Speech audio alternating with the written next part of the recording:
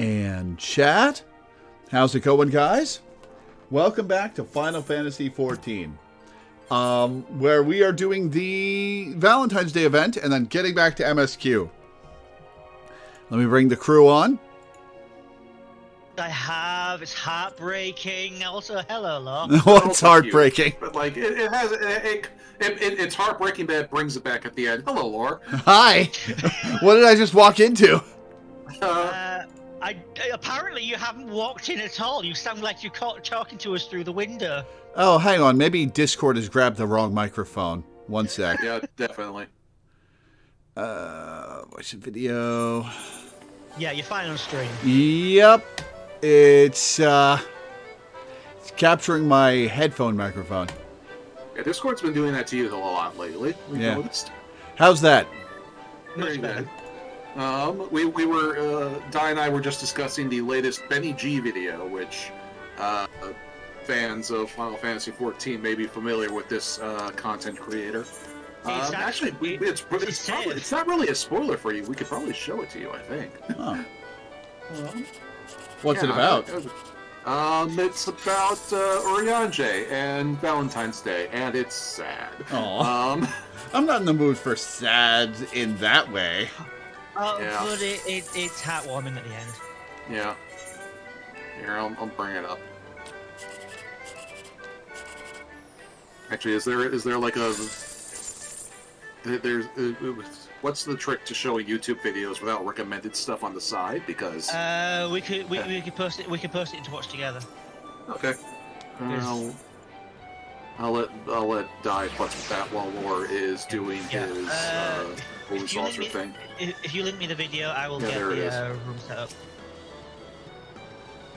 Cool. Yeah, like you will see from the thumbnail why this has elicited a reaction from fans. Okay. Discord pals are a little quiet. Okay, I'll turn them up. How's that? Speak! Hello. Hello. You're still here. Okay. So we still have to do the Valentine's Day event because last time PlayStation Network did not cooperate with us. Yeah. Which they never gave us an explanation for that, did they? They just said sorry. They just said sorry for the inconvenience, and that was it. The entire Sony network goes down for 24 hours, and that's just the thing that happens sometimes, I guess. Yeah, there's a watch together link for you. Sweet. Okay. I'll swap over to the internet scene in just a moment. Once I actually get Edge up and running. Which I don't use as my primary browser. I use it as my secondary browser to capture internet stuff for the stream. Mm-hmm. That's fair. Like I also technically have Edge installed on this computer still because destroying it is not worth the trouble. Yeah, I've got Edge, but like it's also just like if your other browser shits the bed, it's nice to have a backup because that does happen sometimes. Oh no, it's Moonbreeda. Yeah. All right, let me swap over. Let me swap over. Mm-hmm. I'll pause it just before like the video times out, so there won't be any recommended stuff come up. All right, let me bring back chat. All right, the stream. Oh, there it is. Okay. Okay, tell me when you want me to play, and I'll press play. In 5, 4, 3, 2, 1.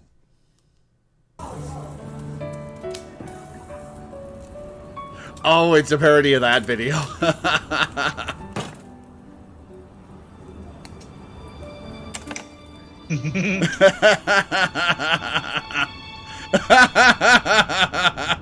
Oh no. Oh. Oh. Uh-huh.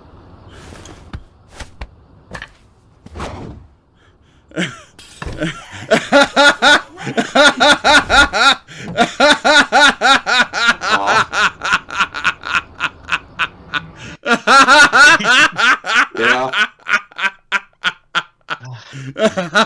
I love it. I love it. Yeah, That was so good. It's great too because we only just got to the point in MSQ where I told you about a couple weeks ago, but like we've only just reached the point in MSQ when people started shipping those two. Yeah. Like that shit just sort of organically evolved from the fact that they're both that the two of them are raising rain together. Yeah. And yeah, it's sad but also adorable. What are you wearing? Urianger, Moonbreeda's dead, but Urianger has a new husband now, and it's lovely. What the hell are you wearing? Who what now? Oh Minda. yeah. Yeah, I got a new outfit. That's not part of the Darkness Bros aesthetic. No, it's not. Yeah, this is the At least you're red. Yeah, I did make it red. This is the outfit you get from the PvP series, this patch, which I've been working to get because it's kind of cool and totally goes against the vibe for the rest of my look, but you know what? It's funny. That's why I like it. Is that a number or is that just no, it's just squiggles on your back. Draw your weapon. Yeah. I think it's it's just squiggles. There is a letter on my baseball cap though. Oakland A's. Urion J is the team name, I guess. Alright, so we are heading to Gridania for the holiday event. Woo!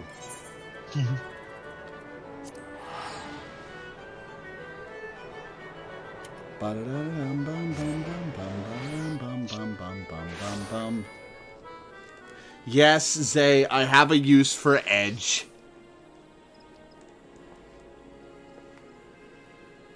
Alright, to the amphitheater. To the amphitheater.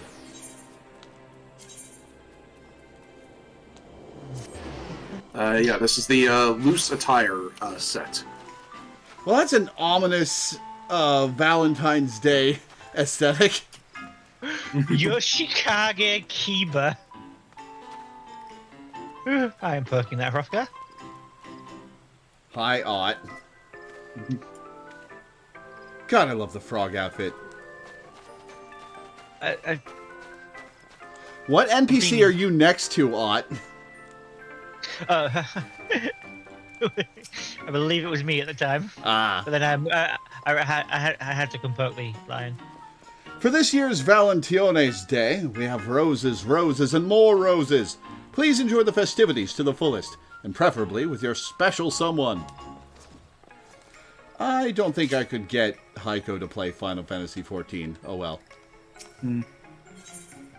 Blackmail. Oh, it's an emote. Okay. Greetings, good madam. I am Astrid de Valentione, emissary of ardor and affection. My fellows and I have come to help folks convey the depths of their hearts to a special someone this Valentione's Day.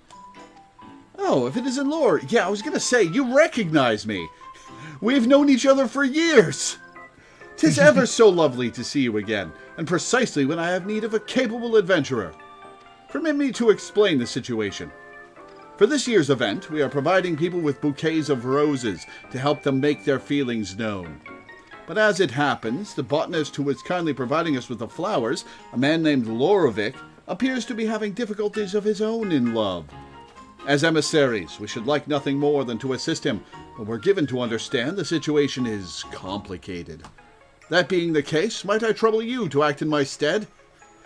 Buddy, what do you think I can do about a complicated love situation? Well, I guess my love situation is fairly complicated. We are in your debt. Without further ado, please seek out Loreweaver and lend an ear to his woes. He is like to be at the Great Loam Growery. It just occurred to me, what if the canon is that the story takes place over the course of a year and a half, but the holiday events take place every year of, like, after the start of the story? Like, Yeah. this Valentine's Oh. Day is 11 years after... Yeah. After... Don't think about that. You can't think about that. Yeah, I have been headcanoning that all of the seasonal events are happening after my adventures have calmed down, so to speak. And just like whatever happened last year just gets erased, that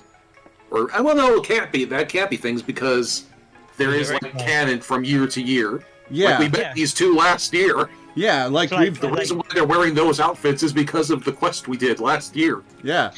Yeah, so like when I'm playing on Dyson, like the version of Dyson that's doing these events is like 8 years older than the current line Dyson. Yeah, that's what I'm saying. Like, yeah, that makes sense. Yeah. Yeah, that's what I've been headcanoning for years.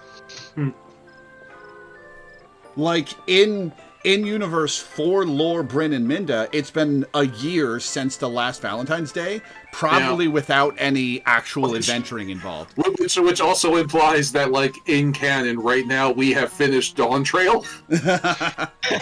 Since we're doing this quest after our adventures are over. Yeah. Oh, great! I don't have to hide any spoilers anymore. Brilliant. Yeah, so, Laura, what's your opinion on... Okay, we're going to stop this bit now.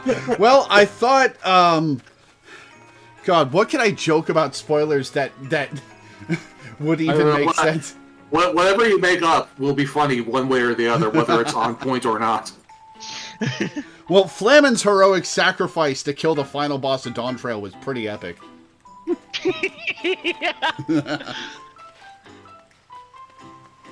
Okay, Great Loam Brewery.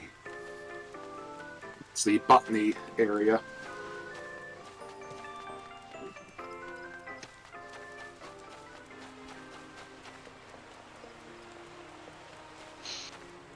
I still find it funny that the explanation in the Elder Scrolls series about the ending for Daggerfall, the second game. Because there's a bunch of different endings that are all completely contradictory, and all of them happened. I think you're thinking of Morrowind. No, I'm thinking of Daggerfall. So, which one was the warp in the West? I thought a bunch of different endings in Morrowind were canon because of a time break. Morrowind's not in the West. It's Daggerfall. Daggerfall's to the West. Morrowind probably mentioned about the time break thing going on. I think it's called like the Dragon Break or something. Oh, Dragon Break, that's the word for it. Oh no, Zay's in chat. We've triggered Zay with our inaccurate Elder Scrolls knowledge. Damn that fucking fly. I've got a fly in my house and it won't... Punch it. That would involve touching it. Hey, fair enough. Oh, Siljani, my love, where have you gotten to? Where did it go? Forgive me, I didn't notice you. Is there something you require? Loreweaver is looking for the love of his life, and Dai is looking for the fly that is hiding in his house. The West bit is, this isn't even the first one to have been in here this winter. Why are they in here this winter? Why are they even here? Because it's cold outside. If you're colder than they're cold, Dai, let them in. Oh my god, I was just about to make that joke, damn it! If I'm cold, they can die. Miss Astrid sent you to assist me, you say. That's very kind of you both. You see, there is someone I desperately wish to find. We lost contact when we were children, you see. Allow me to begin from the beginning. A few years ago, an Ishgardian botanist arrived here in Gridania. Siljani was her name, and in part due to our shared fondness of roses, we struck up a friendship that blossomed into love. The months that followed were the most wonderful of my life, filled with unforgettable days. But then, one day, she disappeared without a word, leaving behind only the seeds of a rare variety of rose. The flowers being given out this Valentione's day are grown from those very seeds. It was my hope upon hope that the word of them would reach her, and then she might be compelled to return to me. And as if in answer to my prayers, who should I spot in the crowd just now but her? She wore the rose earring I gifted her, so there's no mistaking it. Alas, as I made my frantic way towards her, she vanished amidst the throng. Throng with a TH. God, I can't talk today. Please, help me look for her. I beg you. You can count on me. Excuse me. I'm in your debt. Now, Silgeny is an Elysian maiden with silver hair. You'll want to keep an eye out for someone of that description who has the earring I mentioned. If you could search near Miketo's amphitheater, I will do the same in the ebony stalls. Afterwards, let us meet before the Fenil fineries. May the spinner lead us to Silgeny. The rain deciding to pour down at this very moment does not bode well.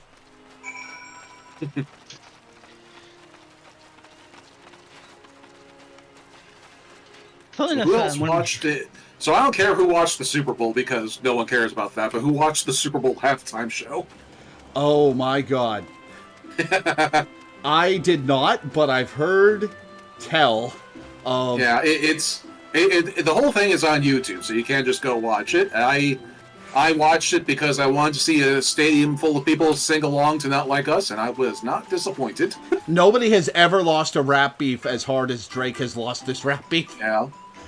So the funniest thing too is like I found out about from a meme that like Hulu or someone did like a little, behind the music documentary on the rap beef. And so I watched that after the Super Bowl beef, and it is so funny because the documentary is like so completely biased towards Drake, and they don't even try to hide it. It's hilarious. Wow. Like at the end of the video, they're like, well, we went to a nightclub in Drake's hometown of Toronto, and they played music from Drake and Kendrick, and they seemed to like Drake music. So who can say who won the rap battle, really? I mean, they're both rappers at the top of their game. I mean, nobody won, nobody lost. It's fine. It's like bullshit. Like, insert that skit I think I showed you about Drake's PR manager telling Drake he has to straight up murder Kendrick to salvage any face. Yeah, and it's like they don't even try to hide the bias is the funny part, because all of their it's like, well, Drake has still got stuff going for him. He's all like, look, Toronto loves him, his hometown. Like, he'll bounce back from this, right? And it's like, dude, like, read the room. What are you talking about? No one has ever lost a rap beef. People have been killed in rap beefs that didn't lose the rap beef as hard as Drake lost this rap beef. Yeah. Yeah, dying would be preferable to what has happened to Drake. Like, that, I don't think that's even a particularly hot take, because, think about what Kendrick says in those songs. Think about living with that being your legacy, being the one thing people know about you. It's like, yeah, dying would be preferable. Kendrick wrote a diss track that won 5 fucking Grammys. Yes. Alright, anyway, back to the game. I have no understanding of any of this. Silgeny? I'm not she, I'm afraid, but I do hope you find her. Alas, this woman is not Silgeny.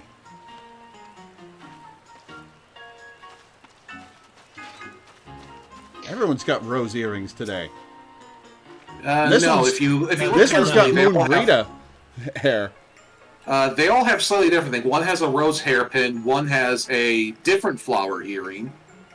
Like, they all have slightly different descriptions. May Also, I help you?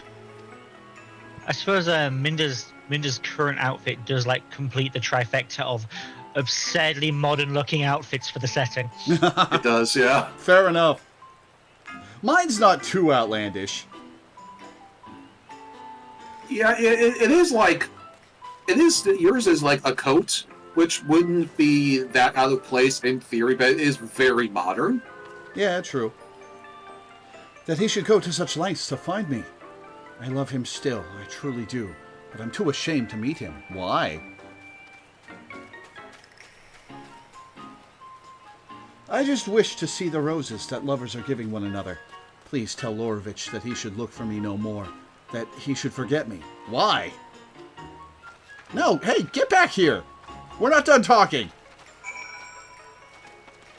People in chat are comparing the Elder Scrolls timeline to the Legend of Zelda timeline, which is similarly chaotic. And there is nothing funnier to me than the fact that Nintendo put out that, triple fork split timeline for the Legend of Zelda series, and then immediately their very next game, Breath of the Wild, doesn't even fit on it. God, it's such a wasted opportunity, too, because the coolest fucking thing would be to do a future Zelda game about the time crash that fused the timelines into the Breath of the Wild timeline. Yeah. I mean, honestly, make Hyrule Warriors canon and just expand on that. Yeah. I mean, like, Age of Calamity is clearly canon to the Breath of the Wild timeline. Well, no, it's But an now- alternate timeline. Well, yeah, but, like, it's clear that, it's an alternate timeline within the universe of timelines that exist in Breath of the Wild, if that makes sense. But yeah, I mean, like, the original Hyrule Warriors was literally about a time crash. Yeah. Just make Yeah. it canon and have the time crash get completed in like a sequel. Yeah. Mm. But yeah, like Age of Calamity is clearly a split timeline, but there is like a point where it forks. Like you can see if you play the game, there is a clear point of divergence where it's like, okay, we were in canon and now we're not. Mm-hmm. I'm afraid to say I had no luck. Dare I hope you were able to learn something? Not as much as I would have liked.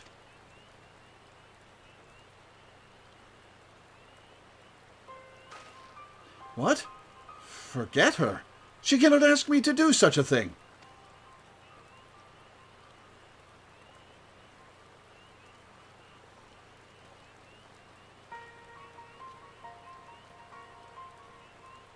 Pray excuse the interruption. I am Sir Titoan, a knight of House Hyanar. Do I have the pleasure of addressing the botanist Loreweaver?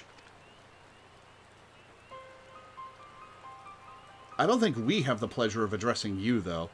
The rose is being distributed during the current festivities. May I ask where you acquired them? Loreweaver? Lie. Those? I grew them from the seeds given to me by my love, Silgeny. He didn't do that very well, did he? So it is indeed the Dryan coin, the rose permitted to be grown by none save our house. To think that she would bring it to a foreign nation. You know Silgeny? She tended House Hyanar's rose gardens until a few years ago, when she vanished without a trace. Our house takes the rose for its symbol, and the Dryan is the foremost of all the species. Silgeny had care of them on account of her skills. But when Kurthus froze over in the calamity's wake, every last plant withered away. 'Twas believed that she fled out of shame. When she entrusted me with the seeds, she made no mention of their importance. Why did she give them to me? This is all such a shock. Indeed, never did I imagine that the rose would end up not only surviving in a foreign land, but thriving. So the reason you seek Silgeny is in order to bring her to account? Well, she has violated our laws. She has saved the Dryan from extinction. As such, I doubt she would face much of a punishment, if any. Nevertheless, my duty is to ascertain the truth of the matter. Well, that's pretty reasonable of you. Is this post-Heaven's Word? In that case, will you not allow me to search with you? The Seljani bade me to not do so. I cannot bear to do nothing. This guy's like, wait, drama?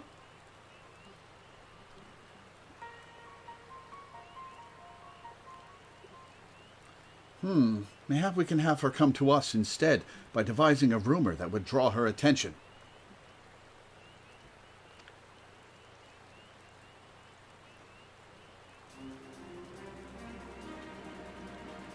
Let us try it. As much as it chafes me to deceive her, I'll do what I must to see her again. I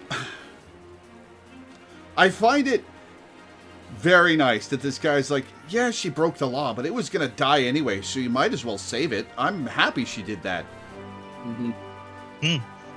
Let us try it. As much as it chafes me to deceive her, I'll do what I must to see her again. Oh my god, I just had a thought. Yeah? This could be somebody's first encounter with this Guardians. Oh, Yeah. Well, Yeah, that would you can do this quest at level 15. So that would set a like- wrong precedent. yeah, Yeah, because this is an Ishgard after we've saved it. That at least with the way this feels. Hey, this guy's outfit clearly didn't get caught up in the graphical upgrade. Is this an outfit you can get somewhere that's just like slapped onto his detailed head model? probably. Yeah. Then the question is, what manner of rumor to employ? Have you any thoughts? Don't look at me, I just met the woman. Loreweaver has been apprehended by an Ishgardian knight, or to duel an Ishgardian knight. I'll say apprehended. I will say duel.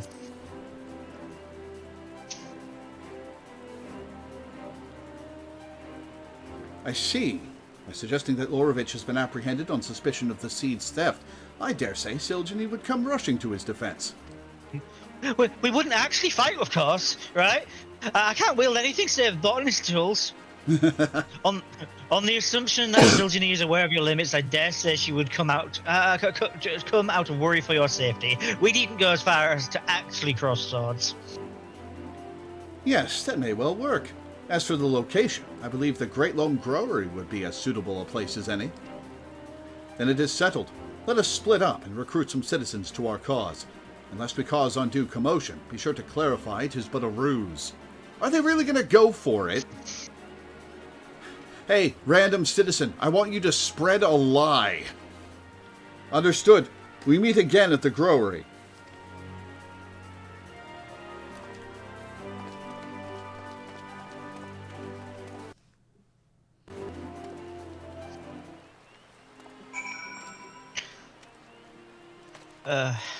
I know what my option leads to.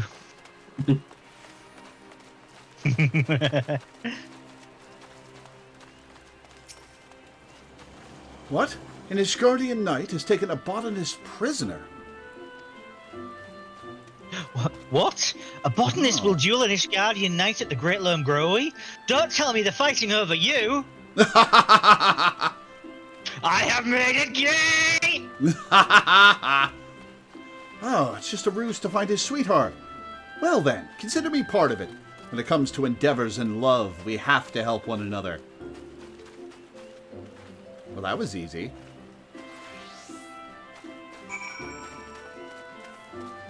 Where is this other one? It's near the main etherite. Speak with a chatty citizen reminds me of in D&D. We were gathering information in town for ages, and the one NPC we ignored was very specifically called the Chatty Barmaid, and we never talked to her the entire adventure. And just the DM completely fed up. Was like, she had all the information. Her name was Chatty Barmaid. She came to you. Why didn't you talk? Ah. Okay. Loreweaver. Stream. The stream hiccuped for a second. I was wondering if it was about to go out completely. Uh-oh. Seems like it's fine though. Loreweaver wishes to be reunited with his love, you say. It would be too tragic if they couldn't be together. You may count on us to spread this rumor far and wide.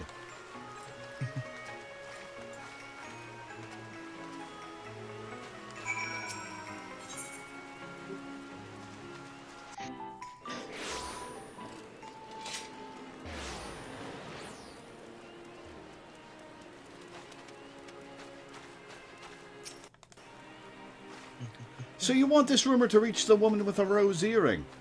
Very well, we shall help. The roses brought my love and I together. This would be a fine chance to give back.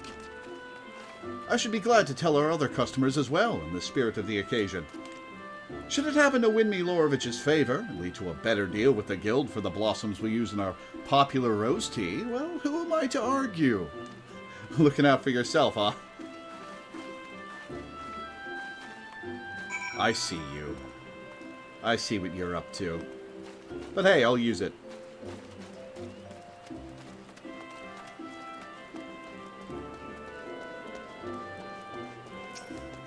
And back to the Botany Guild.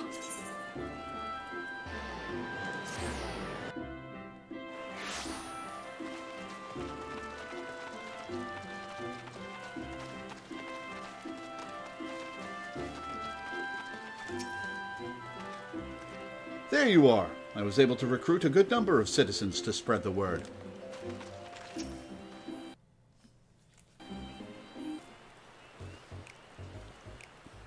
I'm truly grateful for your help, Lore, but I'm beginning to worry that Siljani won't come. What's this music for this scene?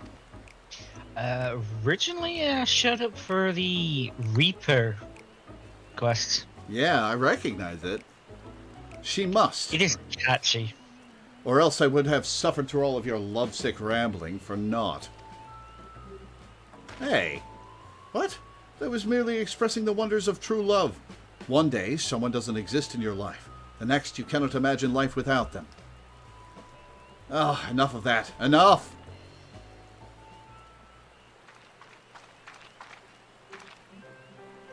Sir Tatoan, please, wait! 'Twas I who made off with the Dryanquan's seeds, not Loreweaver. Release him, I beg you. Loreweaver stands no chance against you. Do not hurt him, I beg you. Aw. Oh, This Siljani. feud... She turns to me. This feud relates to you, does it not? Please help me stop it. Oh, Siljani, at long last I found you. Hear me, my love. Sir Tatoan means me no harm, I assure you. I am sorry for causing you alarm, but I couldn't bear the thought of never seeing you again. And so I spread a false rumor, with help from Lore and Sir Tatoan. I have heard all about the Dryanquan. Will you not tell me why you entrusted me with the seeds and left?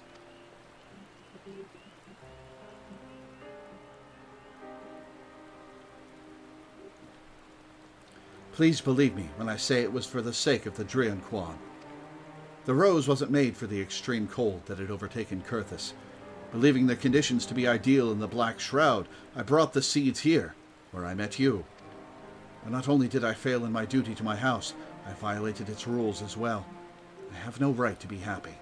Well, that's a silly way to look at it.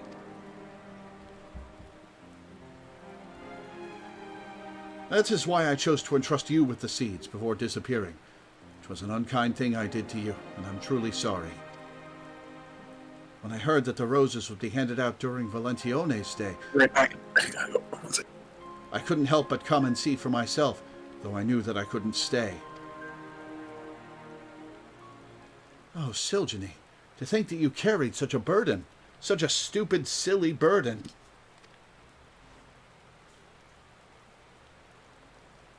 But whatever you may have done, you have every right to be happy. Where were you hiding that? Or are you going to ask her to marry you? It is thanks to you that the Dryanquan now adorns the city, bringing happiness to all.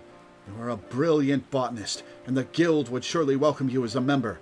Will you not do the honor of growing roses beside me, my love? Aww. Yeah. 'Tis true you violated the rules of House Hyanar, yet you did so with noble intent, and your actions saved our most precious rose from extinction. In recognition of this, I will speak in your defense, and I will make a recommendation to our house that we officially entrust the growing of the Drian Quan to the Botanists Guild.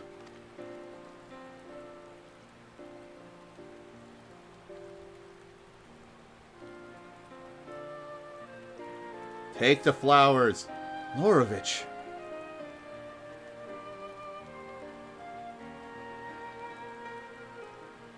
Unworthy though I may be, I would gladly grow roses beside you for all my days.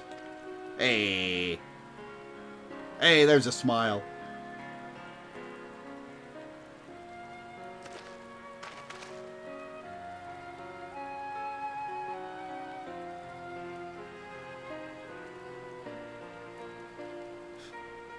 I look at the sky and command the rain to let up.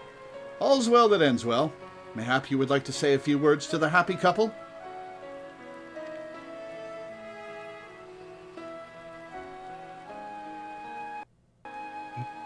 When me and Ott were doing this, the rain started the moment she ran up. So it really looked like, oh my god, please don't fight. Thank you for lending Loreweaver your aid. You're welcome. Go on, offer the happy couple a few words. You don't know us very well if you think we speak. Lore, Sir Tatoan, Silgeny and I are reunited, and it is thanks to the two of you. We shall go and share the happy tidings with Miss Astrid.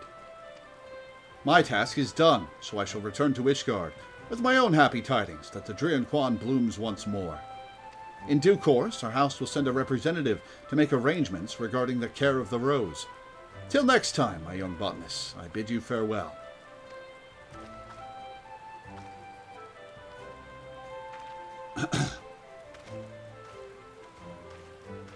Will you not come with us to the amphitheater, Lore? I'm certain Miss Astrid will wish to see you, too.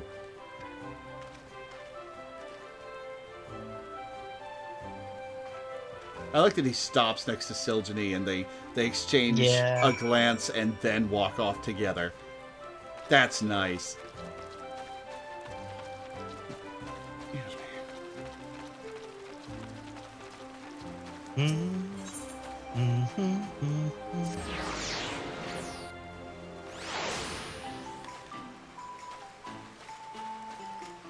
Birds.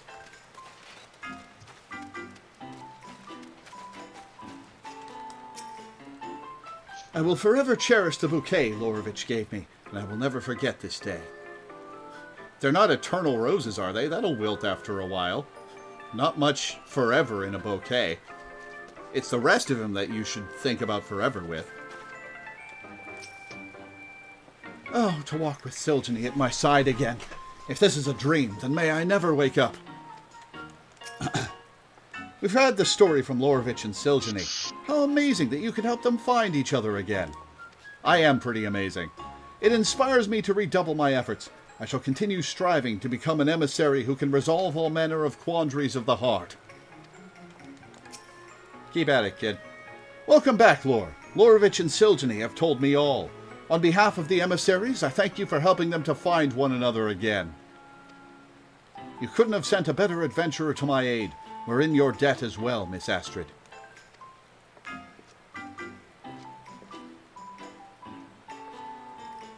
I must say, 'tis truly felicitous that the Drian Quan should reunite the people who grew them. They are a wonderful token of one's love, and should you have a special someone in your heart, Lore, I urge you to present them with a bouquet as well.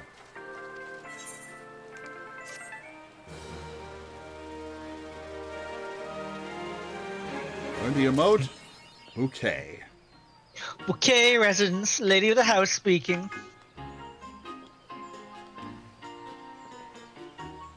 Cool. Are there any... Oh, now it clears up. You couldn't have cleared up a couple minutes earlier? The timing would have been perfect. I guess my control weather powers don't act as quickly as I'd like them to. Yeah. And I'm back. If you say so, Storm.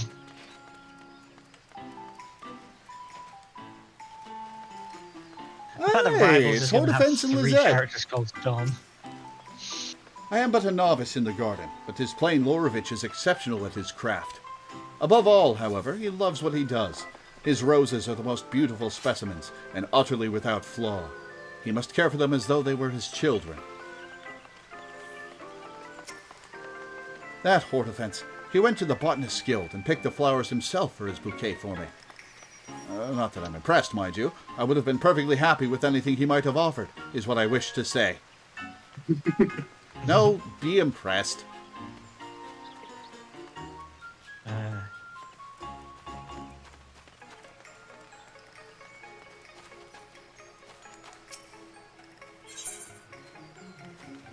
Wall-mounted. Prismatic hearts. I already have the prismatic hearts from last year. Good morrow to you, adventurer, and may the flowers of love ever blossom in your heart. If you should desire to learn more of the Valentione's Day festivities, please do not hesitate to ask. I shall be only too eager to share with you everything I know. I've already heard about that last year. We've got a lady from Sea of Clouds. Where are you? Right here. You're right next to me. The girl that what's his face is always horny over. Yeah, yeah. The leader of that camp in the southern part of Sea of Clouds. Yeah.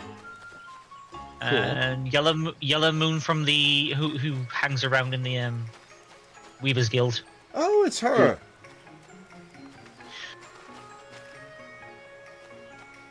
The one who we tried to recruit to the Crystal Braves, but she refused to join because Blue's not her color. Yeah. There's also some quest somewhere where like people are like are crushing on her, and you have to like help her navigate that. I think it's in one of the crafting quests.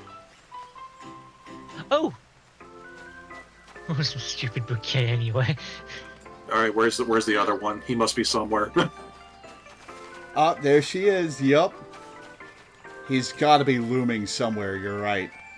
Yeah. Well, she's usually the one who looms, but he's I don't know.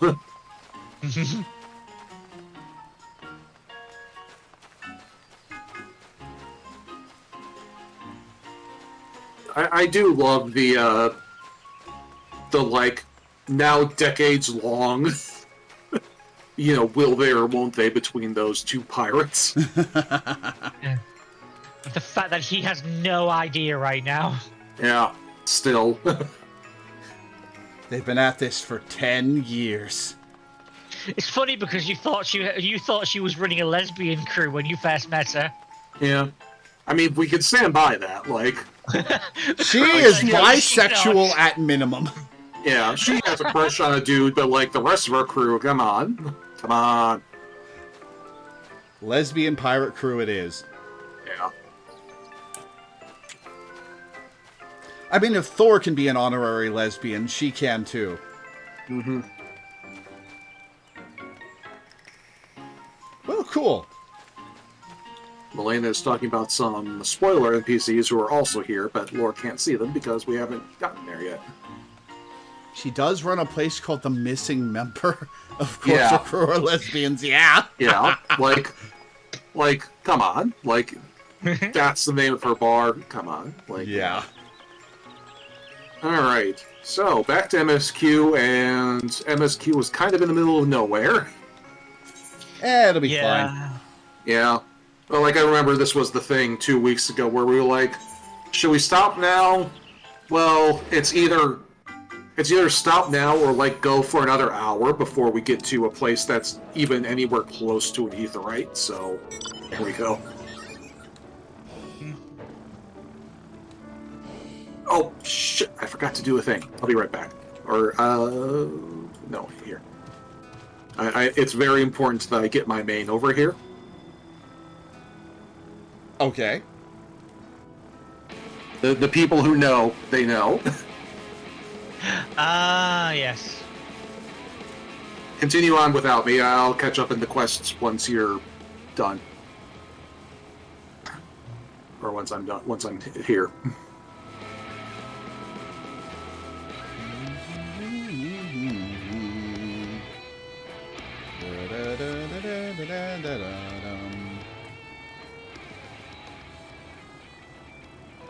You are going to the one place I have never been.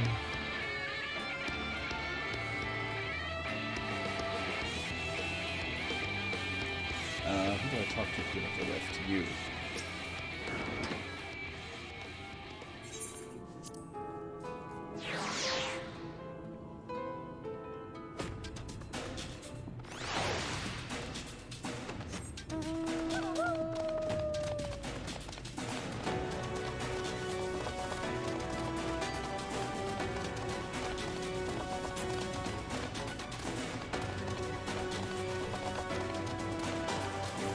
Right, we're making a big fuck off golem.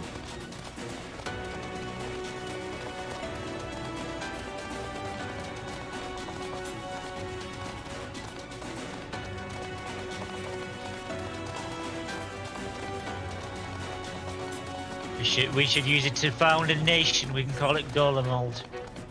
Ah.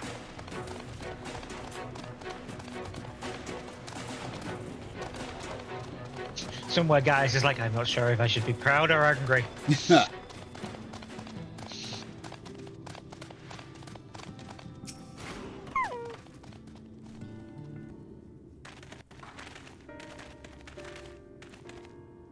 You!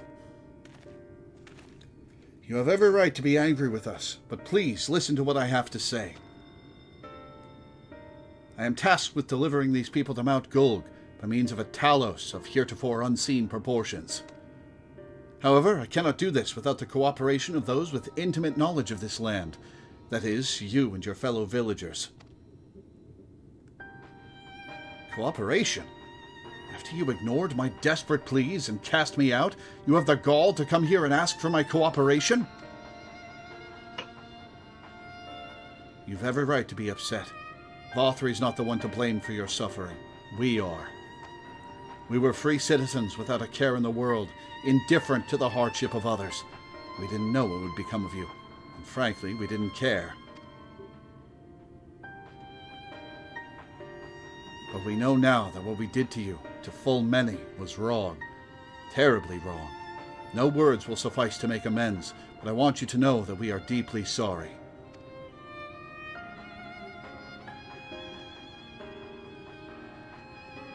Fuck off, Gollum, Samwise Gamgee. I'm not sure how I feel. Should I forgive you? Hate you? Perhaps it's not even my place to judge. After all, I sought a place in your city. I wanted to be you once. But one thing is clear to me. All of that is in the past, and we mustn't let past wrongs stand in the way of a brighter future. And so, I will cooperate with you. Please, see our friends to Mount Gulg. You have my word. I'll set to work on the design at once. Wouldn't do to have nothing to show the others when they return with help. Make no mistake, this venture is unprecedented in the history of Talos building, nay, the history of all mankind. But rest assured, this genius of Daedalus Stoneworks will deliver. Hey! Confidence. And that's a chest gear. Cool.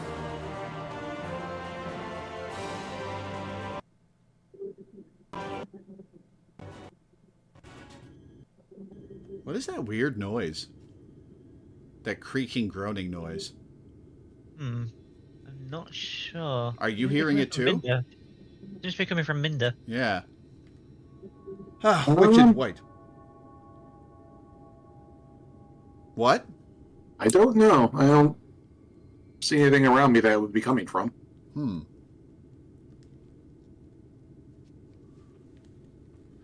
Ah, wicked white. Is there a problem?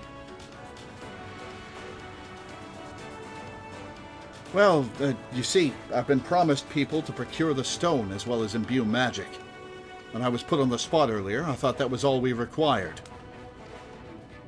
But I forgot about one rather important item needed to bring a Talos to life. The heart?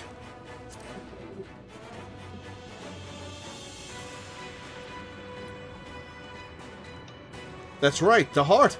I'm pleased to see you have some familiarity with Talos. Are we going to go get the heart from Twine? So while I work on the design, I'd be much obliged if you could see to procuring the ore with which to fashion a heart. A heart suitable of bringing to life a Talos that shall embrace the very firmament. Does it have to be anything besides a standard Talos heart? Because I do know where one can be found. Ideally, a Talos heart should be made from ore found in the self-same region as the stone for the chassis. Let's see what Tristal can tell us. I'm glad Tristal was willing to lend us an ear. It's but a small step, but I pray this will pave the way for reconciliation. A quest for the Talos' heart. This presents an unexpected opportunity. Lightyear coffer. If you seek material for the Talos' heart, I know people who may be able to assist. They are the Tholes, a dwarven family that have long mined this land. No one knows its bounty as well as they. If you explain your situation, I'm sure they would be willing to cooperate. Indeed, 'twas one of them that showed me the secret tunnel to the top of the cliff. You will find the Tholes at their village to the northwest, a place called Tomra. When you arrive, seek an audience with Chief Jamot, and do not forget to greet him with a hearty lally-ho. Permit me to join you, Lord. I would keep my joints limber, and mayhap I can provide some manner of assistance. Are you turning to crystal while you're away from the tower? I'll leave the heart to the two of you then. The variety of ore doesn't matter so long as it's rich with ether. I'll aim to have my design complete by your return.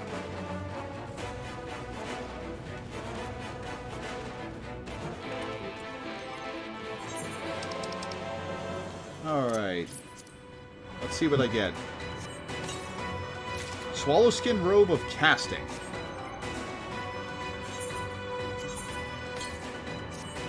Oh, don't want that. Nope.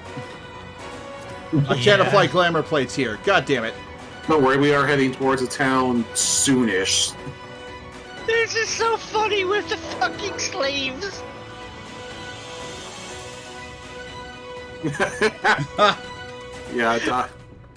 Die. It looks especially bad. Well, we are heading towards a town soonish, and I don't think there's a big combat. You can just put your regular jacket on until we get to town, and you can go reclaim it.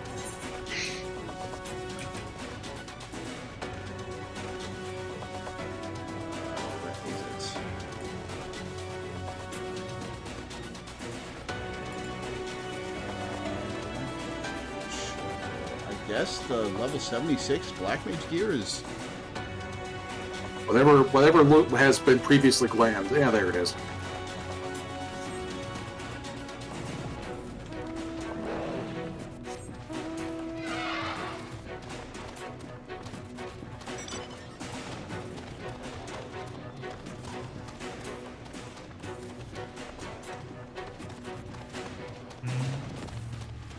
Looks like we were heading toward the Aetherite sooner than I thought.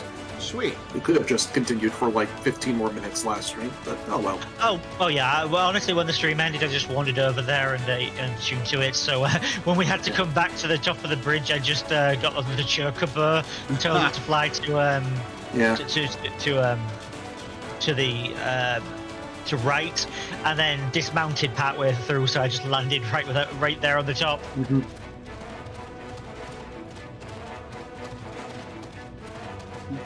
I wish I was this clever in real life. I see that dwarven stone that my staff is made of.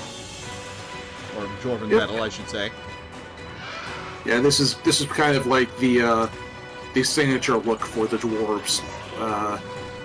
Tech, or their structures. Yeah, like a corroded copper kind of look. Yeah. Mm-hmm. So this is Tomra.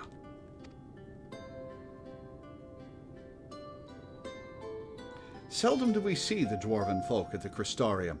To now be in the presence of so many. I shall enjoy not having to crane my neck for a change. Hey, there's the frog robot that you can get as a mount. So this was one of those jokes that had to be explained to me because I play Lalafell. I never clocked that the Exarch is short because the first time I played this game, because I'm a Lalafell. Yeah. So, like, every time he complains about being short and, like, having to look up at people, I'm like, what do you mean? What are you complaining about? I don't understand.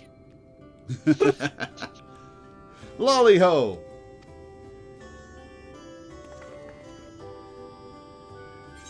Lolly ho! What did you just call me?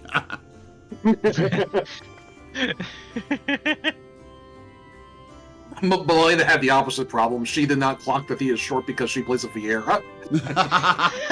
I'm kind of in that boat too. Yeah. How rouse and greeting. You've clearly been practicing. What did you just call me? It's a greeting, lad. A lally-ho for a lally-ho. That's the way it works. Any road, now that we've observed common courtesy. Who are you and Come on. what are you doing here? Come, let's try it again. Lally-ho! I can either say lally-ho or lally-ho. Okay, lally-ho! At the I'm getting a lot of extra dialogue. At the recommendation of the denizens of Amity, we have come to seek the aid of the Thole family. May we speak with Chief Zamat? I'm still lally-hoing. Help. Why, yes, you may. I am Zamat, and I bid you welcome to Tomra. Oh, fair enough. If it's the folk of Amity what sent you here, you must have quite a tale to tell. Come, let's hear it. Oh, buddy.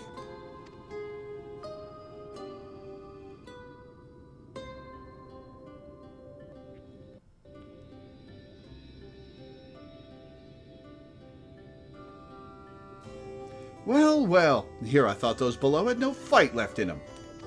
Having said that, it's not like we know how to deal with that floating volcano and all them sin-eaters neither. If you're serious about restoring peace to these parts, though, we'll gladly lend you a hand. Well, that was easy.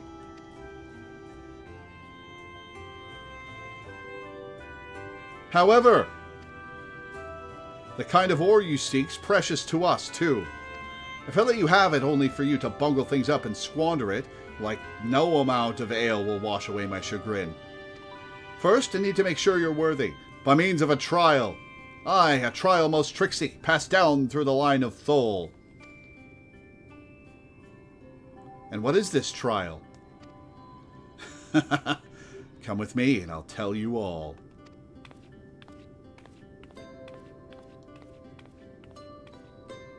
It's going to be something comedically easy, I'll bet.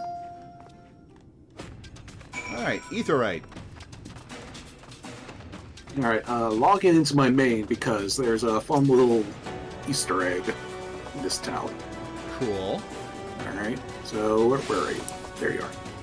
Alright, so here I am. Little my main Minda. Uh-huh. And come into this house with me.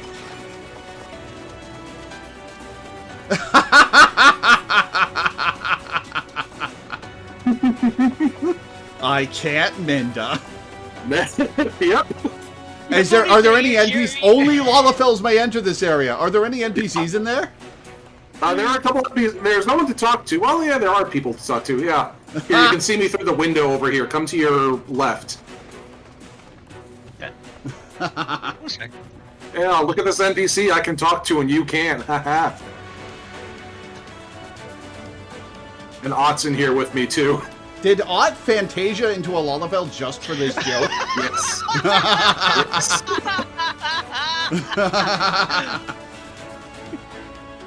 Okay, yes. Yes, we're here and you can't join us. You do have a couple of free Fantasias you've picked up here and there. You could Fantasia into a Lalafell just for this quest line. Bunny girl forever. But yes, only Lalafells are small enough to enter this house. It's hilarious. That's pretty funny. I like that.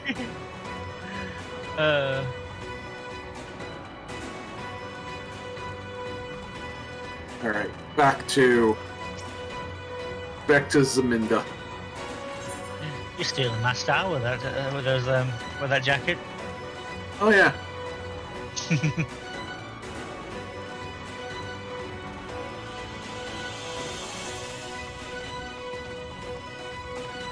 Yep, that is the one place in this game I've never been. What could this trial be? Despite using mods to look like a Lalafell from time to time. Yes. Listen well. As you know, we're a mining folk, and in the mining life, danger's a constant companion. So, when we come of age, each of us must prove our readiness to take to the mines. This we do by undertaking a trial that tests the 3 traits of all good miners can't do without. Discernment, diligence, and dexterity. We call it...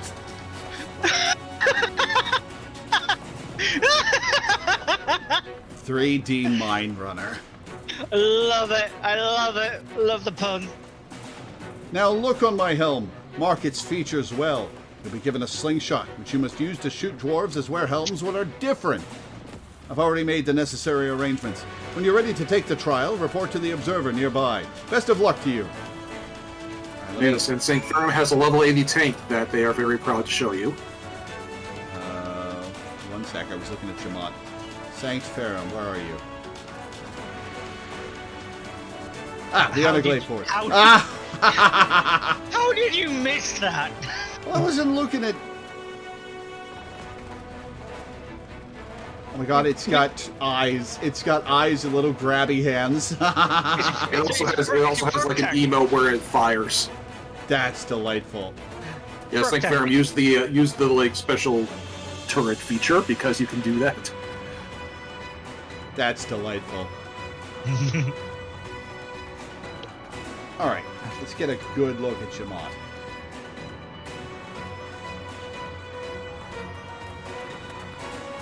Alright, I think I've got the helmet down.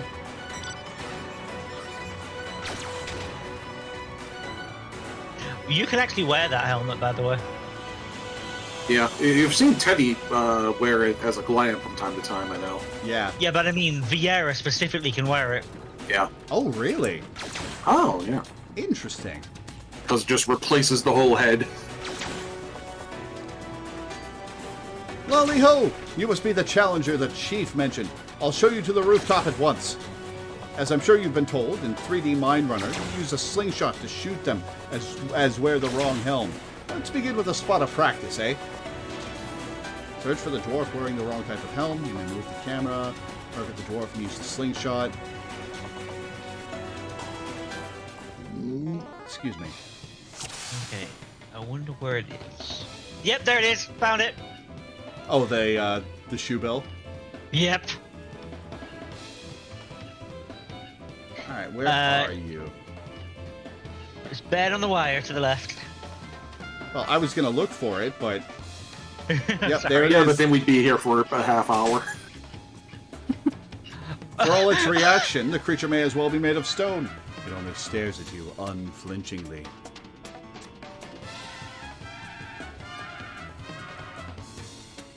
Hey, where'd the Red Helm's dwarf go? Ah, there you are. Hey, get back out here.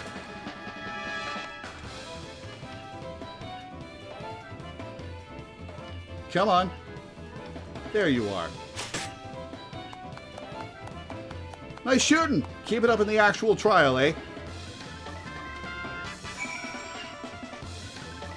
The Exarch is also on screen. You could shoot him too, but that's mean. Oh, I didn't know that. Aye, that's the way. Next time, it's the trial for true. Let me know when you're ready, eh? I'm ready now! This time, there will be them as wear the right helm. You shoot them, you fail. So look carefully before you let the stone fly. Is there a time limit, I wonder? Oh, yep, there he is. Aw. That's the right helm. Aha! You, get out from behind there.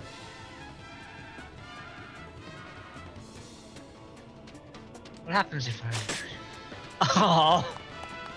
Well done, a fine show of discernment and dexterity. I only had to shoot one? Well done, well done. The trial never lies. You've got what it takes to be a miner. I shot only the had to shoot Exarch. one? I shot the Exarch and he says, if you're entertaining the thought of knocking off my cowl, know that it will not work. Run along back to the chief now. Get on with putting an end to all this strangeness of late.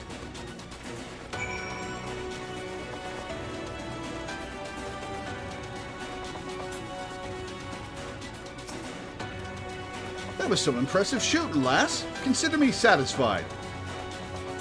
Aye, 'tis plain you didn't come this far with luck alone, so I'll place my faith in you and help you find the ore you seek. Sweet. How long till we get a job that uses a slingshot? Hey, level 87. Inventory. Slingshot job would be fun. I still want a blitzballer before I get a slingshot person. If we're talking about range DPS. I want a gambler, so with cards. Yeah.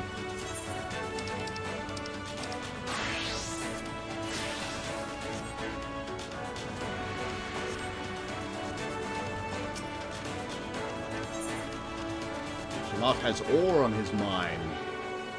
I love how Ott still has the cat mask, so he still looks like a cat, even though he's a potato. Did you know that Kalusia is rich in sulfur? Well, it is. We've been mining the stuff since ancient times. And every so often, the self-same veins yield what's called earthseed, a rare ore steeped in magic. Time was, we used to refine earthseed for this and that, but the technique's been lost. The stuff's still out there to be had, though, provided you know where to look. And no place is surer than the Dwergar's Towel. Problem is, the site's occupied by our age-old rivals, the Gogs. Greedy sods claim the place is theirs and refuse to let any other bugger near. Oh, there never was a more odious lot than them Gogs. I could go on forever about those hornless whoresuns. But then we'd be here forever, and that won't get us nowhere. What it boils down to is this. If you want the Earthseed, you've got to deal with the Gogs. Reckon you're up to the challenge? One sec, guys.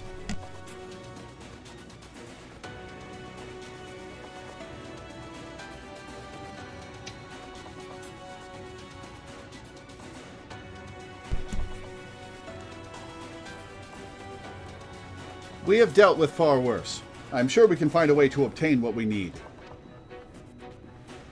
That's the spirit. Now, to help you find your way, I'll have one of ours go with you. I'll do it. I'll go with them. Got no helmet on? Ah. You, Korrit! I couldn't help overhearing. I knew the Eaters had flocked to Mount Gulg, but I didn't know why. To think the last Light Warden's hiding up there. The fate of Kalusia. No, the world hangs in the balance. If I can be of some help, then I want to do my part. Am I supposed to know who this is? Your zeal is commendable, lad, but it isn't so simple. This here's Korrit. Young as he is, he's one of the village's finest miners. The lad's got an uncanny sense of where to dig, and his aim with a pickaxe is as true as any dwarf's. But put him in the thick of battle, and he couldn't hit the side of a minecart if he was sitting in it. If all he needed to do was dig, he'd be your dwarf, but he's liable to become a sin-eater's breakfast before he can even manage a swing. It's true, I'm hopeless in a fight, but I still want to try. Please, please let me go with you. We can take care of him. I take care of you, you take care of the ore.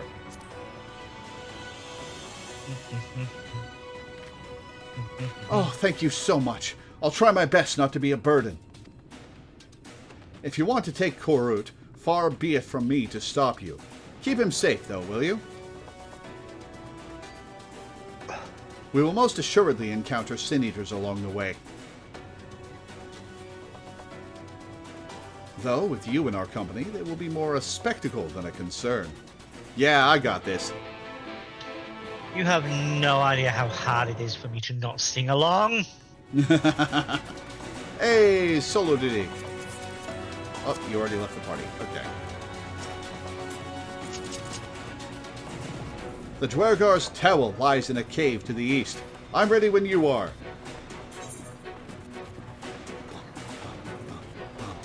A digging water.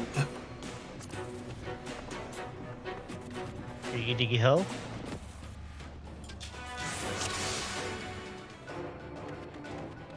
We'll keep to the road and head east. I'm in your hands. Seems we have a fair distance to cover. Be on your guard for sin eaters. Hey, look, sin eaters. The one to the left is yours.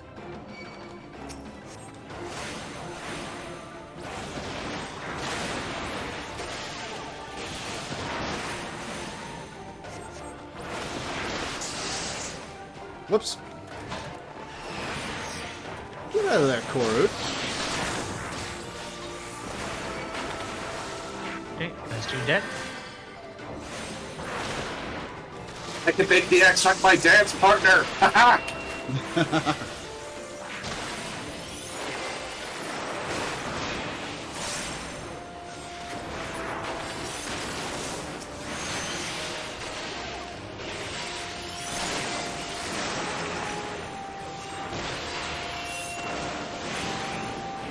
Love a fellow black mage. Amazing, you two are really strong. It may interest you to know that Lore is a great hero in the land when she hails. Some would say the greatest. That's me! Really? Oh, you must have some stories to tell, Lore. That she does. Tales to impress and inspire you in turn. By all means, have her regale you with a few once our work is done. Haha, can't wait.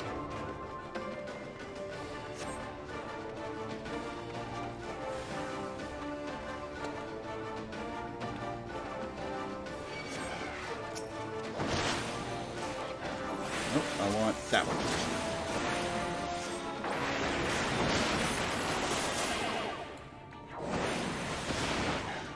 Uh-oh.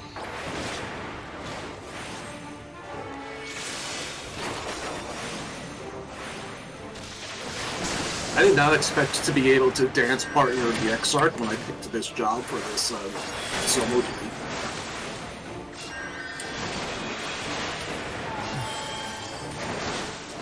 The X-Arc is officially an all-rounder and can do all three roles. Yeah. Black magery, white magery, and paladinery. Look at that.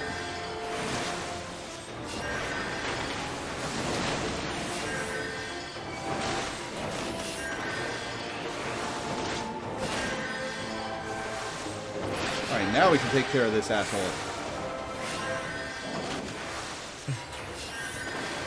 Leave the little guy alone.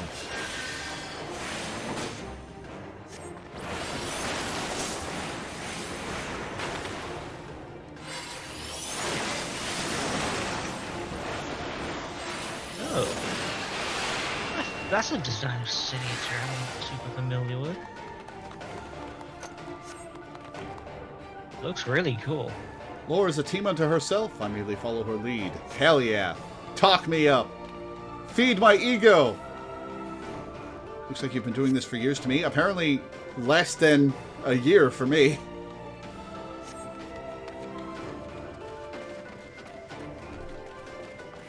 Did I say the wrong thing? Not at all. Your words are most heartening. Indeed, I feel like a young man again. You talk as if you're old. How long have you two known each other anyway? About a week.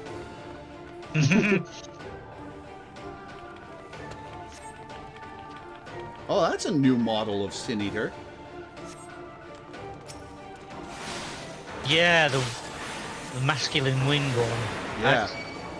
I can't think of anywhere else you see it.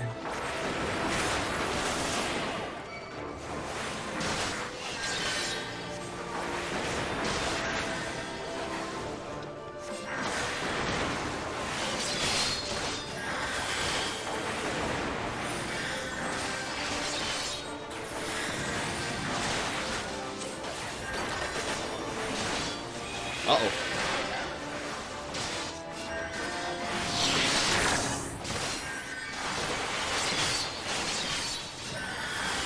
The root's in trouble.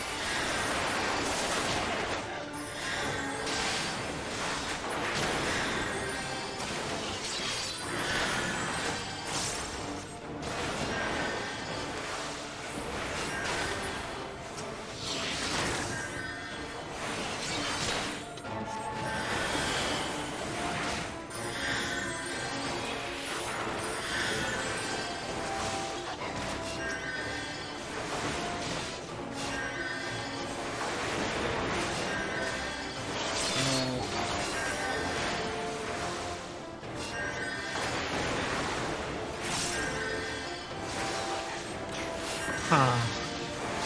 Oh. See, I'm remembering to work it in. Yay.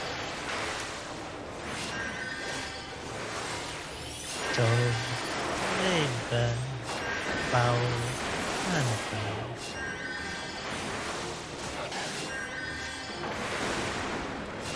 And I'm at a cutscene. Yeah, brag about it. It's because the Exarch was somewhat stronger because I was able to dance with him.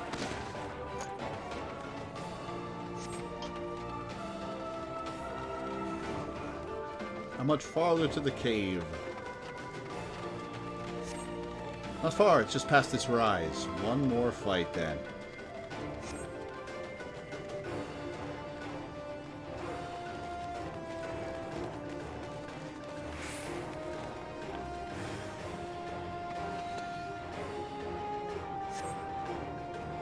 Yes, again, Karut.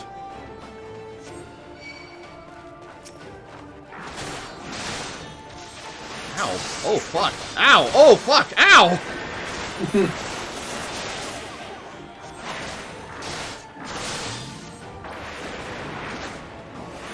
Holy shit. Holy shit. Ow, ow, ow, ow, ow, ow, ow, ow. Oh, I should be leading them into the Crystal Exarch's ability. Yes. Yeah. I apparently did well enough that I killed most of them before it went off. Also, did you notice the Exarch using cover, the paladin skill? If you have him be a tank, he has the ability to use cover, but when he uses it, he also uses rescue at the exact same time as a combined skill. That must be what he did to Karut earlier. Well, he can do that in the dungeons if you take him in. Ah, cool. Like, because you could take him into almost a switch. Yep.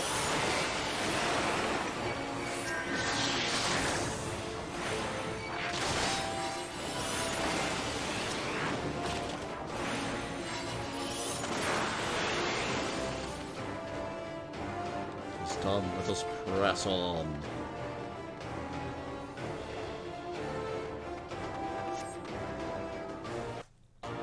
And here's a cutscene. Ah!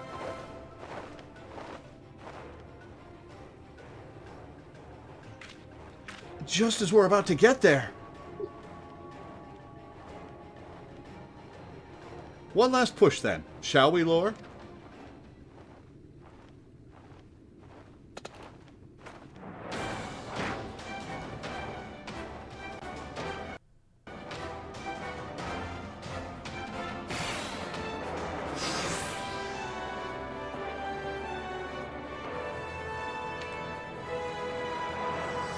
Alright, come on.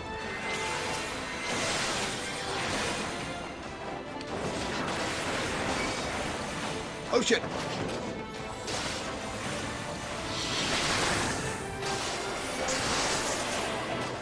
Oh, I am not targeting the right ones. To get as much damage as possible, but I'm committed now. Oh, nice. Blackest Night works on NPCs. Yeah, this solo duty seems to treat the Exarch as a party member, since I'm able to dance partner him and you were able to Darkest Night him. He is in trouble. Heal yourself, Exarch! Holy shit! I mean, I'm protecting him just fine. Okay, he healed himself. Good.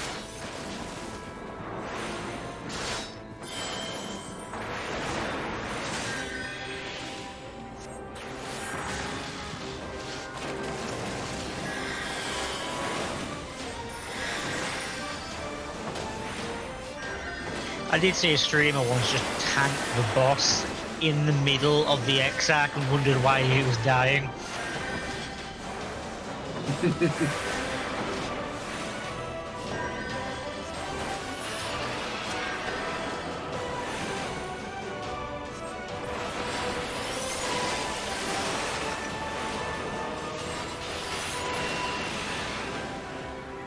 More? Love this music, by the way. Yeah. Yeah, this is pretty good. Crystal Tower theme.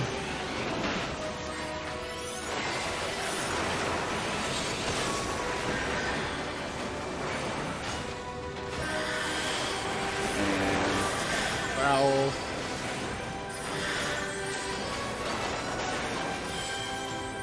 Duty complete.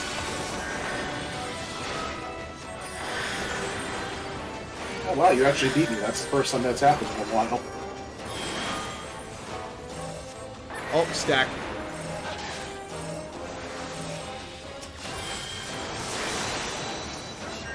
Target, please, and thank you.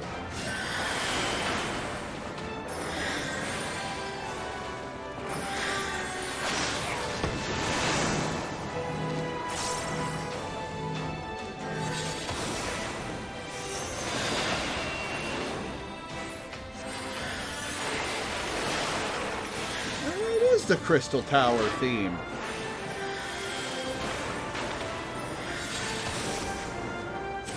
It is kind of the X-Arc's whole thing, so it makes sense.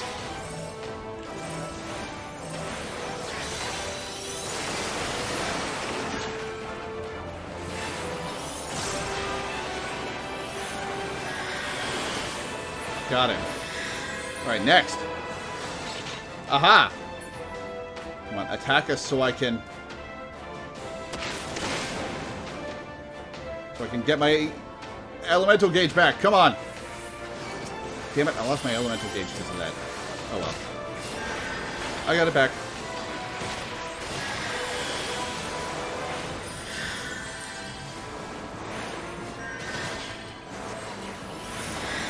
Back.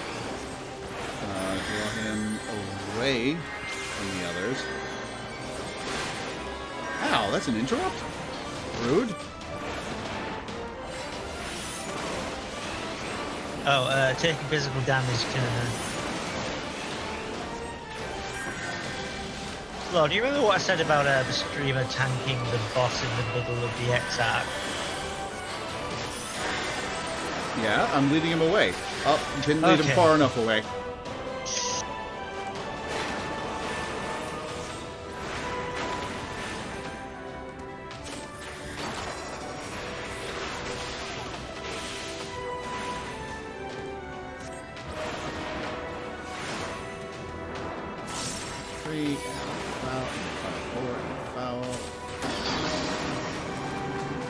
Duty complete. Ouch! Uh-oh!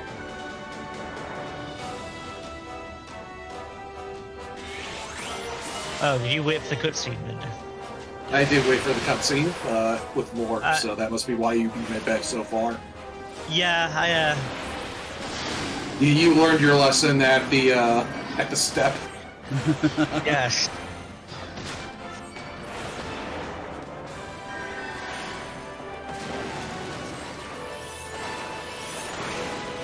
3 minutes.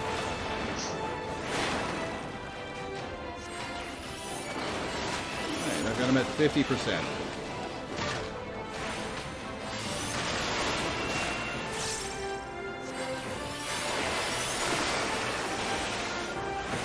A day of 3 Nodums.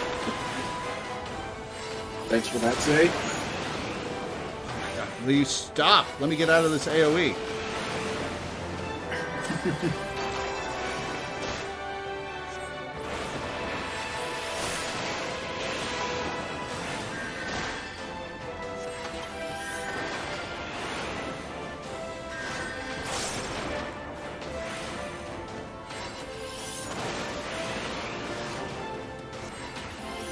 Alright, 25%. Foul. 20% on the dot.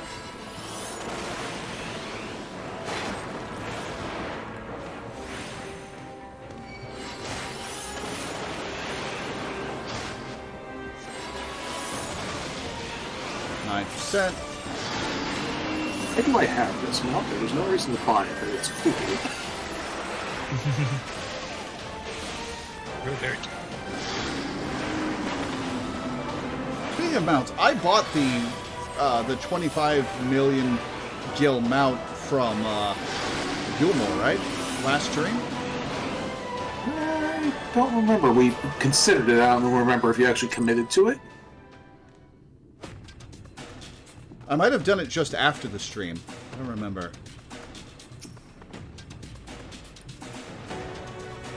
It was a near thing in the end. But what matters is that we pulled through. Well fought, my friend. We're alive! We're alive!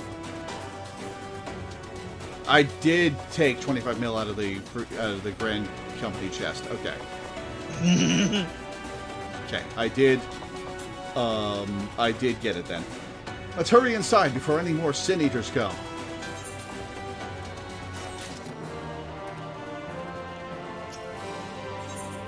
Root is eager to step into the relative safety of the cave.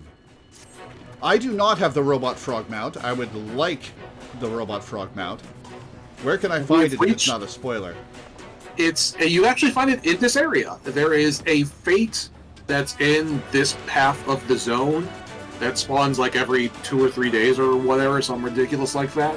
And you have to kill it twice to get enough of currency to purchase the frog mount. Yeah, it's the Odin equivalent of this expansion. Yeah. So it is something that we can keep an eye out for the fate to spawn, and somebody can call you up, if you're not busy at that moment, and say, "Hey, Lord, get on. We have to kill a fate so you can get that frog mount." Sounds good. Yeah, keep an eye out. Right, follow me, please. I will take you to the Dwergar's Temple, where the purest sulfur in the land may be found.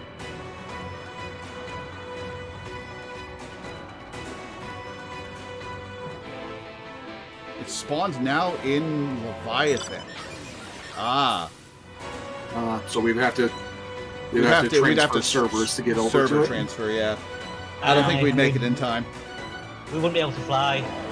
Yeah, we also won't be able to fly. Oh shit! Well, yeah, never mind. There are a couple blue quests back in town, which are probably flight quests, and we can do those when MSQ takes us back in that direction. Yeah. I meant to point them out when we were still in town, but then I did not. But I forgot about that the solo duty would take us over this way. Chad is raising the point that I could get flown by one of them. That's worth a shot. Do you think we should interrupt ourselves? Give it a shot. Yeah. All right. I'm gonna tell Everybody party up then. Everybody party up first. Aren't we gonna have to party up there? We can travel with us across party. Okay. Okay. Is there a reason we're teleporting somewhere instead of? Yeah, because we can do this in game. We don't have to log out to server transfer. Oh, sweet. Where are we going? Leviathan, right? Leviathan. Yeah. Okay. How do I get to a different server? Brayden's going to do it for us, I imagine. Correct. Yeah. Where did you guys all go? We went to Limsa. Limsa. Oh, to Limsa. Okay.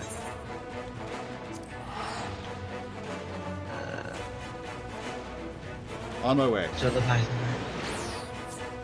Okay, let me. I will just very quickly make a fake party finder, just to convert us. Okay, good. I will drop the party finder, and then teleport us over. Everybody's gonna have to do it manually, though. Okay, how do I do that? Click on the Aetheryte. And Visit World Surfer. Teleport to Leviathan.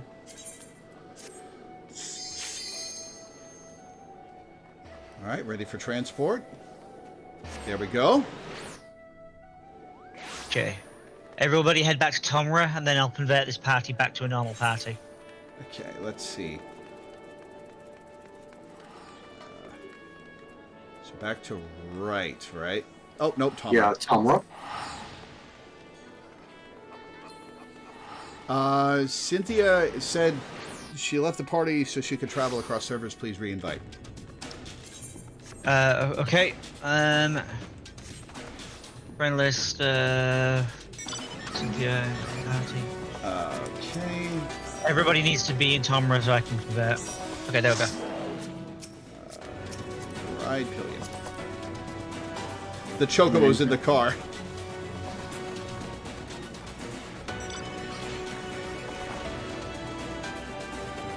All right, this car is full. Anybody else who wants a ride is going to have to get it somewhere else. I think everybody else can fly. Yeah. The finale most formidable is the name of the fate that we are going to do. I think I see it off in the distance. Yes, yes, you do.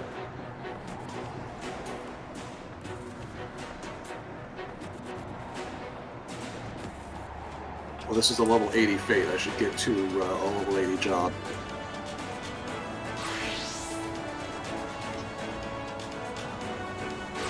I'll go pick some Mancer just because you've got a higher item level. Mm-hmm. I love it. It's a giant weird frog bot. Mm-hmm.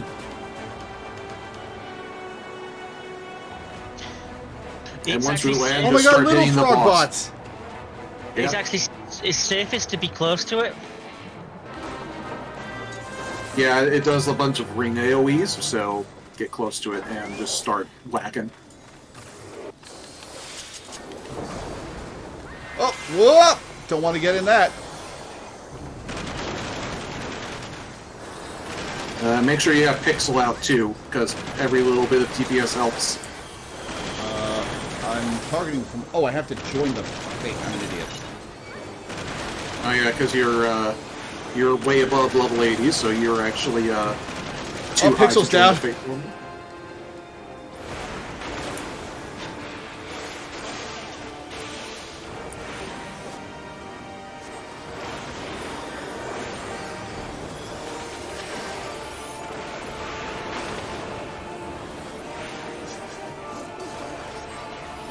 Xenoglossy is the single target foul, right? Yes. I'm dead.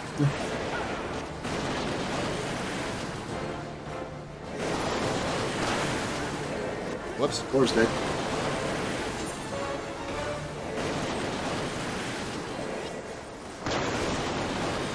Wow, we only have 10 minutes to finish this thing off. Yep, it's fine. We got plenty of time. Thanks for the raise, RGU.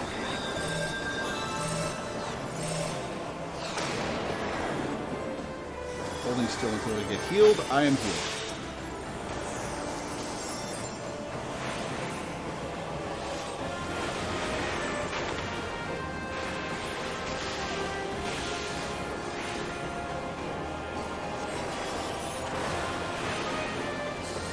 Yeah, Chocobos are bad at dodging AoEs, so they die a lot in fates like this. Why'd you tell me to bring him out to die, then? Because as long as he's alive, he's still going to do damage. Yeah, fair And enough. also heal if you have him set to do that. I do. Well, there you go, then.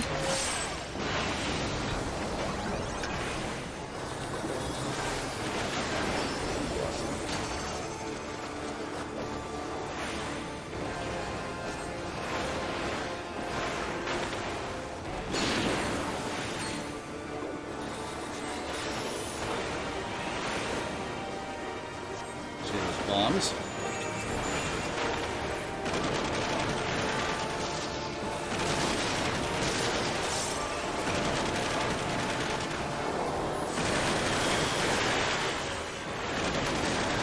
This is a poorly designed fight visually, because you're supposed to stand underneath him, and the camera doesn't zoom out far enough to see him.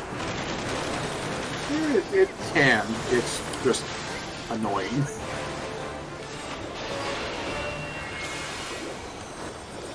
And yeah, the giant world fate bosses are always kind of a clusterfuck, and like that's just kind of the charm of them. I'm a little concerned about the damage actually.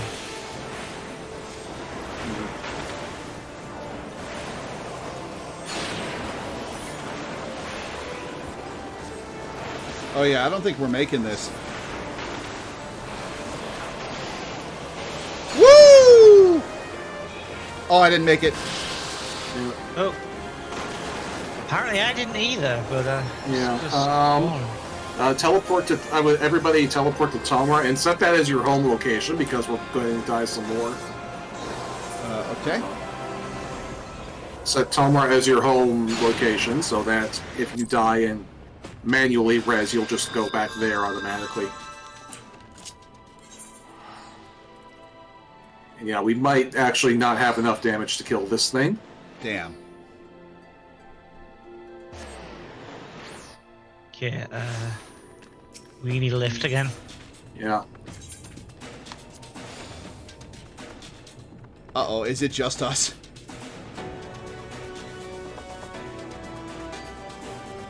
Oh no, it's just us.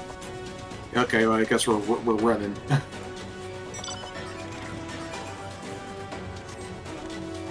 Lead on. Yeah. Well, you guys are gonna get ahead of me so far because I don't have the motorcycle. Yeah.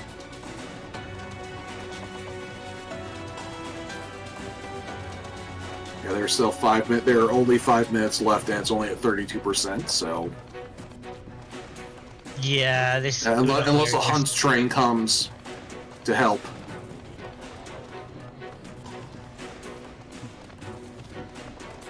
If it only spawns once every couple of days, you'd think there'd be people on top of it. Yeah, but the game is in kind of like a dead place right now. There aren't as many people just casually playing FF14 right now on account of it being several months since the last content update. We haven't had a patch in a while? No, The next patch is March. Yeah. And it's a 4-month cycle. Yeah. The last big content patch was in November. There was like a little content patch in early January, but that's still a month ago now.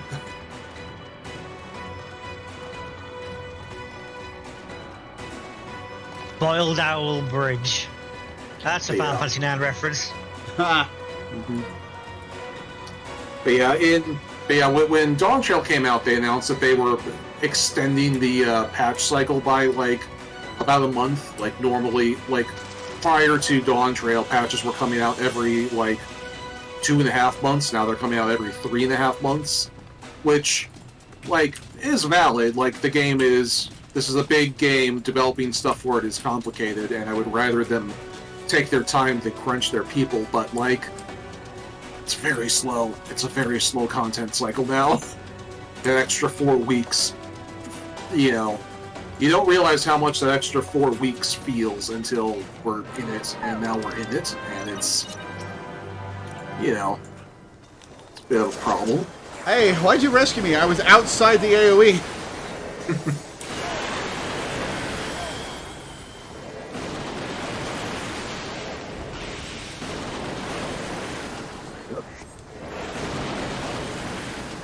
Yeah. You just rescued me into an AoE and I died!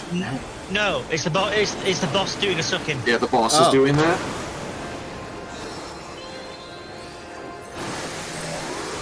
Alright, I am a summoner, so I can try to res.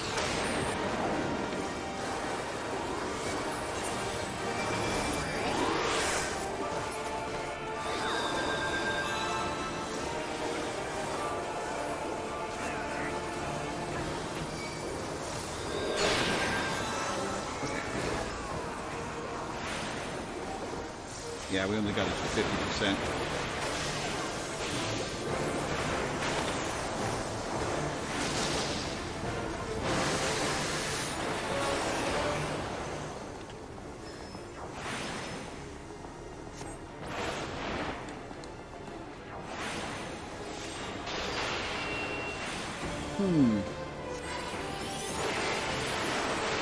What do you think? We keep an eye out for this and do a surprise stream when it spawns if I'm not already streaming or doing something else? There's no telling whether or not it'll spawn during a streamable time, but Oh, I did not make it out of that. Is it random what spot compared to him that safe spot spawns in? There's a sphere that appears, and then the sphere is a donut attack.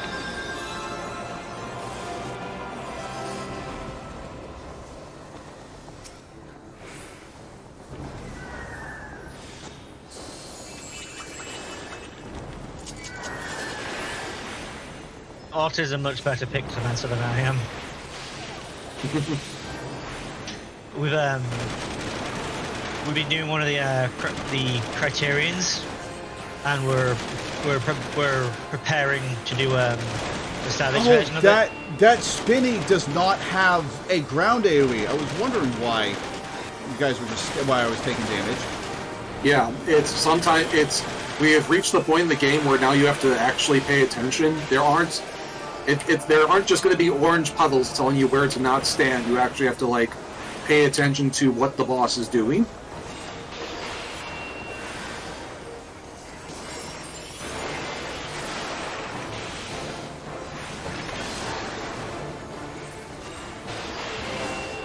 Attacking. Okay, go.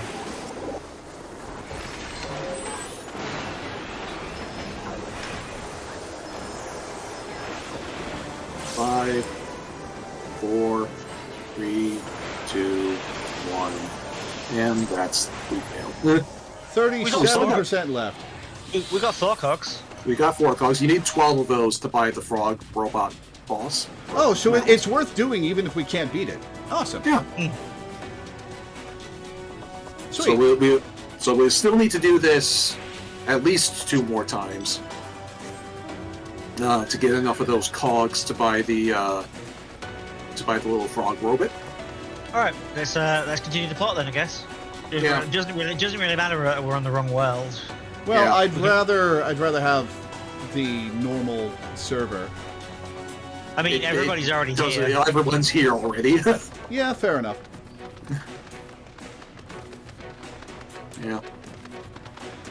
I'm going to teleport back to Tomra. No, just run north. Just go north. The quest objective that we were on is just to the north of us. Offer to ferry is back, but like we're already most of the way ahead. I've already started running, so I'm already there.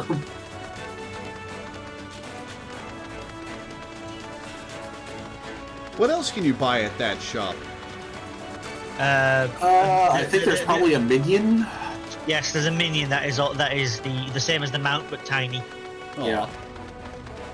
There's also the frog suit that you can get from That's a different zone. We haven't reached the zone where you can get the frog suit yet.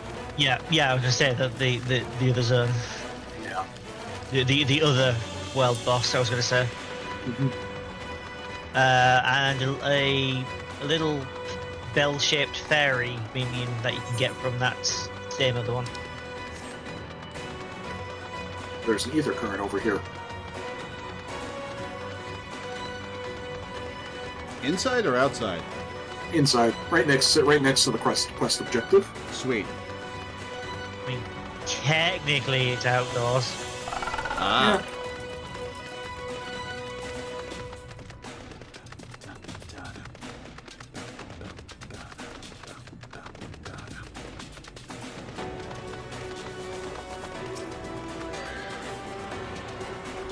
Oh, hey, it's one of those crystal things from Eureka.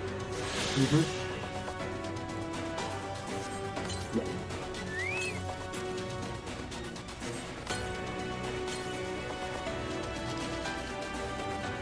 Oh, apparently the last ether current is a long way southwest. We must have. We probably ran past it and missed it.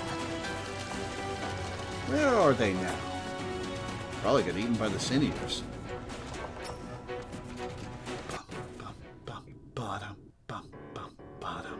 If the terrain and stench are any indication, we are at the Tool. Ah, there!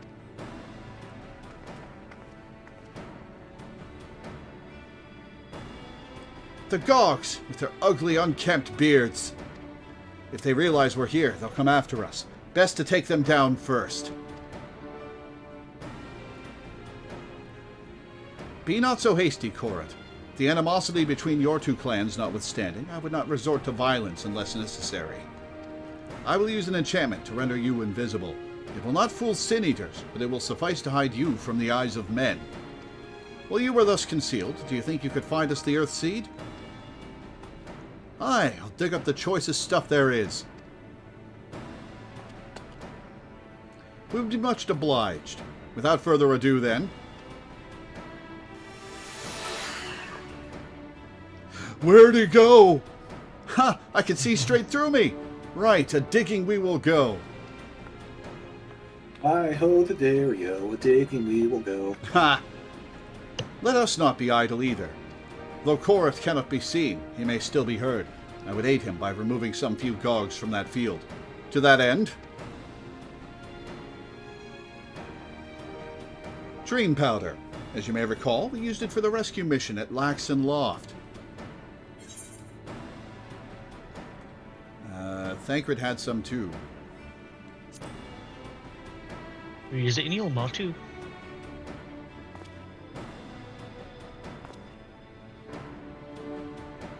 Truly. It seems our alchemists got a little carried away with the latest batch. But if it has been useful in our endeavors, then I have no cause to complain. Now then, I shall make you invisible as well, that you might steal close to the dwarves and give them a dose of dream powder. Even should it fail to put them to sleep outright, it should render them drowsy enough to seek their beds. Say the word, and I will cast the enchantment. I have to go to the bathroom. Is now a good time for a break? Sure. Yeah. Cool. It's been a couple hours. All right. We'll be back in a few minutes, guys. See you in a bit. Mm-hmm.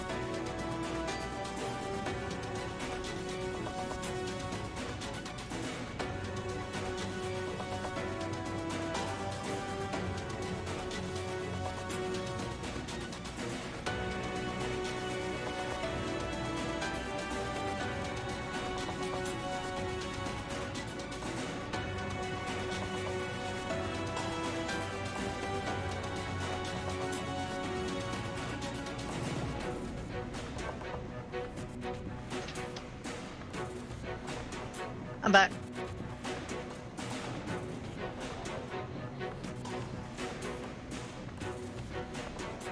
I am also back.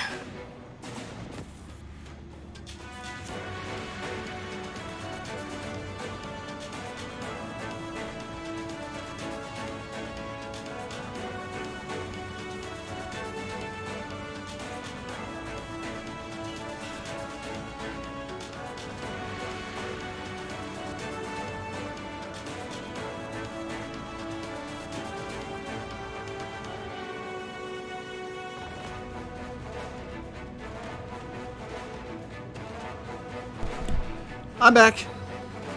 All right, we're all here. All right. All right, Exarch. Ready to begin? Very good.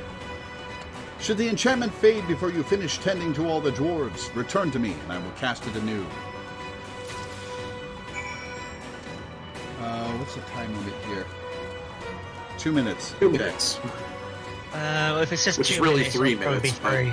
Yeah, it's actually 3 minutes because of the way the UI does that, but yeah.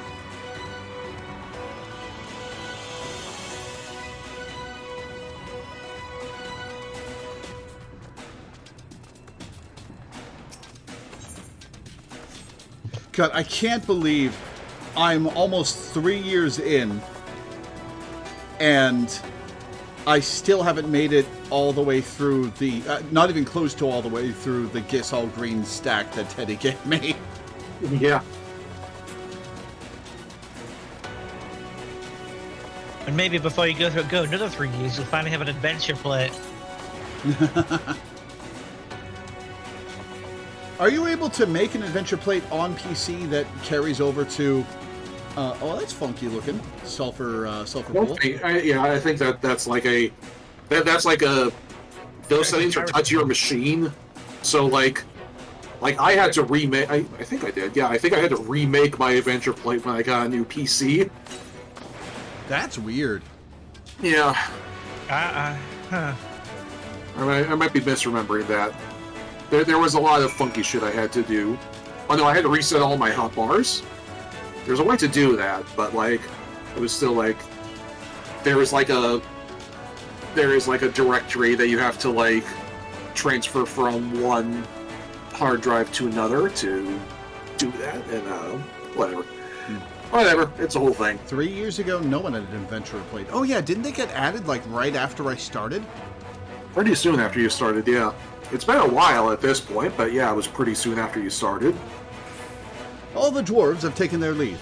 Good work, my friend. We have done all that we can. Let us await Karut's return.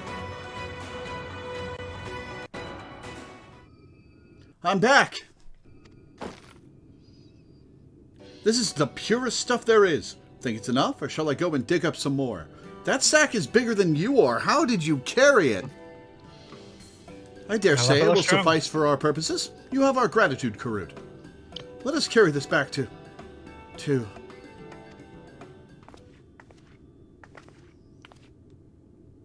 Are you all right? Oh, he isn't.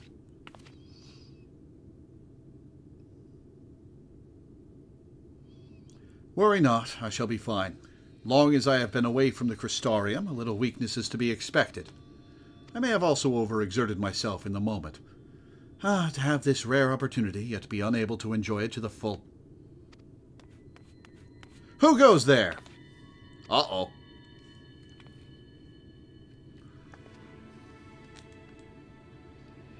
Oh, that's Glag, Chief of the Gogs! You're one of the Thalls! I see. Word was our miners were coming back drowsy, one after the next. I immediately suspected foul play. And what should I find here but Thal scum skulking about? It's a spineless act befitting your limp beards. What? I won't stand for that insult. Our beards are soft and luscious, and smell like freshly tapped ale. Gog beards are dry and crusty and smell like a knocker's arse. Impudent whelp! Better a hobgoblin's nose hairs than the feeble floppy things you Thals have hanging from your faces. The constant beard slander, I love it. Like oil and water. This is not like to end of its own accord. Lord, do you perchance have some dream powder left? But this is beginning to... Oh, God. I'll say enough to put an end to this. But this was just beginning to get interesting.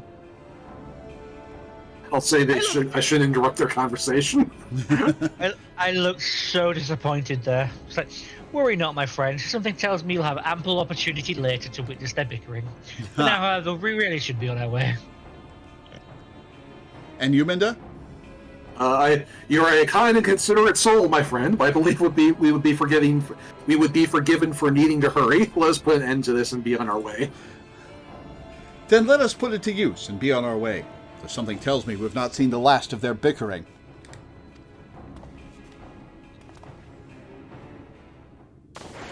What the swiven?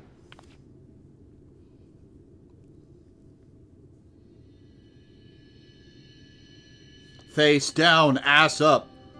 Mm-hmm. It's the Sissel pose. Forgive me, Korut, but we need you to be calm as well. I'm sorry, it's just, when it comes to the Gogs, I can't help but see red. You needn't to apologize, my friend. You are here on our account, and we have naught but gratitude for you. Now that we have what we came for, however, it is time to take our leave. The Talos awaits its heart. The face down, ass up pose is the only way you can tell that Glag is a male. Because that's the play dead pose for male Lalafels, and the female Lalafels have a different pose.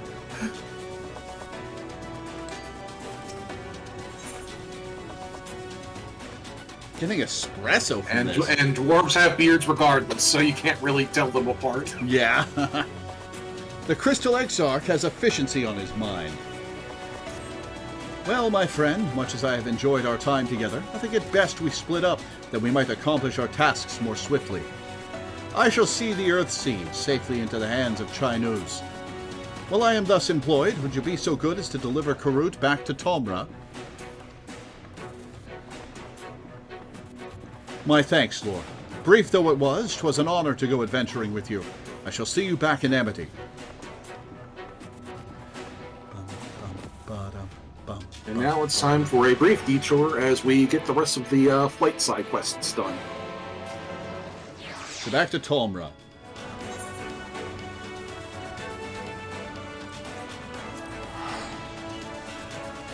That's not what we need.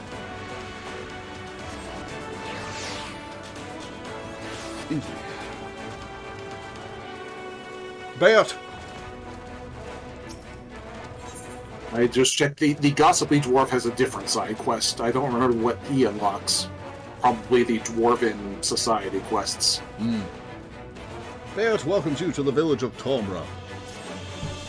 Well, scuff my helm, if it ain't that traveler we've been hearing about. And the elders had more than a few things to say. I'd best be giving you a proper welcome then, eh? Lolly-ho! Lolly-ho! Now that's what I like to see. A lolly-ho straight from the heart. I only wish my own boy would put a bit more effort into his lollies and his hoes. You gotta treat your hose right. He's always busy fiddling with his damn automata. No time for swapping words with folk of flesh and blood. Every dwarf knows that a lolly-ho gets a lolly-ho, or you're asking to become an outcast. A mother does worry, she does. And that's only the half of it. I know it's just a stage all lads go through, but the little bugger has to argue with every word I say. Oh, I've just had the most clever idea. He'll not listen to me or the other villagers, but maybe, just maybe, curiosity for a stranger will win out over that sour attitude of his. Worth a try, don't you think? Please, befriend my son, Ronit. Just get him used to giving a proper greeting. That's all I ask.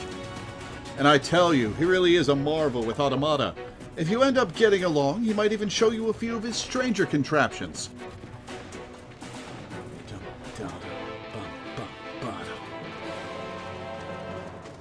The gossipy dwarf is not who we want to talk to, according to Minda.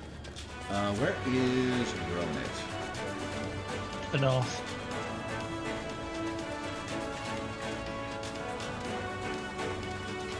A bunch of references in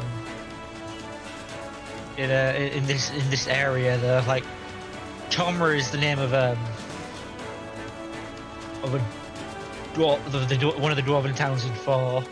There's the Watts River is named after the dwarven blacksmith in Secret Manor. Of course, we've already mentioned Boiled Owl Bridge. Mm-hmm. There should be more Final Fantasy IX references, to be honest. That's the most memorable set of dwarves. I'm not biased at all, I swear. Odd, I swear I was just holding it. What are you staring at, eh? Clear off. Bum, bum, bum, bum, bum, bum.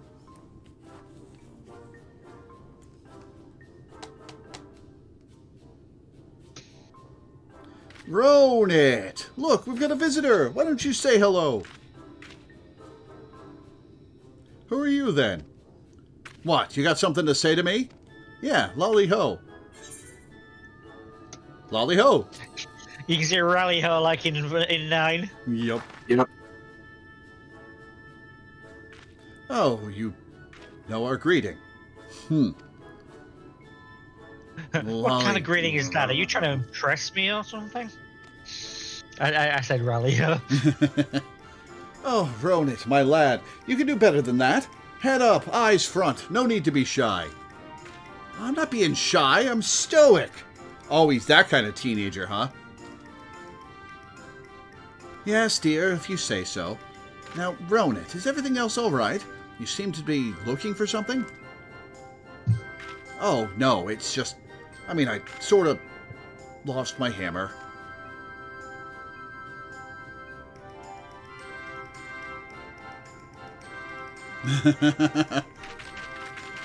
You what? Out of all the irresponsible, careless, foolish...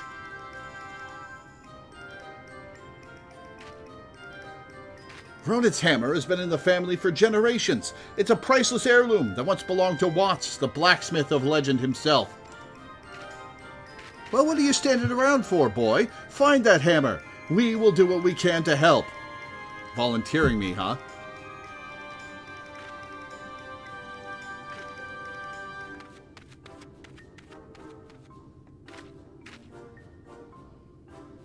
Right, why don't you have a chat with some villagers for me and ask if they've seen Ronit's hammer. Just remember your dwarven manners and all will be well. Bum bum bum bum bum bum bum. Da-da-da. Wait, I see the hammer already. Milena stole it. That thing is way too big for this guy. I believe you can craft that hammer. Yeah, it's the same set as the frog staff. Yeah, it's like the level 88 warrior crafted weapon or something like that.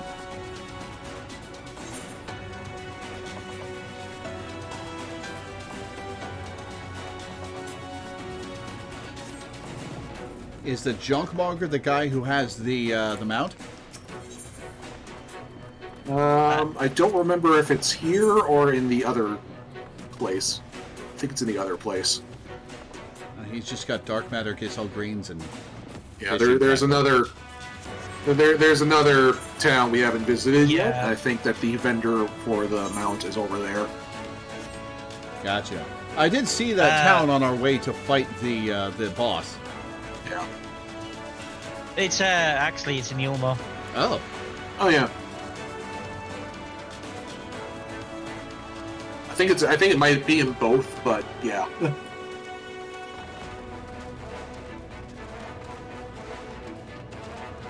Is the Gossipy Dwarf who we want to talk to? Oh no, I see it. The affable dash. You want words with me then? Give a dwarven greeting. Oh-ho! That's a fine lolly-ho you've got there, lass. I like you. Ronit? That sulky sprout's lost old Watts' hammer, has he? Well, lucky for him, I believe yon gentle dwarf picked it up. It's time I was getting back to work then. Good day to you, stranger. According to Melena, the shop to turn in the tokens might not be open yet because we haven't finished MSQ.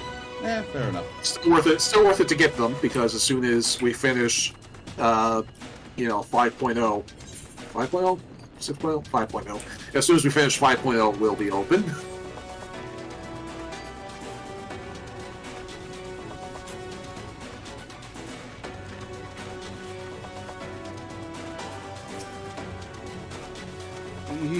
You're talking to me?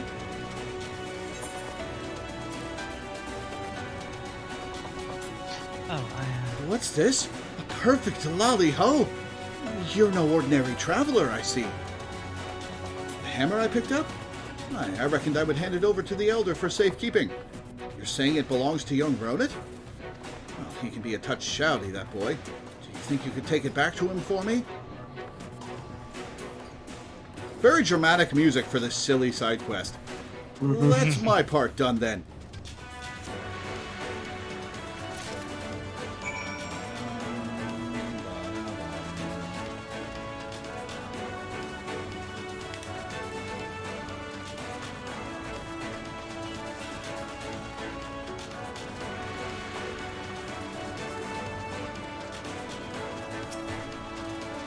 Well now, what's that you've got there? Hopefully the right hammer. Huh? Why are you still here?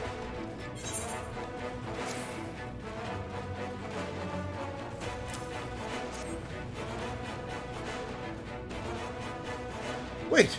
This is my hammer! Well. Would you look at that? You see, Ronit? Give the right and proper greeting, and folk will be glad to share a bit of kindness. Could be that you've a thing or two to learn from Lore here. Huh? Are you lecturing me again? Well, maybe. Maybe you're not such a bad sort. I'll just put the hammer in a safe place somewhere. I mean to be a famous smithy myself someday, so I'd best not lose it again. I'll leave you to it then. I know my boy's not the easiest to get along with, Lore, but he could sure use a friend like you. I don't need a friend. I don't need anyone. Everyone needs someone. We're not going to be friends, understand? You can stay around a little longer if you want. So, now what? Now, I leave you alone for the next 3 years.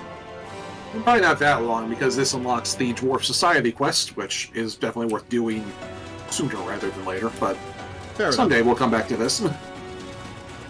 And I don't think any of the blue quests on the map have the last Ether Current quest that we need, so we're just going to have to wait for MSQ to take us there.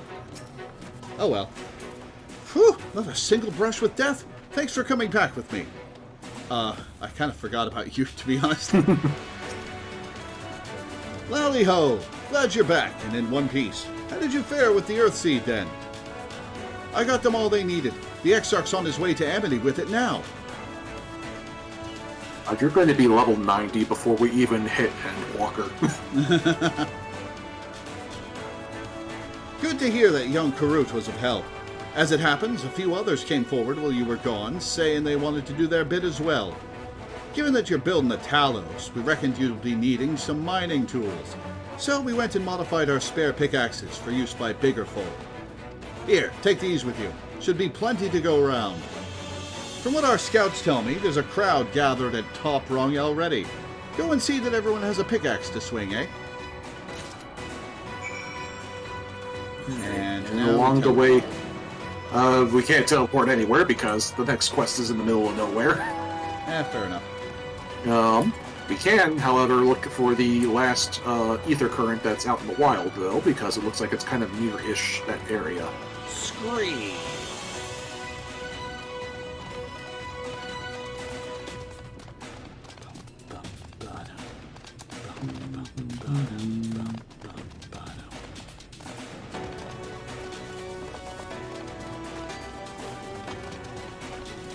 Yeah, I need to get on the Grand Company turn-ins every day. I keep forgetting. We keep reminding you, like Melina every day is like, okay, Grand Company turn-ins, and sometimes you respond. Ping me via Discord, and I'll do it right after I get off stream.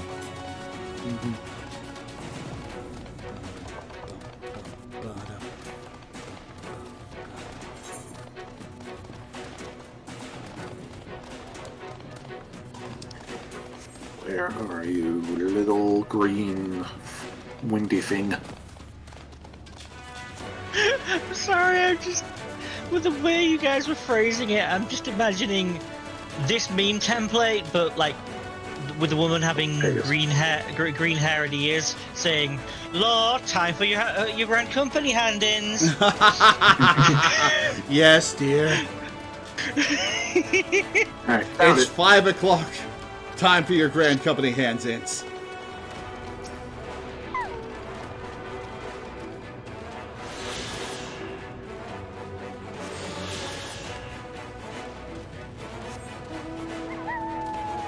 Alright, now there will be one more side quest somewhere, and then the main quest will be the last one, as per usual.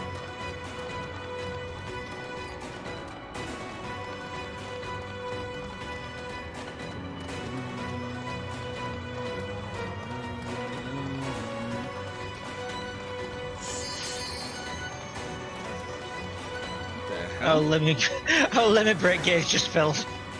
Why? Well, there's 4 or more players. Oh yeah. Doing. Oh yeah, how about that? I guess the others have been fighting stuff? Well, we did fight stuff, like, at the beginning, Well, true. when we formed this party. We probably had the limit break gauge up to, like, 90% just from fighting that fate. That's a lot of people to talk to. And now on is a bunny girl. What? What? Buddy boy. Bunny boy. Okay, yeah. I'll go I mean, take a look in a sec. I'm You locked can into- forgive the confusion. No few free citizens wanted to help, but years of leisure meant that most were in no condition to contribute. Instead, they send their fervent hopes for our success. Gee, thanks.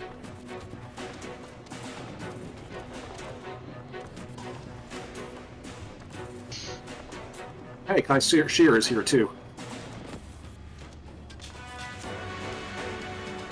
Touching.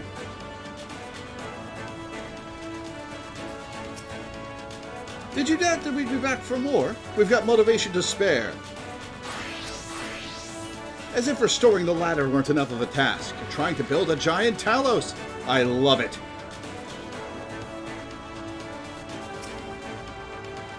Lore, good to see you again. How have you been keeping?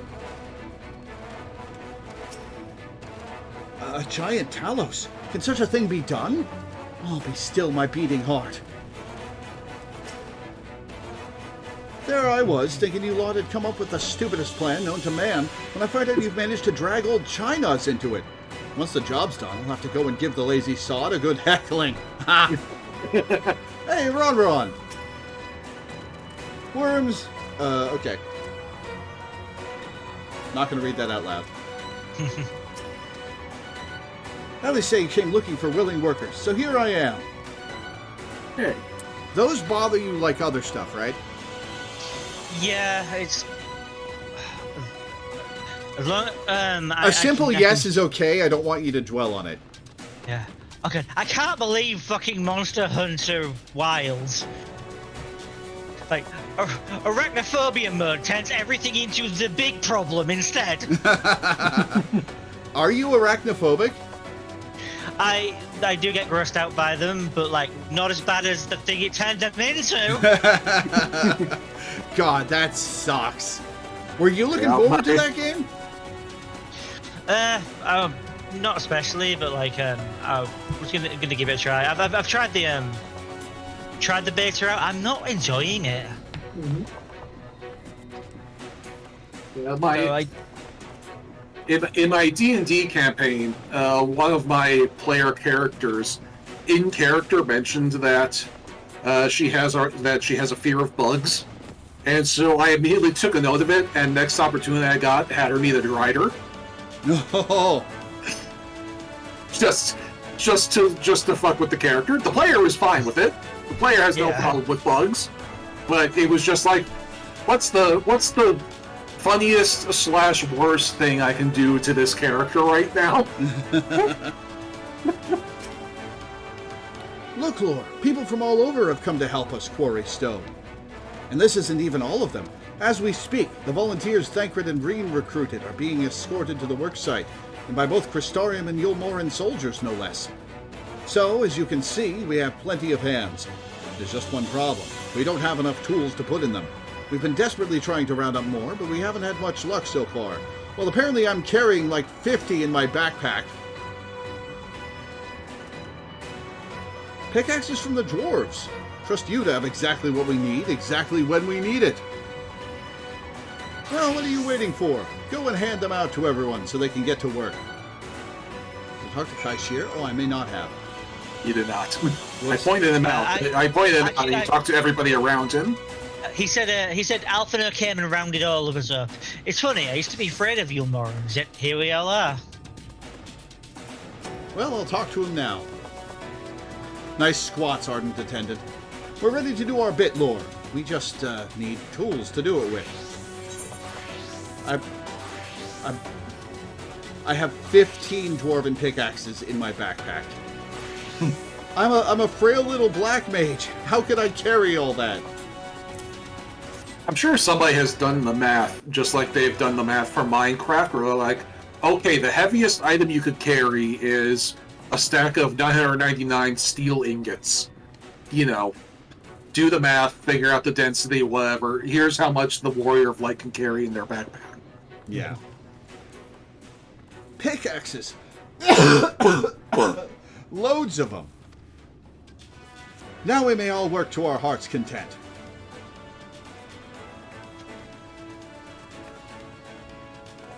Well, I don't have many talents. I do have a strong back. And what strength I have, I'll gladly use for the sake of peace. We got the ladder moving again, didn't we? If we join hands, there's no Talos we can't build. This whole plan has kind of taken me out of the story a little bit, I'm not going to lie. I still haven't repaid you and Alphino for saving me, and I'm not sure I ever could. But that ain't going to stop me trying. I'm with you to the end.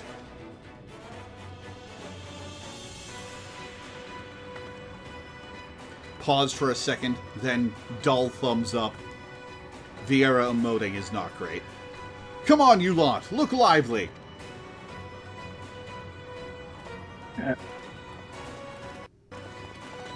Yeah, well, to be fair, neither was it Shana and Fran were exactly immersive. Mm-hmm. Yeah, gold is probably one of the densest things I can think of that you carry around regularly off the top of my head.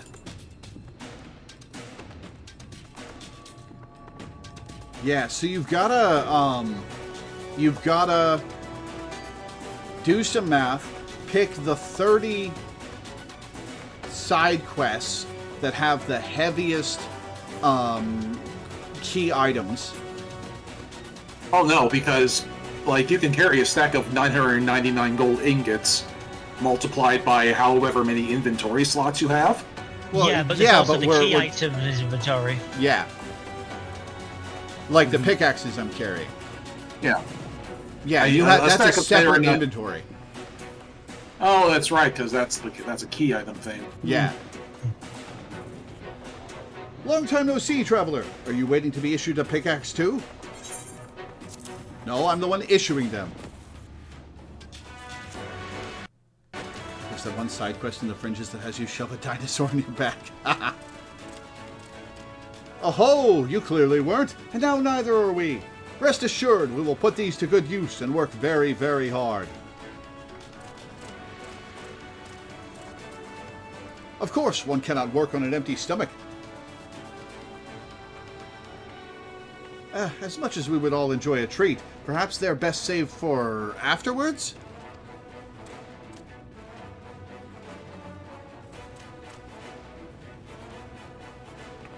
Greetings, Lore. You may not remember me, but I'm one of the carers from the inn at Journey's Head. After night returned to Amarang, we noticed a change in our patients. The transformation had halted in every one of them. I can't express what it did. What? With the customizations on the guy on the left, it's like he's the main character from a completely different story. I can't express what it did to the mood of the place. We were still celebrating days later when who should come along but Alice. She said that she sought the aid of those who believed in the Warrior of Darkness. We all answered her call right there and then. Of course, some few carers had to remain behind, but as many of us came as could be spared.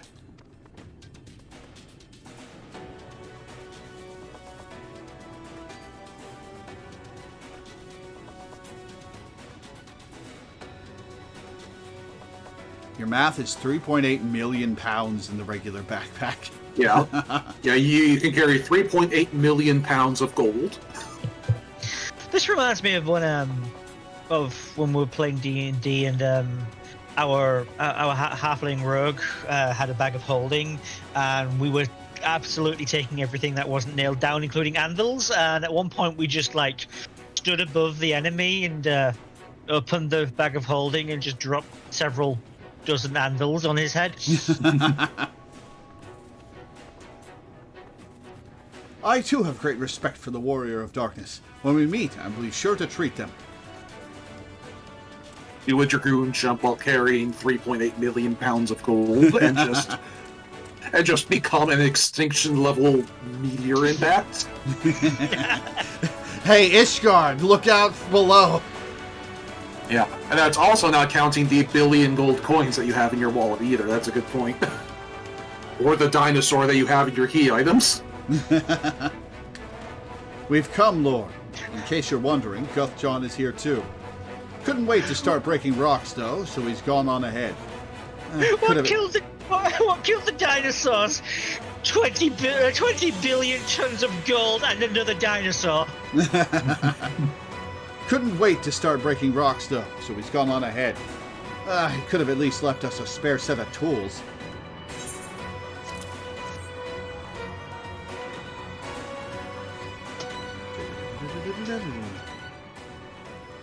Wonderful. Now we can be about it, too.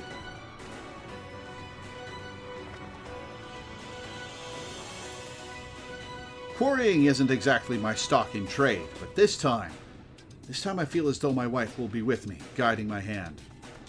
That's not one of the Vieira from the forest, is it? No, his wife is dead. No, I'm talking about the pink-haired Vieira. Yes. Yeah, she's from the forest. Yeah. Huh. Yeah. Yeah, we've got NPCs from all... The whole world is coming together to help us build a golem the size of a fucking mountain. That's what we're doing right now. This is... okay. Yeah. The whole world. Because this was the simpler plan instead of flying. Or teleporting, or, doing any number of other things to get up onto a big rock that is up in the air. Listen, most of Shadowbringers is well written. Yeah. I do not trust Justola to get us up there with Flo. We've not got a good track record. Yeah, Justola, teleportation and Justola do not mix. So let's make it happen. Let's build a world where everyone can live without fear, where everyone has a place they can go home to.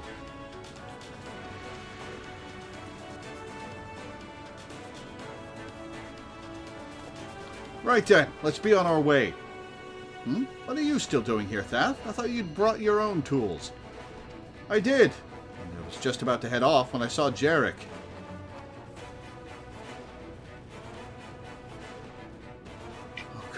Oh god.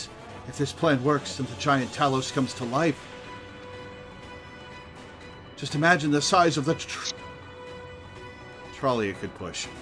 Imagine it. He's a bit one-track minded, which is good because trolleys need tracks.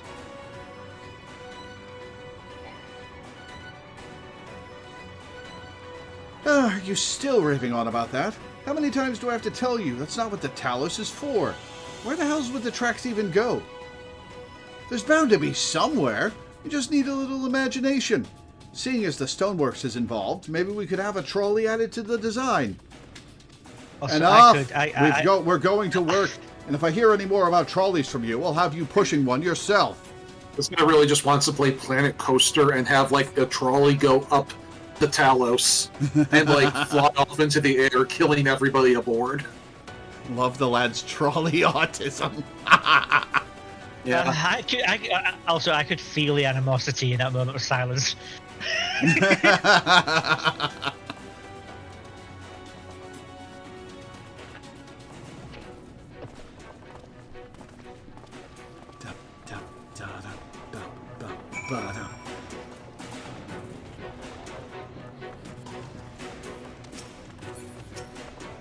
Everything appears to be in order here. In all my time in this world, I do not recall seeing so many optimistic faces.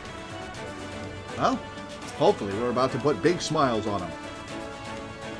My thanks, Lord. With that, everyone is now equipped to work.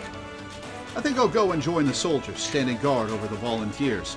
It would be a shame if they fell prey to sin-eaters after all the trouble we've gone to. Right, let us see that this plan is a resounding success, for the sake of all in Norvrant.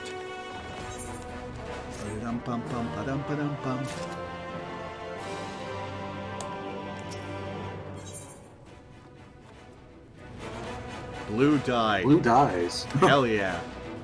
Jinx. No, dye's purple. Well, my friend, it appears we are the only Usually. ones left here. If you've no other pressing tasks, would you care to accompany me to Amity? There, Y'shtola is overseeing those who will imbue the Talos with magics. Come, let us join them at once. All right, let's see. Excuse me.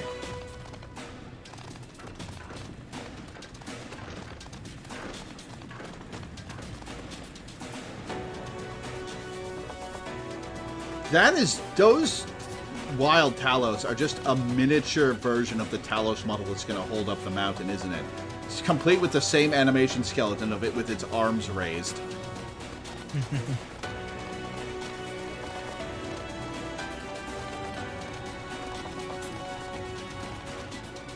Runa's here. Well, yeah, his girlfriend came calling and he answered. Mm-hmm. So, you're still staring at me? Hell? I'm concerned.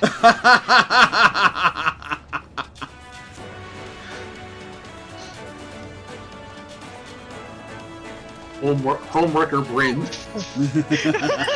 Hey, you can have him. I'll take her. Pleased am I to say that I was able to call upon a sizable contingent from the Crystarium Guard, Captain Lena herself among them. Not only do they stand watch over civilians, when the time cometh, they too shall pour their magics into the Talos. It's still so funny to me that Y'shtola and Runar are very clearly a canon ship, and it is so thoroughly ignored by the fandom. Like, because everybody wants, well, most people want Y'shtola, but there are also people like Bryn who want Runar for themselves, but like... Hello. Yeah. All proceeds smoothly here, and everyone is being moved into position. The moment of truth is nigh. If the stone is laid out in this manner, the imbuing should begin... yes, here.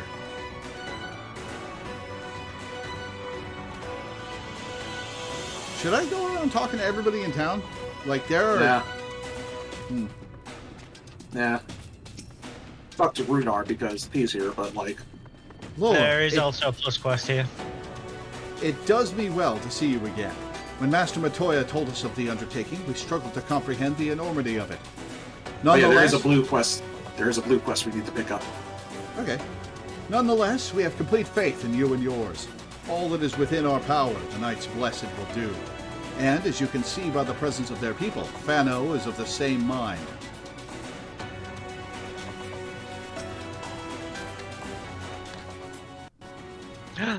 Julia! Yay! Good of you to join us.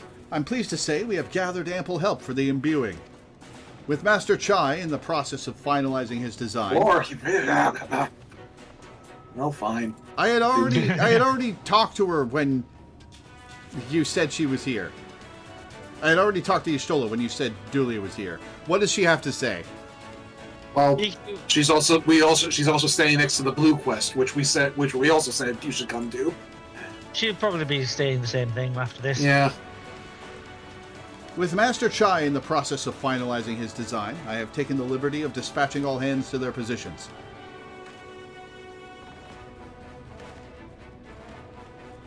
You hurtle along as though I have my house in order, but quite frankly, this is the most disorganized mess of a project I've ever overseen, and I haven't spent nearly as much time as I would like on my calculations. So thou hast proclaimed loudly and frequently, Master Chai. Yet from my perspective, a layman's though it may be, haste notwithstanding, thou hast gone to great lengths, abiding by proven methodology, to ensure the integrity of thy design.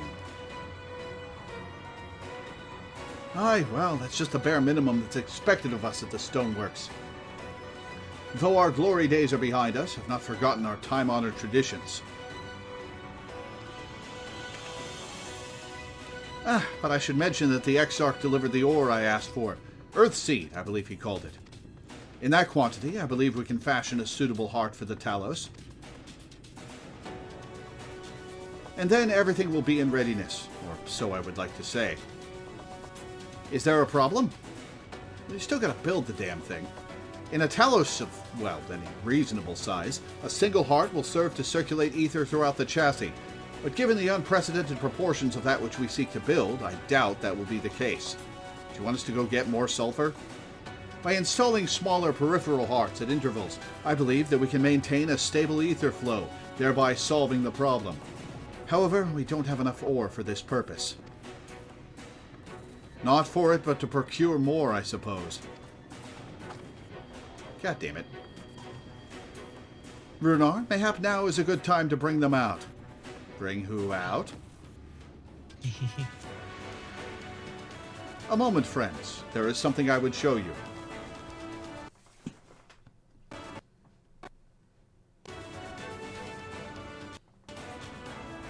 Oh, they're using the soul stones?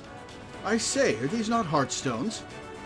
They are, the most prized possession of we of the Knights Blessed, and these belonged to our kindred who have left us. Immersed in water, imbued with fervent prayer, these stones harbor no small amount of magic, and we may imbue them with yet more prior to their installation on the Talos. What think you? Being from a different region, these cannot be used for the main heart. The peripheral ones, on the other hand, aye, I believe they will serve. Excellent. When Master Matoya spoke to us of the role we are to play, the Heartstones immediately came to mind. Of course, before bringing them with me, I made certain to consult my fellows first. After all, the stones bear the precious lives of those who have gone to the Sunless Sea. But we have now beheld the Sunless Sea with our very own eyes, and by the gentle lights that glimmer on high, we know that there is peace beyond. Thus are we also at peace. If our Heartstones may serve to restore night to all the world, gladly do we give them. And they'll be a part of this thing forever, or at least until it gets blown up. So, Master Chai, if you could instruct us how to distribute the Heartstones?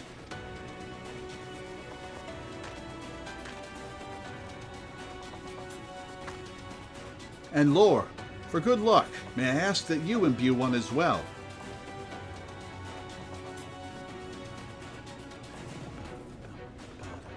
Who is indeed the question? Oh, man.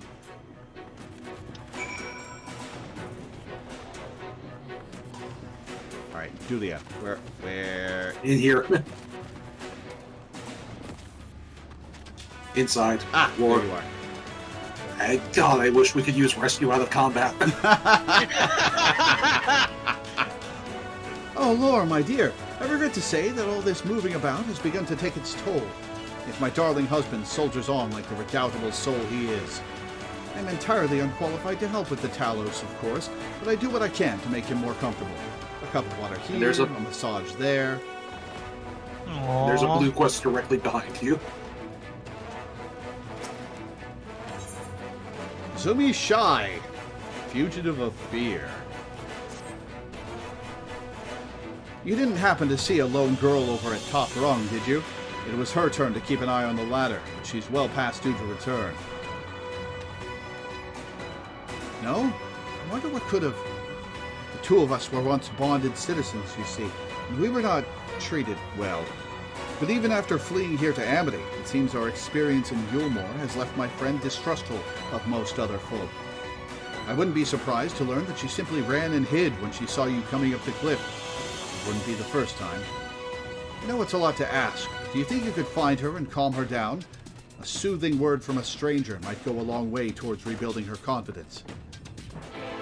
Should we do that before progressing the main quest anymore? Yeah, because we're getting close to the point where we're going to unlock flying.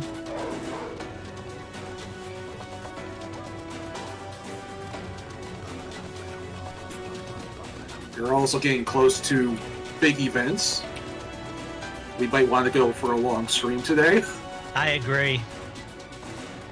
We're not going to finish Shadowbringers today. No, but we're going to finish. We're going to finish this zone. Potentially.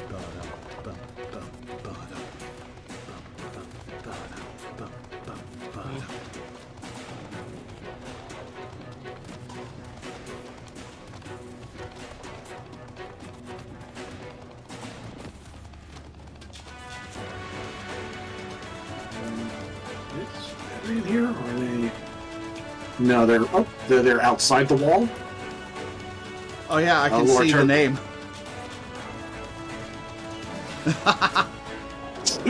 Yeah, that was kind of funny.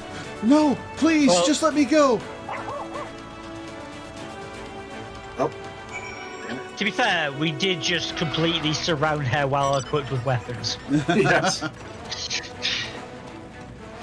You are right to fear me. Not helping, though. Alright, let me plug in my keyboard.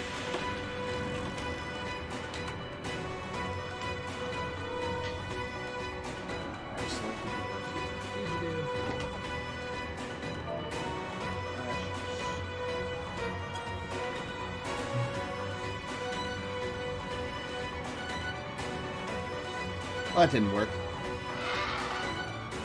Please, I did nothing wrong.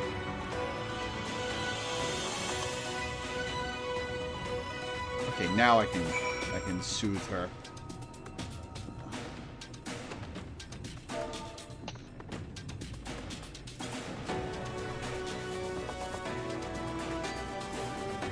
I saw you come up the ladder. You're a bounty hunter from Yulmore, aren't you? Just a traveler. I'm not a bounty hunter in this world. I just thought since... I used to work as a servant to a husband and wife in Yulmore. China's and Dulia. No. The Lord would make all manner of suggestive comments. Oh, definitely not them. But I did my best to ignore or rebuff his advances. And then one day, the lady accused me of tempting her husband. She pulled me aside and had me beaten near to death. That's why I ran from you. I was so certain she'd sent someone to drag me back. Forgive me. I didn't mean to cause you or Zumi any trouble. I'll head straight back and let her know I no longer have the Zumis.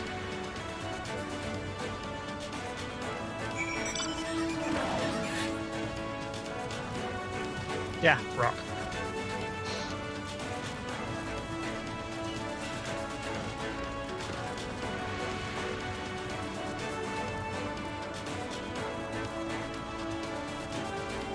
My mount is moving to the beat perfectly.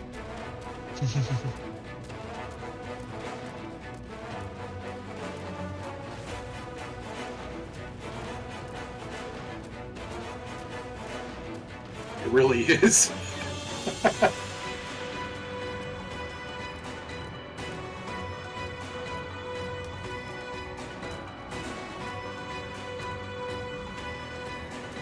Hey, there's someone named Nico Frog right here. Hey!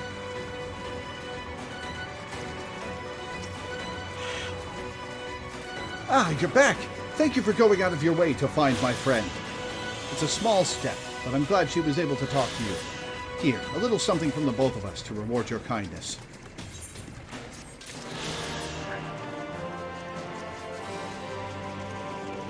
Now we can proceed. Rest assured, it was not difficult. Simply raise your hand and focus as you would when attuning to an aetherite. Imbue the jade-colored stone here, if you would be so kind. It's gotta be green. That was the one that we saw go through the ceremony back at the, Yeah. The familiar-looking heartstone appears to glow faintly.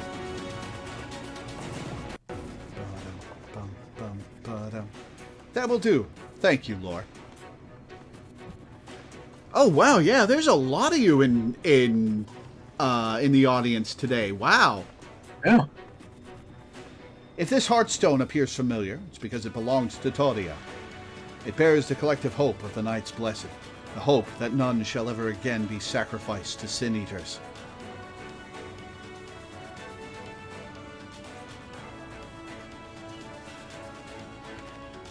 Right, I've identified the spots on the Talos where the stones are needed. See that they're amply imbued, then install them as I've indicated on this diagram.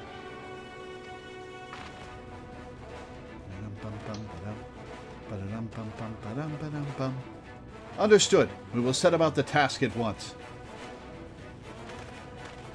When the Talos awakens and the way to Mount Gulg is secured, we shall sally forth.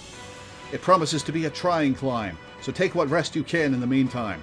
We will see you soon. Yo, Ardbird, you there?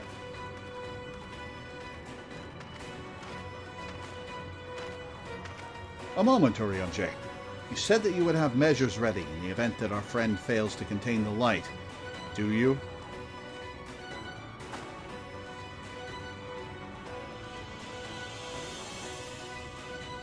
Be assured that I do.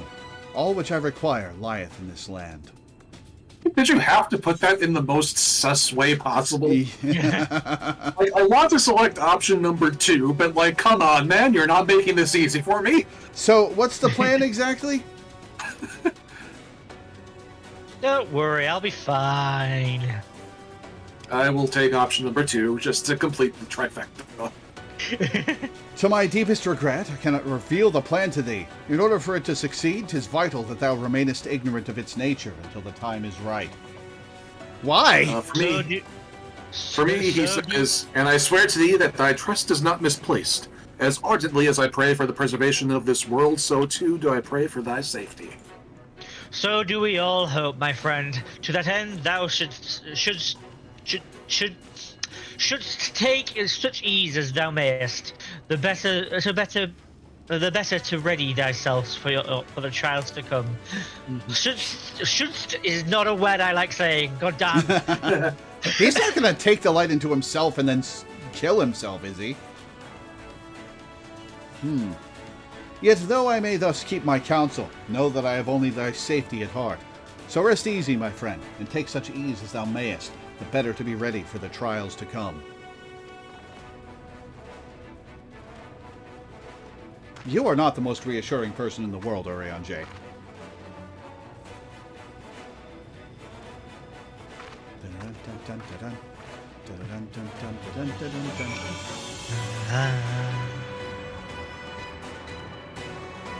Look, I know it's a little silly, but I also still think this plan and everything that's happening to make it is really fucking cool. I'm told the rock for the chassis is more or less ready, all quarried and shaped and laid out. That just leaves the imbuers to do their work. I'll continue checking my calculations up until the very last moment, but it's only a matter of time now. We managed to rally nigh everyone in Norvrand for this endeavor. That's a remarkable feat in itself, but will it be enough?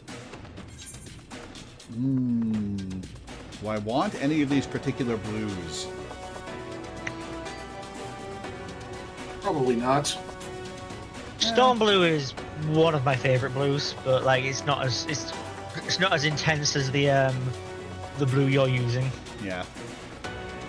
I'll take the silver pieces.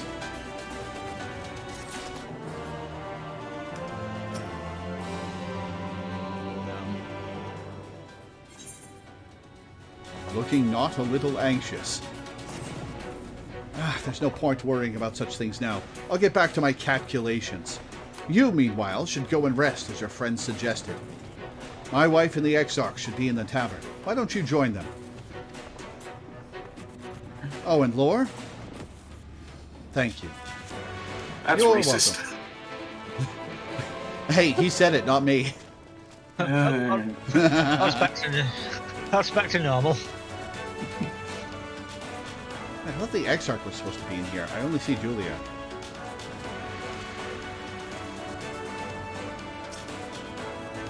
The Exarch? He went outside a moment ago, my dear. I would have thought you'd have seen him. He kept me company for a short while, but then he came over rather pale. He's clearly been straining himself, the poor thing. Anyway, he excused himself, saying that he needed a breath of fresh air.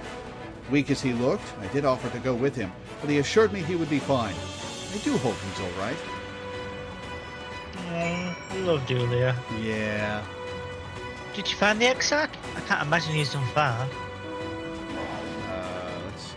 Where South. Oh, that's a big marker for exploring.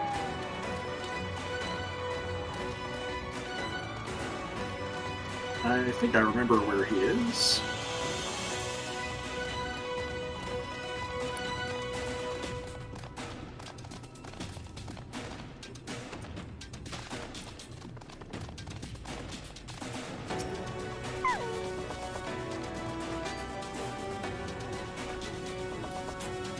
Nope, clearly not. Just gonna have to keep wandering. Exarch does not appear to be nearby.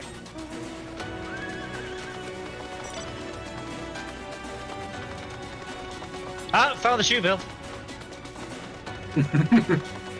On the way. Oh yeah, there he is.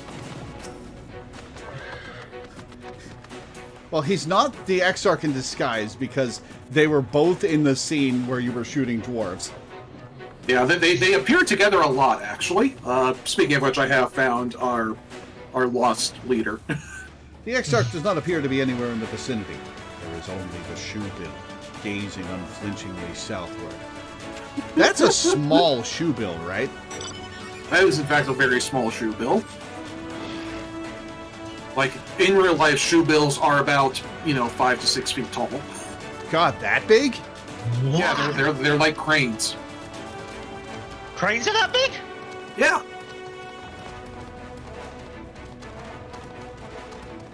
Maybe not 6 feet tall, but like 4 to 5 feet tall.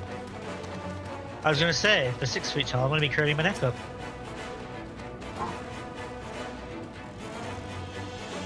We need to get you home, Exarch. Yes.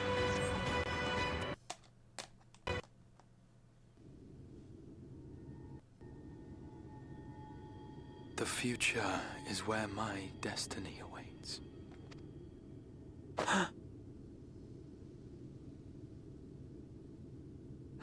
Forgive me, I was lost in a dream. That's a line I've heard. That's not Graha line, is it? Is that a line from Graha?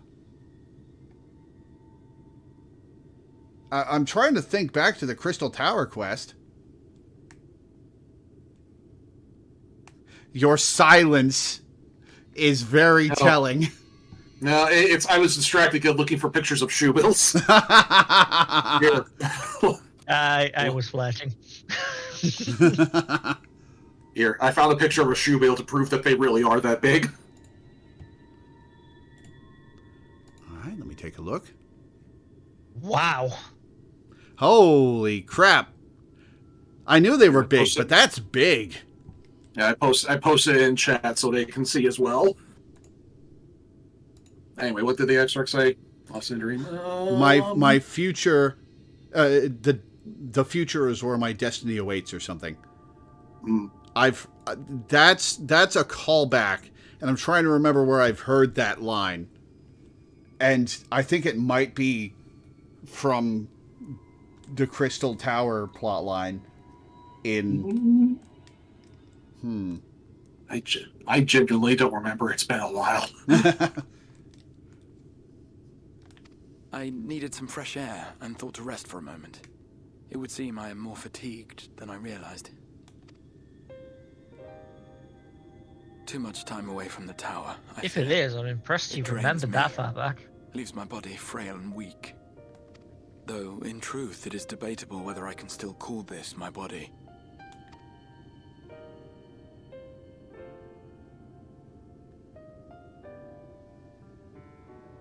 When first I turned my mind towards the salvation of the world, I came to the conclusion that it would take many long years, many more than remain to me. And so I made myself one with the Crystal Tower, that I might live indefinitely. I am but an extension of it now, hence my weakness the farther I travel, and the longer I am away.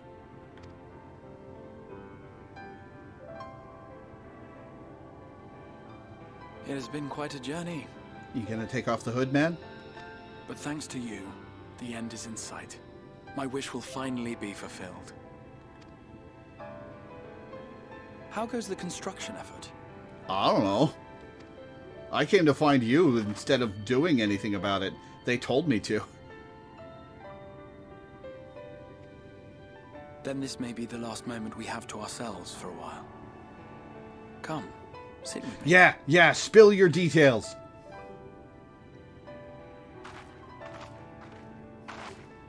Can you imagine if Dulia was involved in this Tell conversation? me, when all of this is over, She just shows up What will holding you a cup do? of tea for everybody.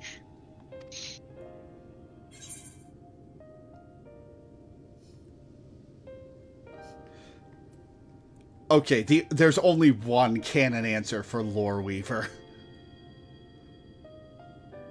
The only one of these is the correct answer for Loreweaver, right? Oh yeah. What I always do, seek out mightier foes.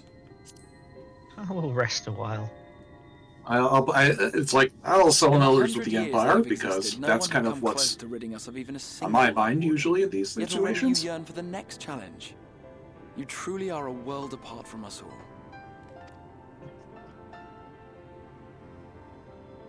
But whatever it is you decide to do, I have every confidence that you will do well. For you have the strength to forge your own path. You will leave countless lives better than you found them, and the souls you touch will never forget your kindness. Then, in trying times, when you question your worth and your choices, they will raise their voices to remind you of the difference you have made. And thus will your deeds come to affirm your path. Remember this.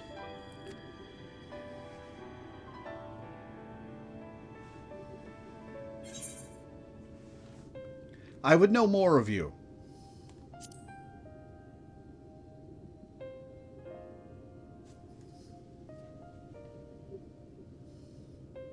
Of me? You mean what I intend to do afterwards? I once told you that there are things we can ill afford to lose. Things, I said. Though in truth, I spoke of a person. One who is unaware of the full extent of my plans. Though she deserves to know, I have good reason to keep my counsel.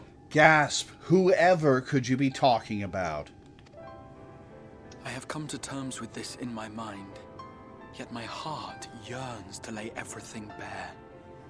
For she is my inspiration, and I would give much and more for the chance to speak with her as friends, with no thought of concealment. Should she indulge me with her tales, I would regale her with my own, about my efforts in Northrend, perhaps. Though, ultimately, that tale is more yours than it is mine. Then, I would ask her about her next adventure, and if she should wish me to be a part of it, oh, how happy it would make me. Together we would travel the lands and cross the seas and take to the skies upon the eternal wind. My heart swells simply to imagine it. You're not an older Alphino, are you? But all of this is contingent upon our victory in the coming battle.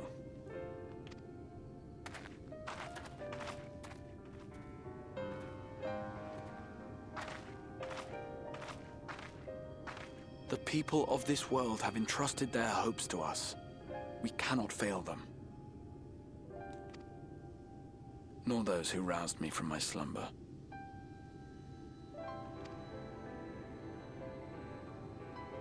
Thank you for your company, my friend. Let us return to Amity.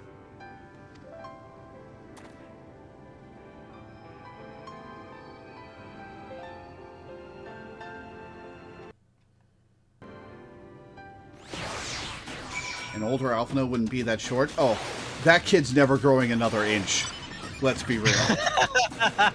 And also, he did say that he turned himself into an extension of the tower, so, like, that would imply, like, he stopped aging and never got that Elysian growth spurt that Alphino keeps hoping for. True.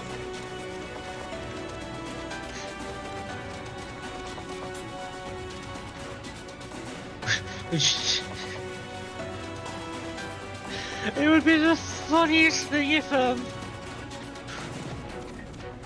Alize also never got the growth spurt, but just naturally didn't get the growth spurt.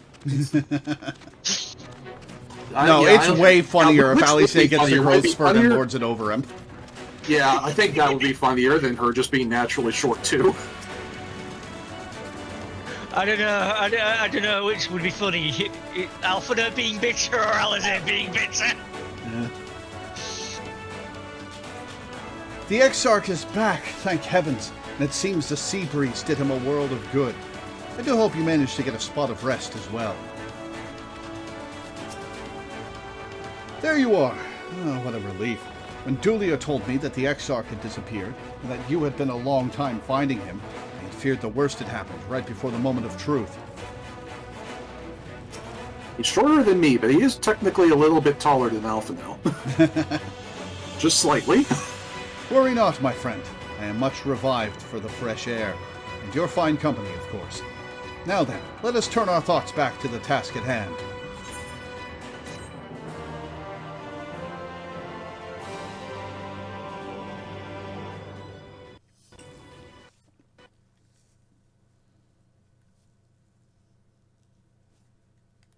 Meanwhile, in the Imperial Palace in the Source... No, don't interrupt what's going on!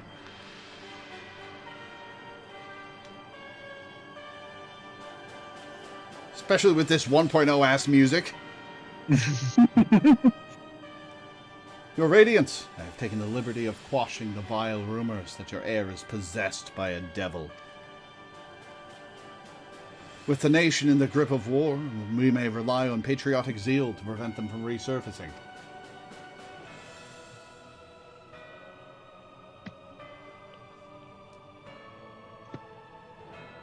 And what of Emmett Selk?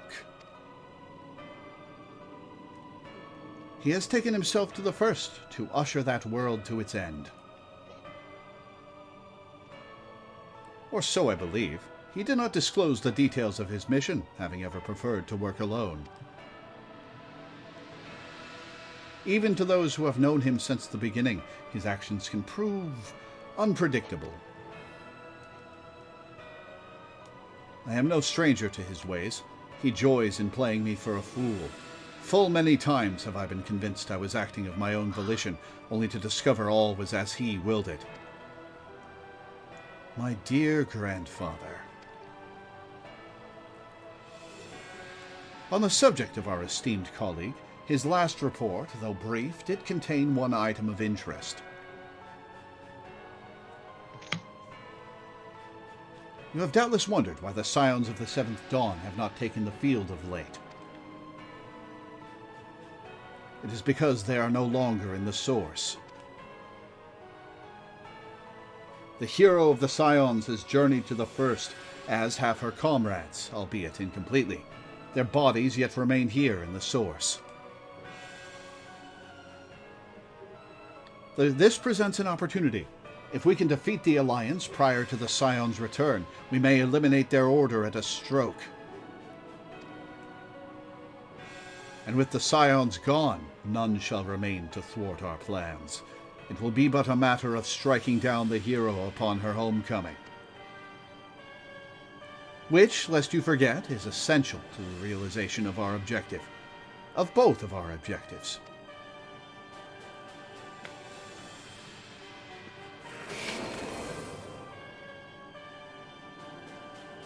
Through Heidelin's meddling, her champions threaten to wrest the reins of fate from our grasp. The world is at risk of being dragged down the false path. One which will never see man reclaim his true form. 'Tis unthinkable that he should supplant us, incomplete as he is. Such a devolution is abhorrent, and it must be stopped before it is too late. 'Tis unthinkable that he should supplant us, incomplete as he is. He? Are you talking about man in general, or the Crystal Exarch specifically? I think just mankind in general, because that's... I was trying to make sense of that, too, because it's like, wait, shouldn't that be she? Yeah.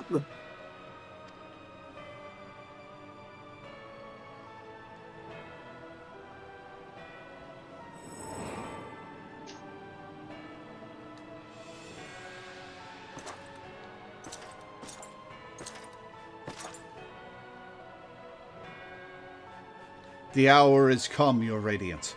Order your armies to march once more. Crush all who stand in your way.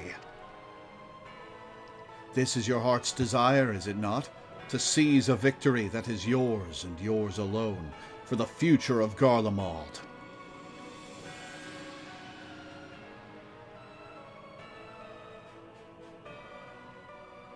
Oh dear, you do not wear the mummer's motley well. I was never one to take an interest in tedious conflicts. Real Xenos?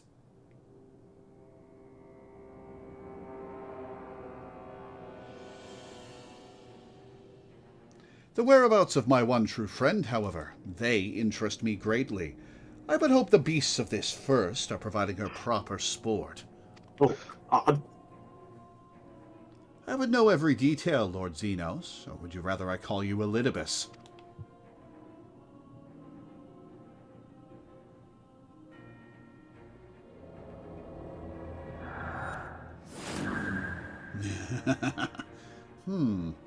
Unexpected.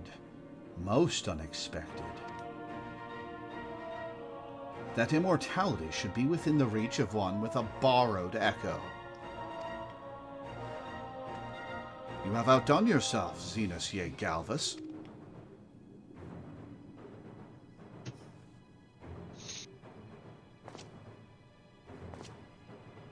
My awful boy. Ha! I have no particular attachment to that name, but I am rather fond of that body. Without it, I cannot enjoy my hunt to the fullest. Oh yeah, I got my first ever bill with my new name on it today. Oh, nice. Your secrets are my flesh. I care not which you give me first. The choice is yours. the aura on this man. Just like stepping up to like the king of half the world and a dude possessing like the one body that's given us trouble in like 4 expansions worth of content, and he's just like in the corpse of a random guard, and he still like steps up like this. And then the cutscene ends on a cliffhanger. They interrupted us just to give us a cliffhanger. Meanwhile, back in the plot. I take back my complaint about the interruption, by the way. So much utility. What? That may be one of my favorite DBZA quotes just because it has so much utility. Meanwhile, back at the plot. I take back my complaint about the detour. Show me more of that conversation. Worry not, my friend. I am quite well. Let us ask Master Chai where things stand with the Talos. No, let's ask Julia. She's got Chai in her name. The Exarch is back, thank heavens, and it seems the sea breeze did him a world of good. I do hope you managed to get a spot of rest as well.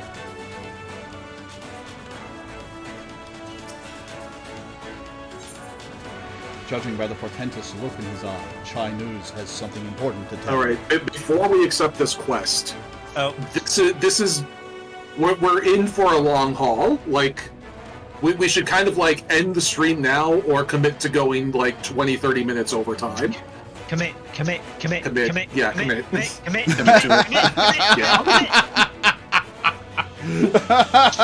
Let's do it. Okay.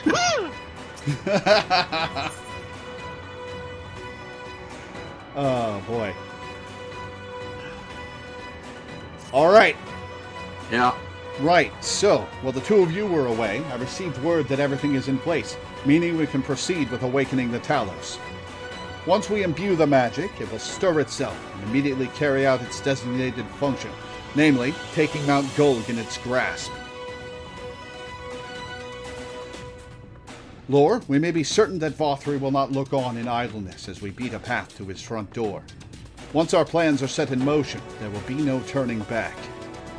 So, see to your preparations as meticulously as you may, and I will give you the order to proceed as soon as you are ready.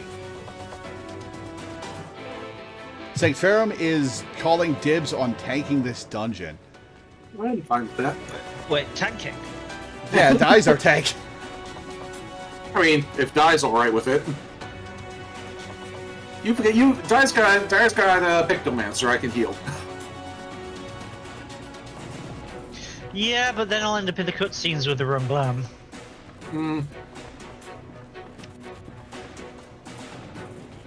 I mean, you can't just like wear that outfit as a non-tank.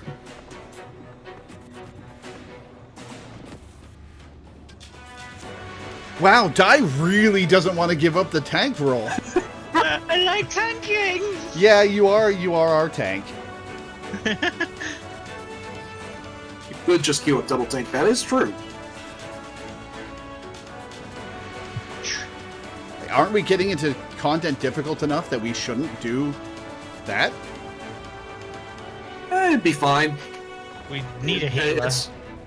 DPS would just be a little slightly slower than normal. It'll be fine. Yeah, let's get going. Okay, so you're cool with healing, Minda? Sure. Cool. Okay. Give the word, and I will relay the order to awaken the Talos. Oh god, I'm gonna have to change this glam, though. Oh god. Oh god. I'm not going to cutscenes like this. Oh god, no.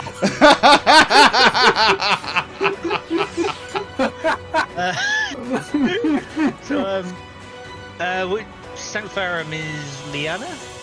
Yeah. Cool. So kick everybody out except Liana. Cool.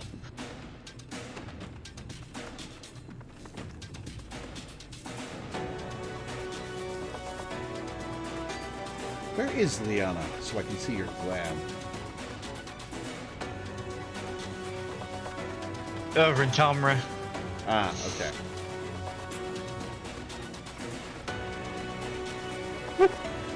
That was a jump scare right there.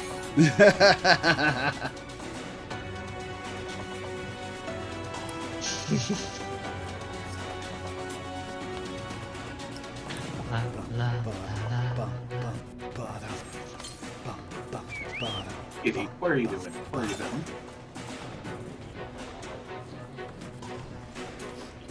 You can make it.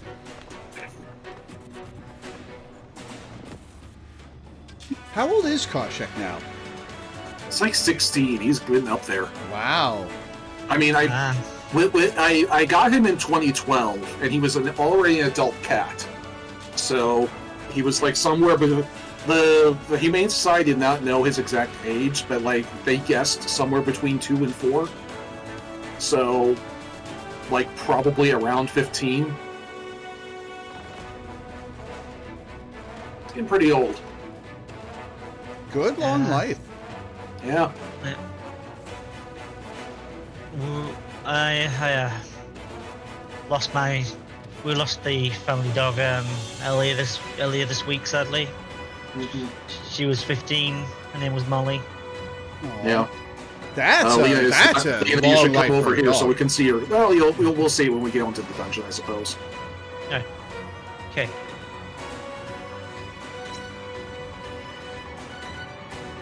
Engage!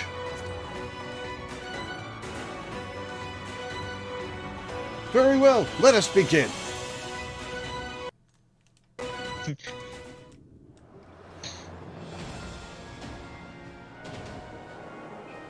Oh, it's playing the Mount Gulg theme from Final Fantasy I. No.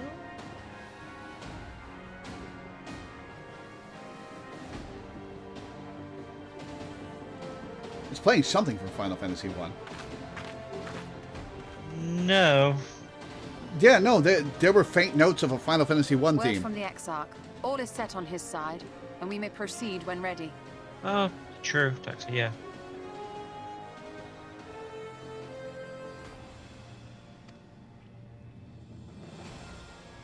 Well, we have sufficient stone for our needs. Likewise, preparations for the imbuing have been made according to thine exacting instructions.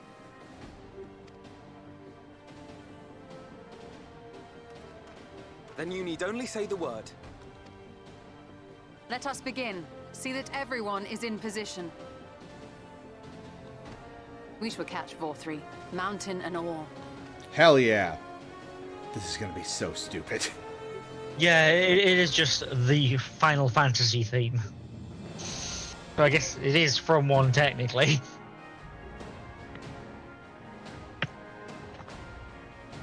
But since it's in every game, I don't tend to think of it that way. Wow.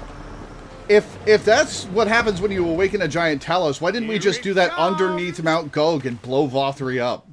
Well, I guess then the light would be absorbed by somebody else. Never mind. So I guess it's less stupid because they're summoning it from the rock and it is becoming formed in front of our eyes rather than them building a Talos. Oh yeah, yeah. Okay, that's less dumb. Yeah, I was waiting for you to figure that out. Right. All right, Thardus.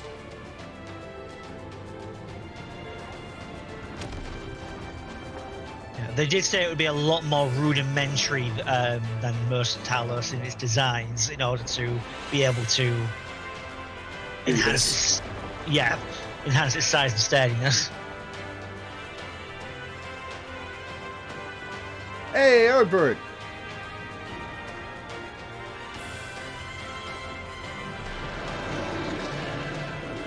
Yo, is it a dragon Talos?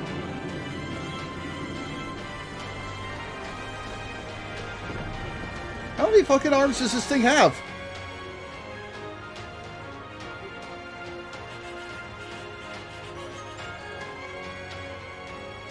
Yeah, me too, Ardbert.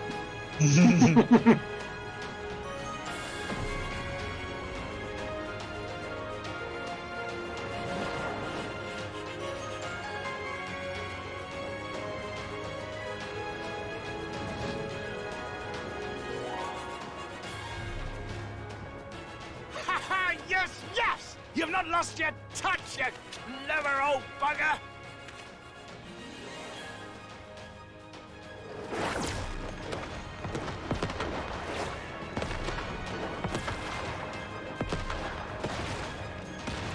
Uh-oh.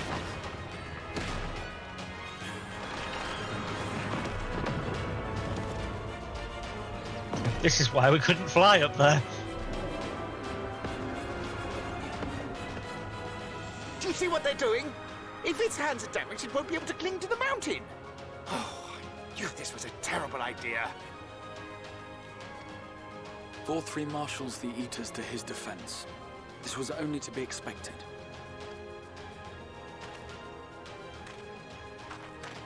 We must try and draw as many of them down to the ground as possible. It may not be enough, but we have no other choice.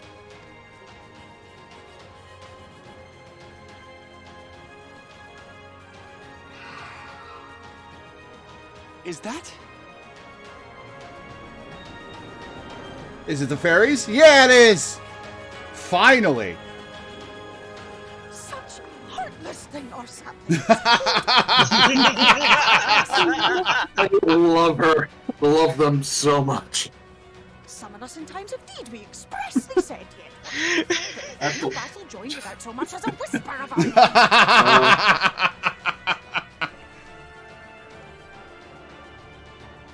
Hail to the king, baby. Hey, I wanted to summon you. It's everybody else who didn't think you could be relied upon. Yes, yes, we may also have said that we fae folk have no interest in the struggles of men. But if our adorable sapling had come crying to us for help, we would of course have flown to her aid. Of course we would. Oh, very Sundara.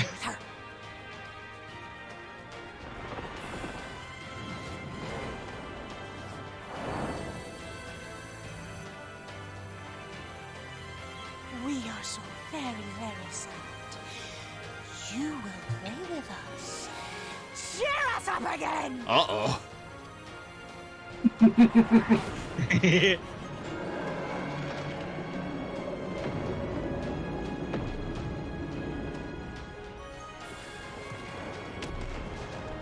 Thank God she's taking her anger out on them and not us. Yeah. Oh, how could she ever take her anger out on me? On her precious on their precious sapling. Oh, they, right. They. I think they're mad at me. The facial expression on that option.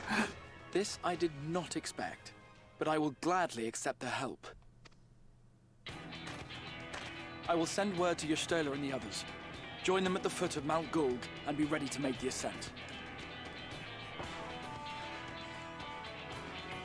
They'd be fine with whatever pronouns you give them. They'd probably think it was funny if you try to assign a gender to them, and they would be very amused. Yeah. I think. Oh, they just might not give said pronouns back when they're done with them.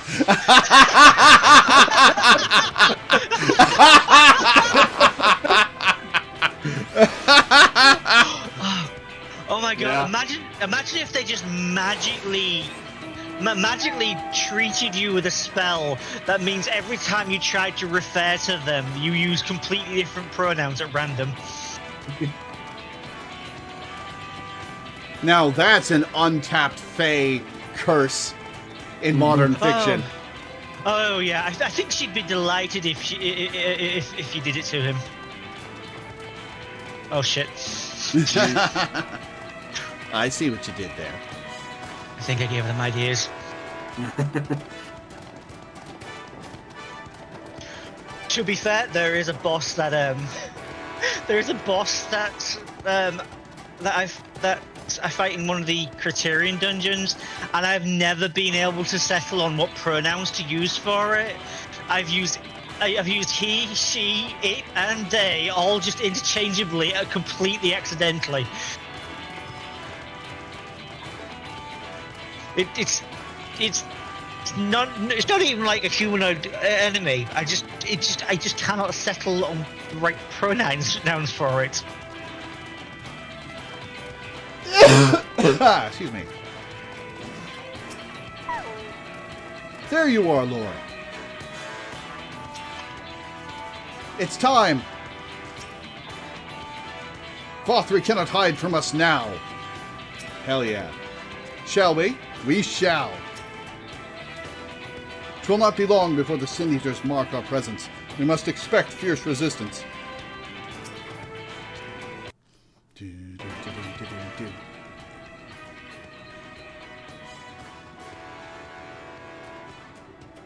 Everyone is here. Good. The Talos has taken hold of the mountain. As planned, we will use its body as a bridge to reach Vothri's sanctuary. The Sin Eaters will make us work for every yalm, of course. But we will carve a path through their ranks and meet with their master regardless.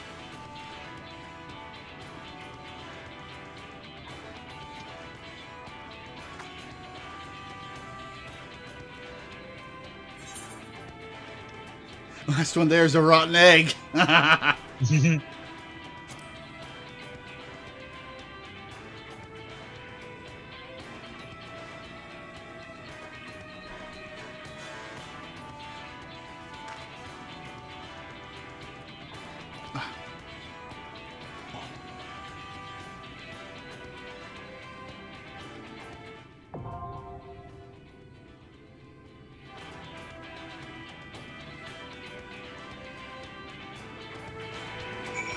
So yeah, obviously these would be the options for doing this as a trust group. All right, I'll small talk with them. Yeah. How many eaters await us up there, do you suppose? 100? 1,000? Not that it matters, of course. Whatever the odds, we will overcome them. Minfilia wanted this world saved, and save it we shall.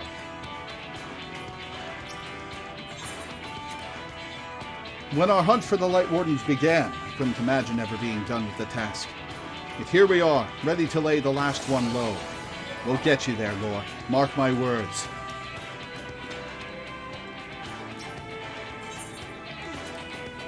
Until Thancred freed me, I knew nothing of Norvrant. But in the course of our journey, I've come to love this land, and those who call it home, and I will give my all to protect them. That which now graspeth the mountain is no mere man of stone. 'Tis the hopes of all who have dwelled in this world, both in the past and in the present. 'Tis the prayers of all who yearn for peace, be they near or be they far. Hell yeah. Above us lies Vothri's new paradise. A paradise swarming with sin-eaters, in which his own people have no place. It ends here, and it ends now.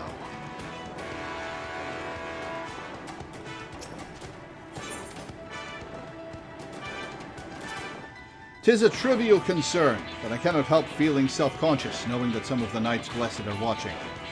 In the guise of Master Matoya, I took great pains to cultivate an image of restraint, yet I don't suppose they will be able to make out all that much from such a distance, meaning I may wreak havoc to my heart's content. I do believe I'm going to enjoy this. Wouldn't want to scare the boyfriend. All right. Beauty Finder. Mount Gulg. Minimum item level. Yes, thank you. And Silence Echo.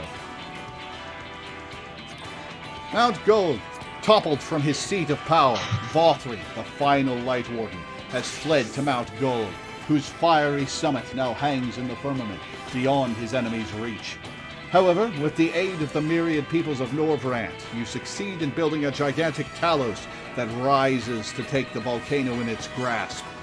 Using the golem's rocky body as a bridge, you begin the arduous ascent to your quarry's newly built paradise, there to put an end to the tyranny of light. All right, everybody ready? Let's do this. I am glad that now you've seen what the Talos actually looks like. You're like, oh, okay, now it makes more sense. Yeah.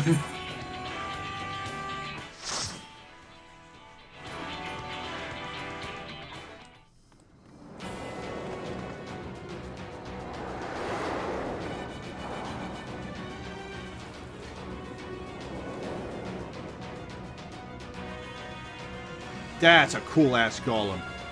Yeah. On the shoulders of giants that we specifically made.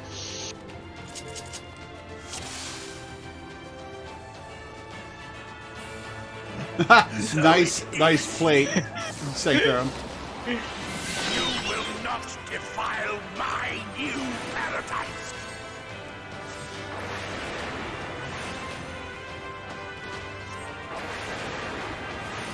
Alright, where the fuck are we? Now I gotta remember my scholar buttons. When you press things, you heal. Yeah. Oh, I have spot vision, I can do that. Yeah.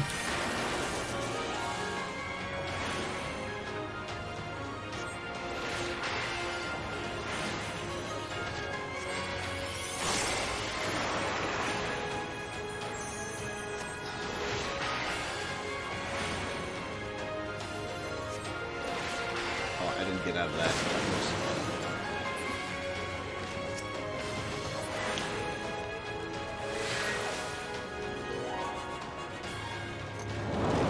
Hand. Whoa! Big hands. How many hands has this thing got? I believe it has 4 arms. And upper arms as well.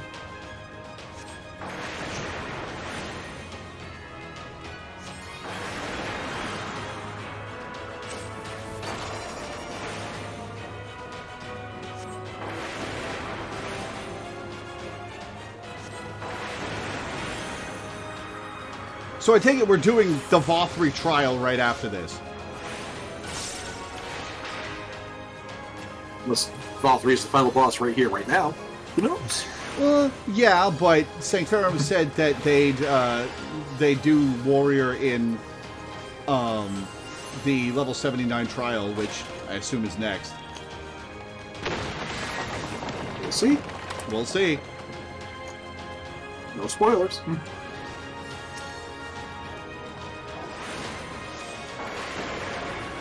Channeling River Song.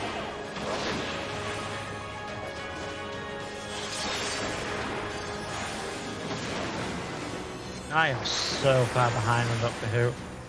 I haven't watched same. anything since the final episode of 11. I need to see how Capaldi regenerates and then onwards from there. I also need to get back to watching the original series. I'm still only season 1 on that. Oh wow, that's a lot of Doctor Who backlog to work through. Yeah. It is, yeah. 60 years of history, plus or minus a few lost episodes. God, that guy who's got some of the... Also, and... That guy who's got recordings of some of the lost episodes and refuses to let anybody see them is such an asshole. Yeah. Well, actually, it's not even... They're not even the lost episodes. They're just... Even though we already have the episodes, somehow he has the copyright for them. Well, that's what piracy's for.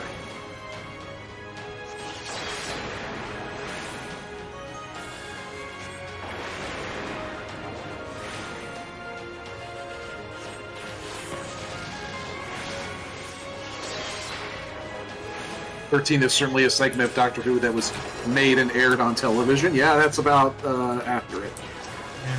Yeah. I really need to watch Shuti Gatwa's season because he is a very attractive man, and I am sometimes a bit shallow in what I watch. Yeah. Did he only do one season before regenerating? No. He's only had one season so far. He's the current Doctor. Okay.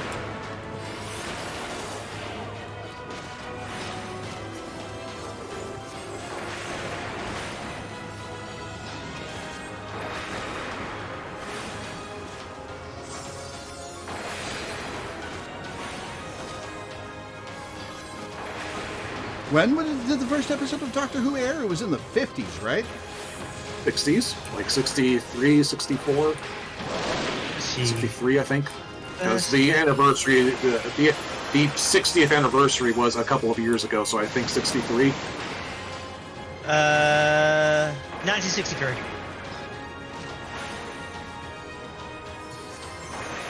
Which, yeah, it is like... It is the longest running sci-fi show in existence. Yep. Which still feels like a slight cheating to give it that title, considering it was off the air for 15 years. Yeah. But it's still like the same show. It is still technically the same show. It's the same continuity. I'm not sure that I would call Modern Who the same show as Classic Who. In the same way that Star Trek The Next Generation is not the same show as the original series. There's a fair but pedantic argument to be made there. Oh, hey, it's his lion thing. Yeah. Why you always lying? Weirdly, this fight has a Realm Reborn music play. Yeah, that's wild. Oh, I don't want to be here. Oh, if you bring fan craze, like, oh, our friends from the cells, we've got unfinished business, unfortunately. It's referencing something that only happens in the cutscene. That's great. Yep.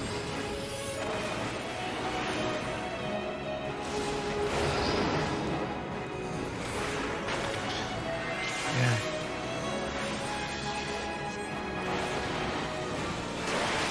Ow.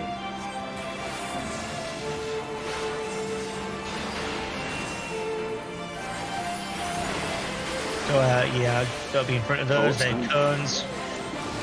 The next two, so the next ones will also have orbs that will explode happening at the same time.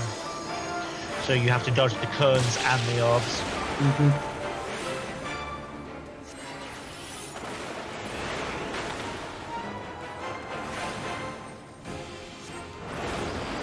And there's always an orb in the middle, so don't be near the middle. Yeah, don't be too close. Whoop. Oh, I was far enough away from that. I was not. Whoops. It's not your fault. It was my fault. I was making fun of you.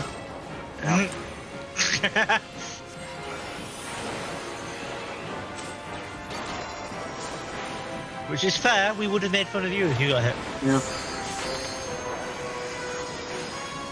I thought I was far enough away from the orb, and I was just inside the perimeter. It still strikes me as funny that the sheer dichotomy of how Teddy and Love treat Law when streaming versus how you and I treat Law.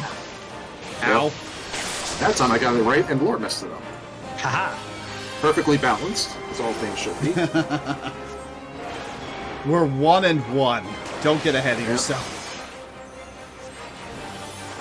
In this fight.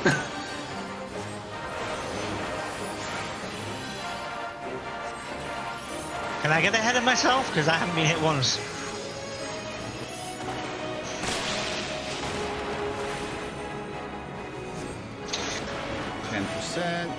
Yeah, like the dichotomy is basically that one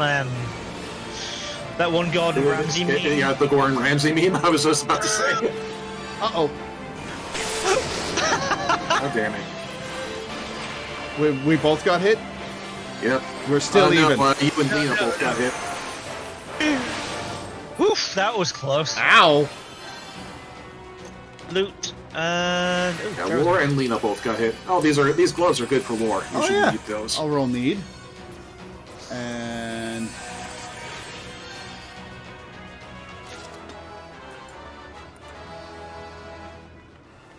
hey, speaking of Thanos, I did go to see the new Captain America movie yesterday, and it was okay. Oh, yeah. Holy shit! These trailers actually look really good with my glam.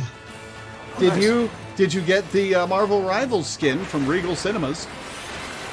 I did not, because there is not a Regal Cinemas in my state, as far as I'm aware. Yeah, there's one in Maine, in Augusta.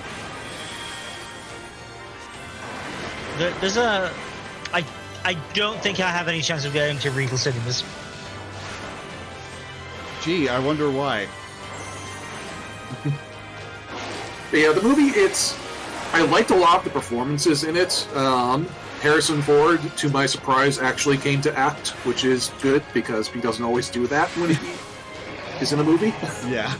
I liked Anthony Mackie. There's a new Anthony character Mackie is always good at minimum. Yeah.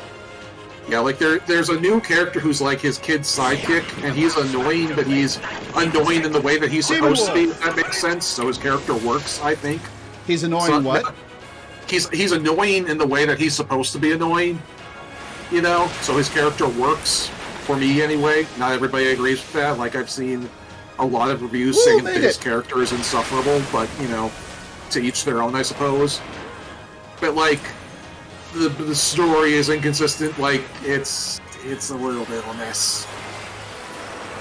It also weirdly feels like it should be a Hulk movie, because, like, I mean, you've seen the trailers, Red Hulk's in it, so, like, where's Bruce Banner? Nowhere to be found. They're not allowed Why to is this not a Hulk movie? I don't know. Yeah, for some reason they're not allowed to do solo Hulk movies under the agreement of how they got Hulk back into the MCU. Which is bizarre. Yeah, What's the reasoning behind that? I don't know. I remember hearing about that, like, a decade ago when... Because, like, I think Hulk was originally owned by Universal or something. And so, like, they made the Ed Norton movie, but then that was it. That was the one solo Hulk movie they were allowed to make, and now he can only appear as... He can only make guest appearances in other movies, which doesn't make a lot of sense to me, and I'm a little surprised that that deal would hold up a decade later. You'd think Universal would want the money. Yeah. And also, like it's been a decade. How is that still the thing? I don't know.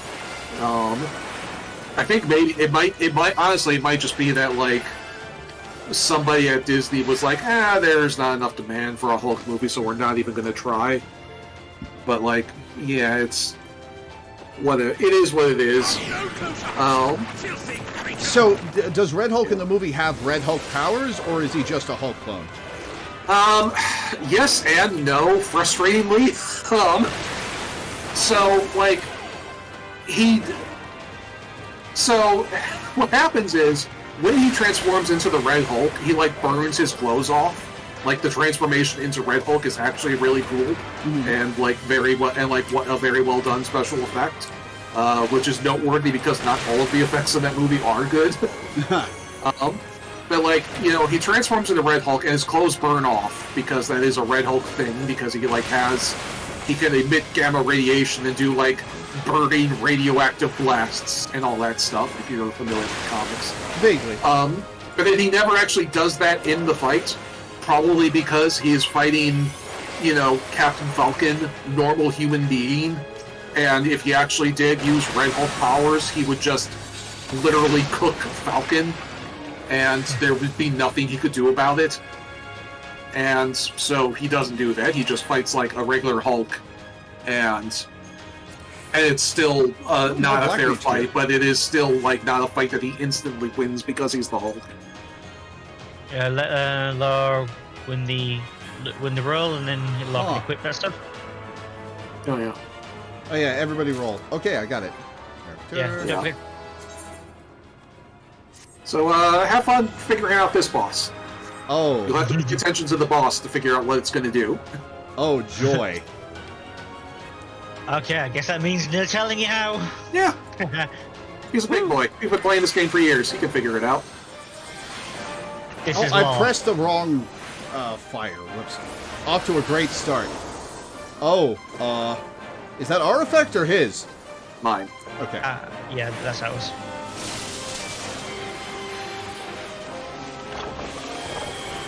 Okay, it's Rubik's Cube. 5. Okay. I see what you've got to do. Yeah.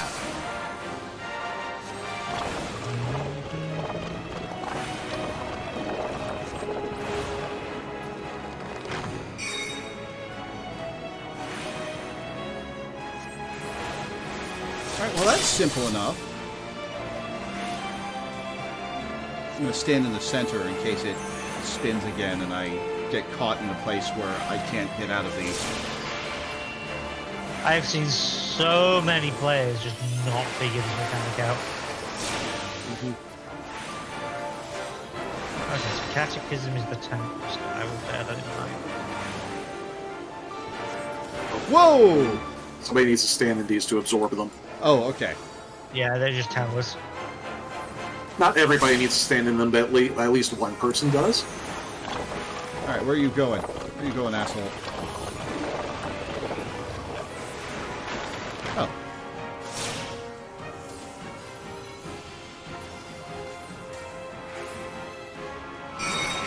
Whoa, okay.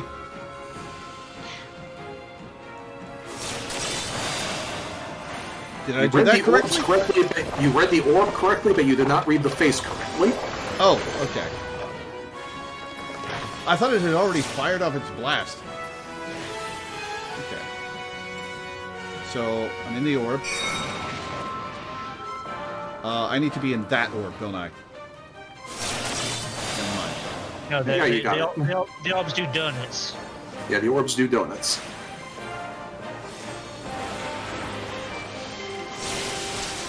Ow!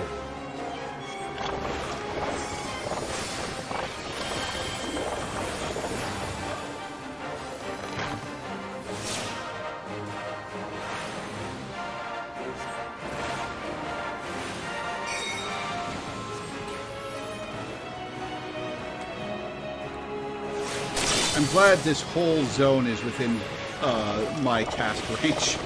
Yeah. Yeah, this one's slightly harder for melee classes. Minda, you might want to move a little. Oh, good.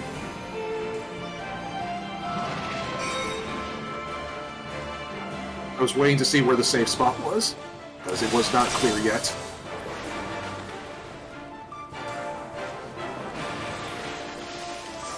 Oh, those aren't things you have to stand inside. They're just AoEs. Okay. I was mistaking them for the tower effect that happened early in the fight. Yeah.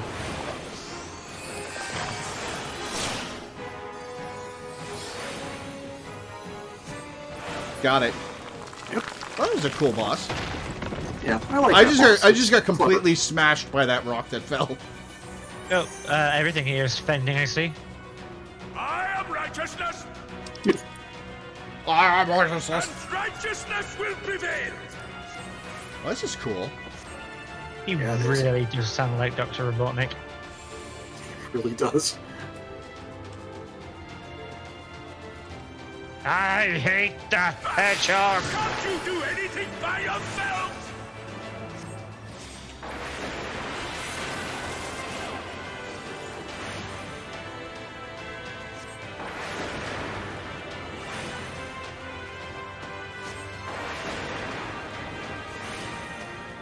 But yeah, so Red Hulk only uses his powers when they wouldn't allow him to instantly win. It's kind of frustrating. And then there's like the other villain of the movie who just like acts very inconsistently, probably because the movie was rewritten a dozen times before it was actually released. Who's and the like other that's villain? also annoying because he just doesn't do anything that makes sense. Who's the other villain? It's technically a secret, but it's also blindingly obvious. It's the leader, who is a lesser-known Hulk villain, Who was in the first Hulk movie? who's in the first Hulk movie. So yeah, this is the longest distance between setup and payoff of any thing that was established in the MCU to date. They did advertise that he was going to be in the movie. Didn't Yeah. they? But like he'll just like do one thing in one scene and then contradict it in the next scene because, again, they had no idea what they were going to do with this character. God, He also, like, there are several points in the movie where he kills people for literally no reason. You know, Yeah, which doesn't sound like a problem for a villain, but it is like a character motivation issue that, like, you know, when characters do things, there should be a reason for them to do things. You know what I'm saying? Yeah. Also, I swear people seem to forget that these movies are based on comics because I kept seeing people complaining about the leader's design. Why does he have such a long forehead? Like, because he has had such a That's long what he looks forehead like in the for thing, 60 yeah. years.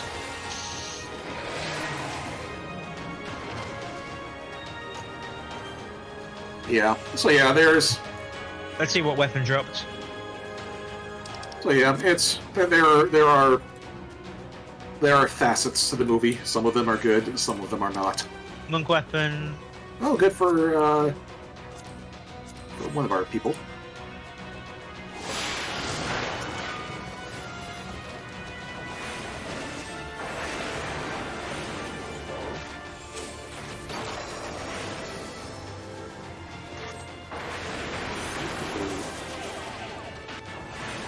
Do we know what the Regal Cinema skin is yet? No idea. Probably, but I haven't kept track of it because I haven't like looked into it because I can't get it, so I don't care. Yeah, Wouldn't surprise me if it was just like Red Hulk. No, Red Hulk should be its own character in Rivals because he does, in fact, have slightly different powers from Green Hulk. I've heard people you talk about are it like taking Red a lot Hulk of should be a damage. Oh, boy. DPS. I mean, he may have slightly different powers, but I don't know how likely they are to make a Red Hulk, especially since they'd have the same silhouette. Yeah. Yeah, there's that.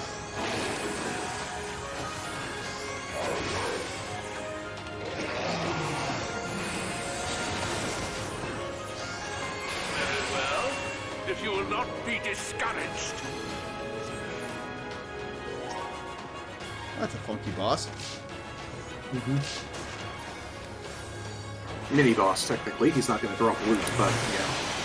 Yeah, he's we thought the same design as a water monster in Swallow's Compass, and also in the He background does look familiar. of a Sirius fight as well.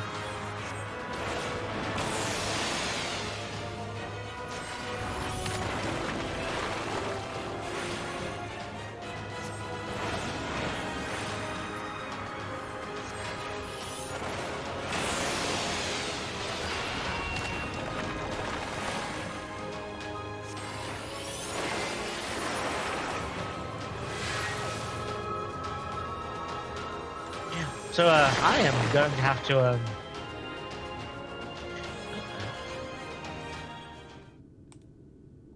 I'm going to have to change my gear before I exit this zone.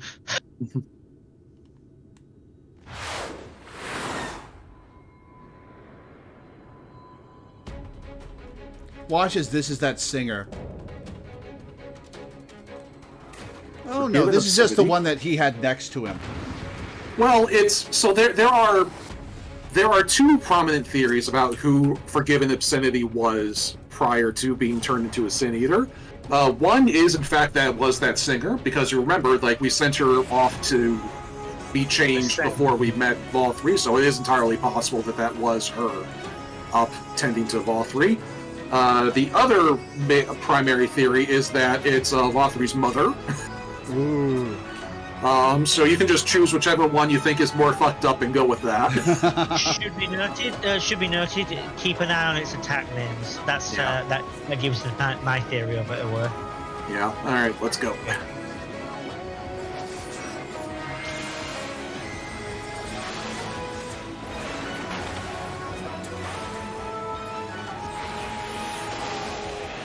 Orison Fortissimo.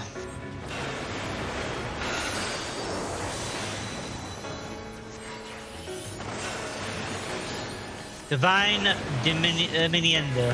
Okay, definitely a singer. Yeah, that's what I theorize. Stop that, damn you! I don't care what it takes!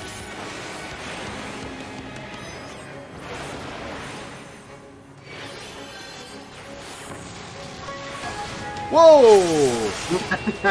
They juked ya. That's not something you can react to. Yes, it is. You just have to pay attention. The boss description did say that she has been gifted with a ring of radiance. Penance Pianissimo.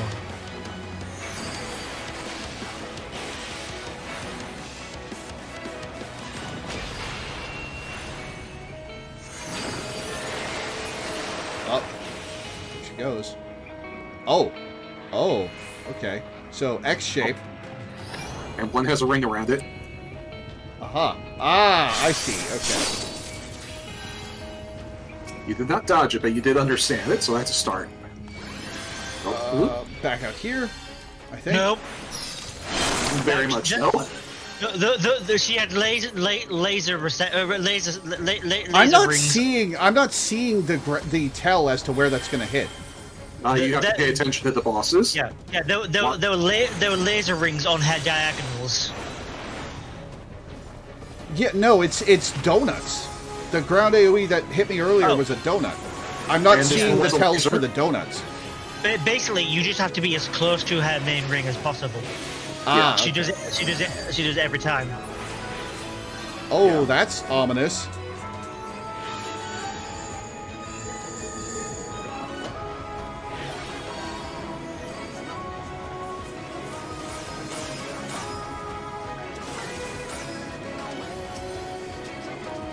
Sacramento, I can't pronounce that word. Oh, so that's a tank buster, right. I will bear that in mind.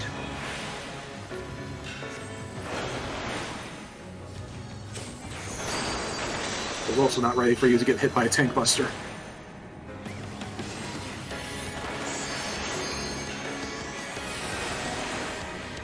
I stepped out too far to get away from the ring.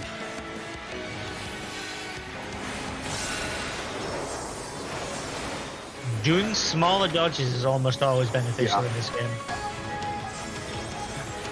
Even if it's just to let you do more, let you attack more.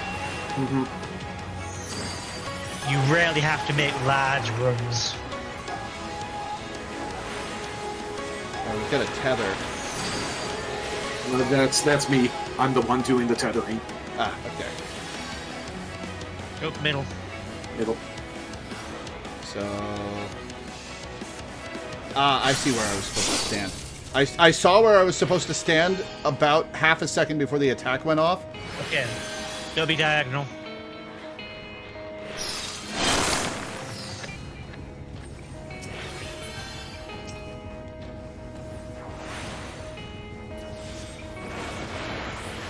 Which was not enough time for me to move.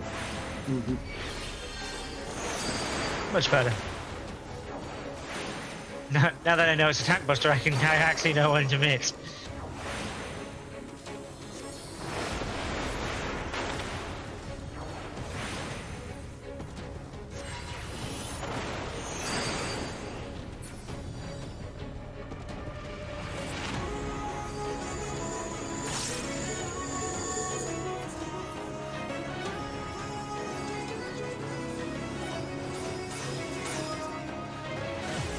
All right, 12%. Attack Buster. 10%. 9%. 8%. Should I limit break it? Sure.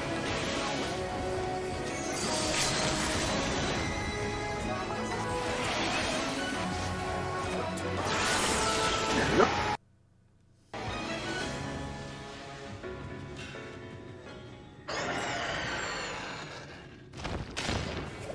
Hell yeah. I often come here specifically to get screenshots because of how glorious this area is. Yeah, Oh, it's yeah. very cool. Yeah, you've seen my paladin screenshot. That's right here. Oh, Yeah. nice. Bum, ba-dum, ba-dum, bum, bum. Oh yeah, the triple try card description has some lore in it. We can share that. I forgot about that. Oh, the music drop. How did the gunbreaker weapon?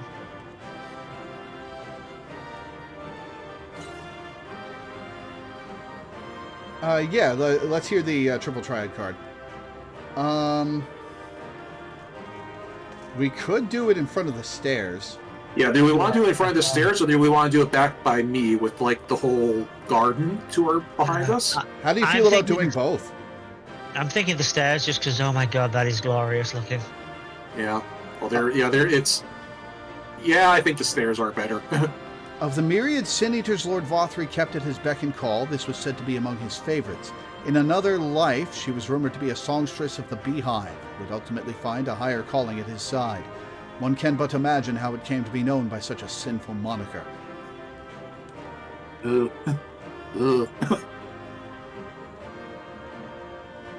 Alright, so, yeah.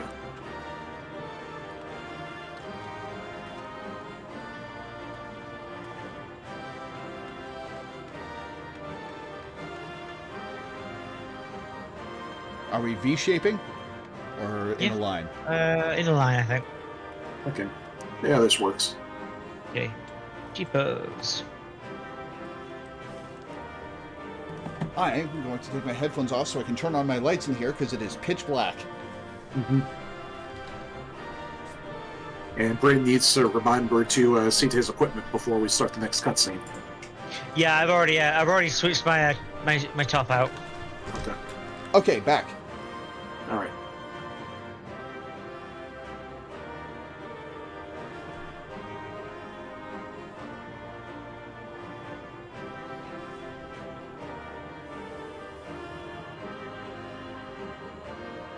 If you go up to Urion J, he says, all has gone according to plan to the extent that there is a plan.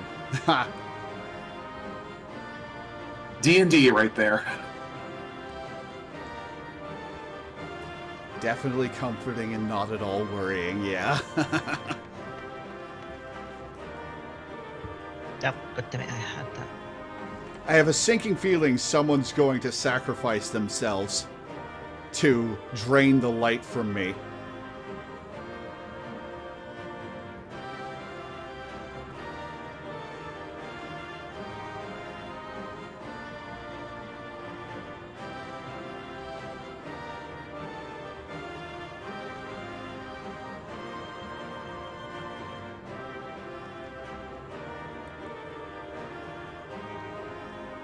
So here's the question. Did Vothri kill a Light Warden, or did he just show up to rule the city with his promise of controlling the Sin Eaters? I think that's been answered already. Hasn't Not it? yet. Okay.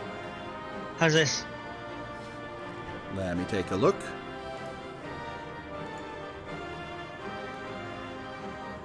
Very nice. Very nice. Awesome. I'll share that with the group then. Excellent.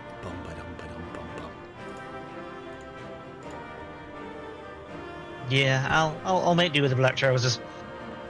Okay. You can't just manually equip the worst trousers for the trial. It's not like we're going to be that pressed for stuff.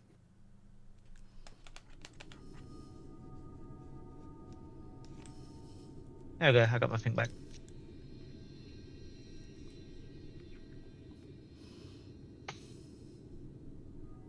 The end is near, my friends. We have found Vorthri's hiding place.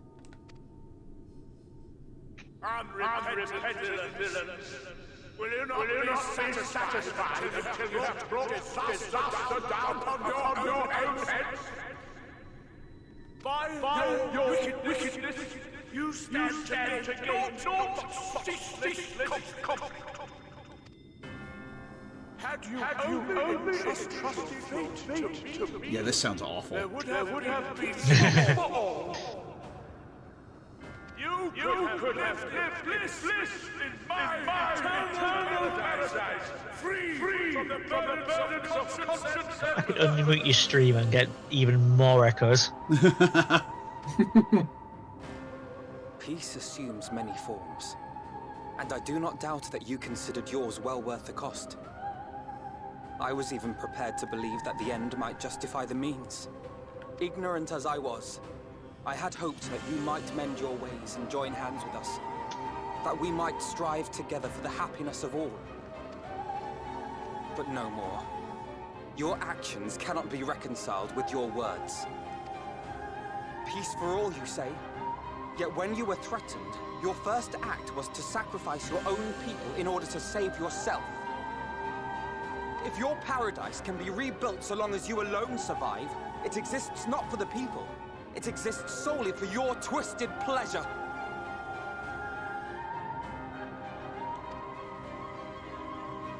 Hear me, Vorthri. The people won't submit to your will, for we each have our own. I made a promise to a noble soul, a woman who saw fit to entrust me with her legacy, and I mean to keep it. Everyone who stands with us has something precious, something that they cherish and would die to protect. They know their own hearts. They know what they want for this world. And by lending their strength to our cause, they have spoken. No matter how hard you may try to bend the world to your will, we will never yield! Hell yeah, you tell him. Silence! Not another word! Oh, you turned off the reverb, huh? You presume to lecture me. Insolent worms. You will learn your place. With my true powers awakened, I will expunge you like the filth you are. Your demise will serve as a reminder to all that I am the zenith of mankind and Sin Eater both, chosen to rule over creation by right of transcendence. My very existence is virtuous. I am perfect, immaculate. He seems disinclined to grant us an audience. Yeah, he's scared. Find Vorthree. We will hold the Eaters here. Come! Let's finish this!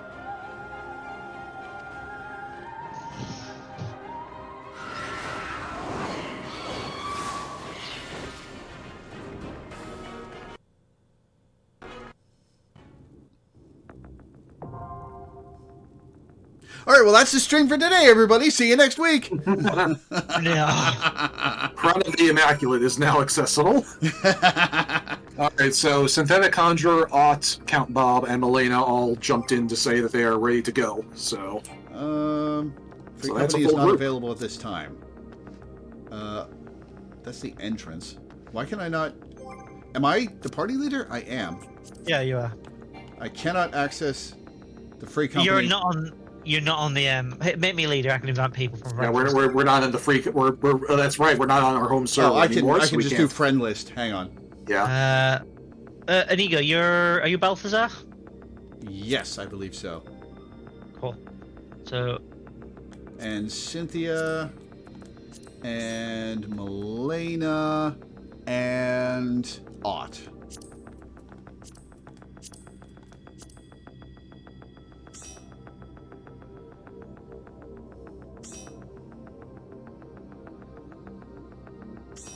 Awesome. All right. Let's arrange ourselves class-wise. So Lena called dibs on tank.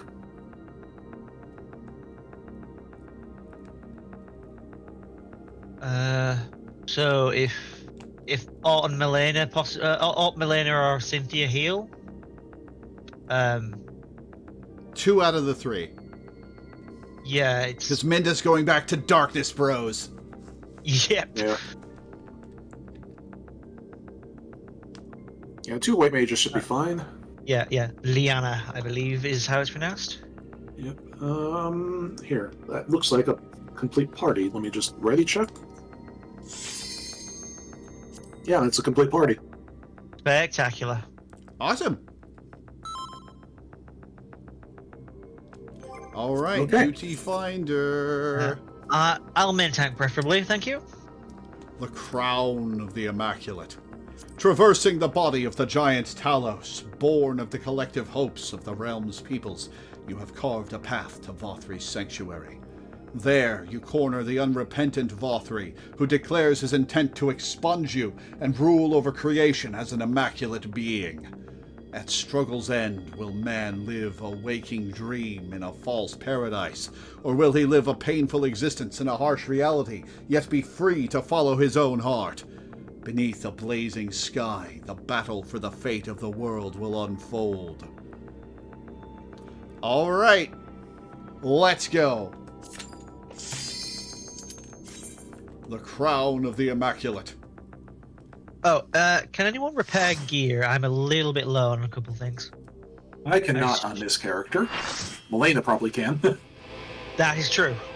If she's okay to Are you use. so determined to die? One last chance, villains! Bow down and acknowledge your king! Your god!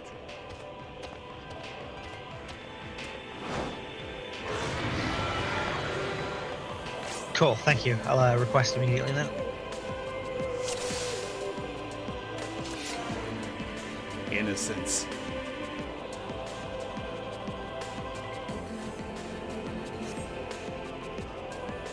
Beat your ass in Orith, we can beat your ass in Norvrand. I was just thinking about Innocence and Path of Exile. Mm-hmm. Yep. In the land of sin incinerators, Vothri is innocence. Yeah. Bullshit. But there you go. Let's do a ready check. Okay, I will start a countdown. Do we have a dancer? We don't, but I'll still do a 16 just in case. Yep. I could have gone dancer, I suppose, but Reaper's fine. Huh? Darkness Bros. Darkness Bros. Darkness Bros.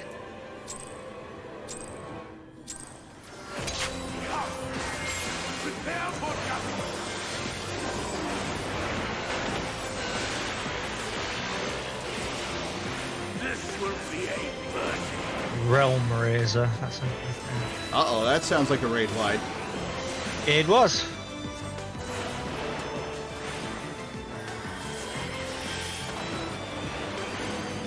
To me, my servants, feast upon these villains and their foul sins. Alright, that's a lot of ads to grab. It is indeed. I've got a couple, and Soul's Bridal, that sounds like a tank bust, and it was. Yeah, Leanna has the rest, so we are good.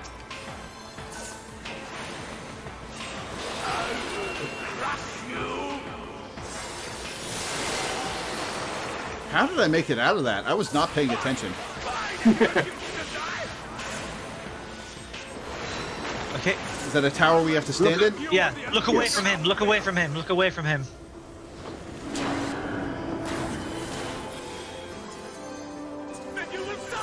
Yeah, confusion. Alright.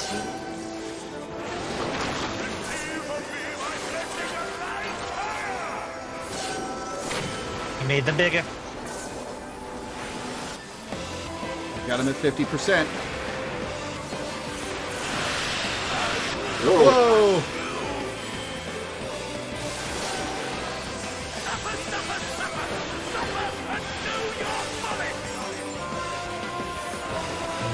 Reprisal. Cool. 40%.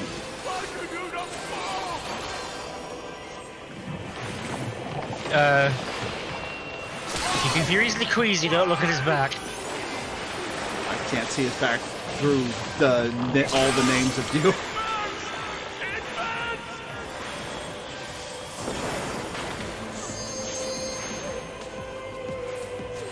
%.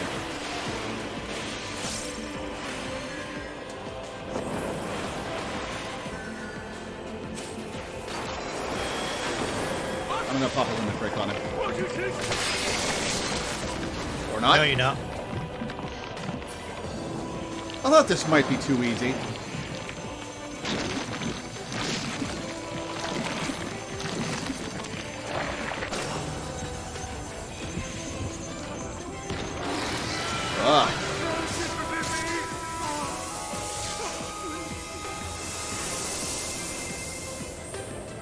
Oh. Well, that's a much less interesting character design. It's basically Emperor from Final Fantasy II with long hair. Well, I thought it was a little odd we were finishing the fight with only 1 bar of limit break. So, it's a popular theory that, given the naming of the other light wardens, that if he wasn't, you know, sapient like he is, he would be agape, love for the gods. Ooh! Wow, I got that flare off just in time. Oop.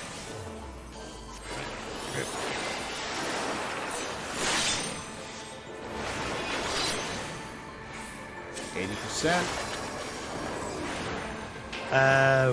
You should be using Despair against single targets. I think you've got it at this point, right? I don't think so. Oh, okay. Is Despair after level 80?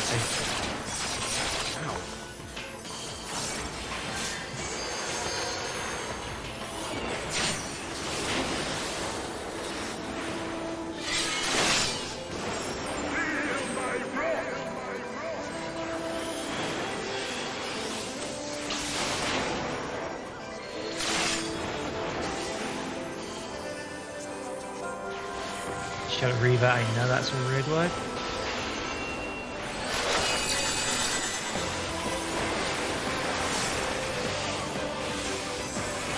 Once again, love the boss music.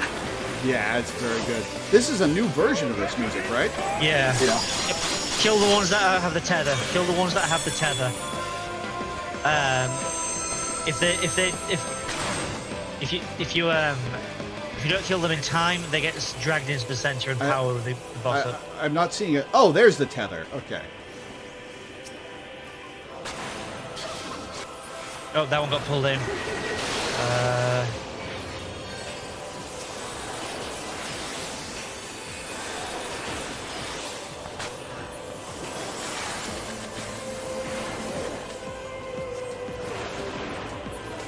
Okay. I wanted a group that... Yeah, Venery. I once had a group that was so completely refusing to listen to any advice about the tethers there that I actually had to limit break just to get a tank limit break just to get us through this. Because we died to this attack here 6 times. Ooh.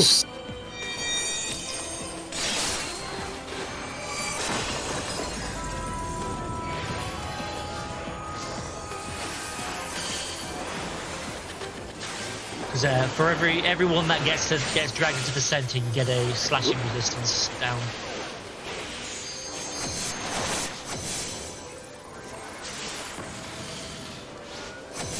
These attacks are very pretty. Like the stained glass explosions. Group up on me. Group up on me, please. Thank you. You're welcome. Very nice. Winged Reprobation here, this attack here, is a blue mage spell. Oh, yeah. Oh, this is a different part of the track. I like this.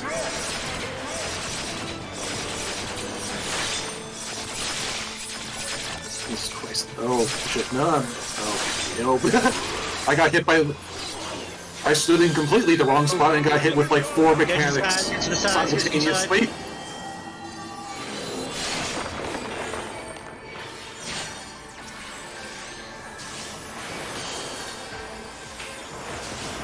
I'm at 25%. Alright, we do have LB up, so we'll save that for lore soon.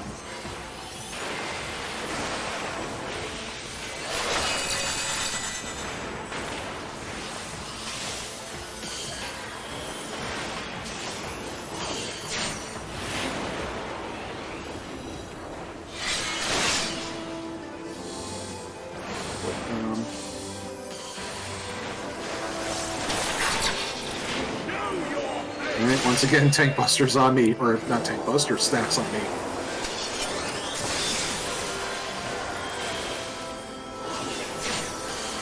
Go north or south?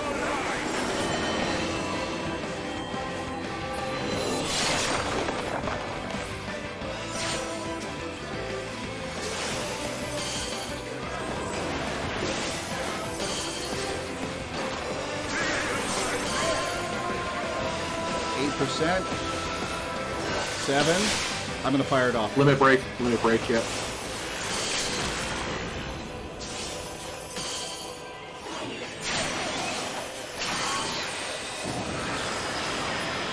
Nice.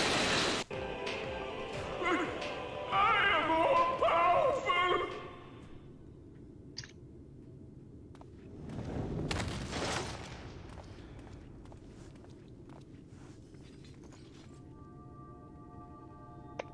All right. Time to see what the hell happens to me. Well, that's where I get a screenshot. Oh, right. That happens after we try to leave the area. I think in front of the stairs again. Yeah, definitely. Because Vol 3 is not very photogenic right now. I do like the opportunities we have to pose with the boss, but he's just face down on the ground, man. Come on.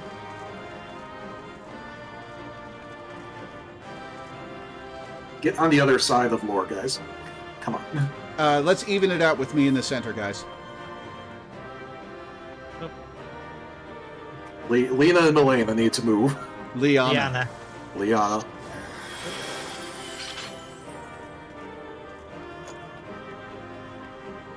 We're uneven again.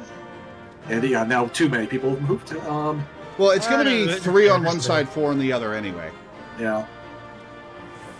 Yeah, it's just Alt being wider generally means he like weights one side more than the other. Yeah, true. Okay, I'll try G-posing now. Yeah, that'll work. Darkness Bros front and center. Hell yeah. Yeah, I've commented on this before, but I do find it funny that if you go through the storylines for, you go through the storyline for Black Mage, which is about harnessing your inner darkness. You go through the storyline for Dark Knight, which is about harnessing your inner darkness. Then you go through the storyline for Reaper, which is about harnessing your inner darkness. It's like, all right. There are three very different types of inner darkness, though. Yeah. Mine's the best inner darkness. Yes. And Dark Knight and Reaper both give you little passengers to live in your head.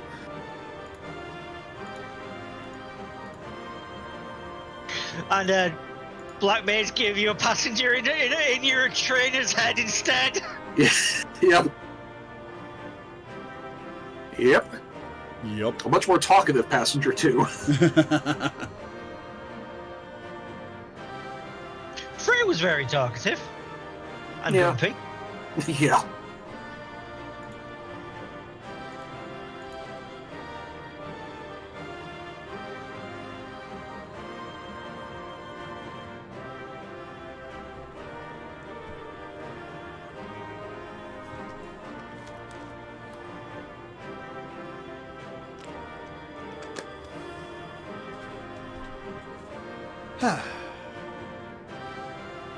So, what's gonna happen? Because we haven't gone to the 6th zone.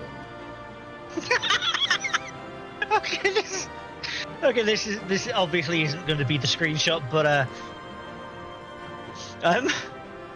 I just The power of nuclear fire. I'll share that with chat.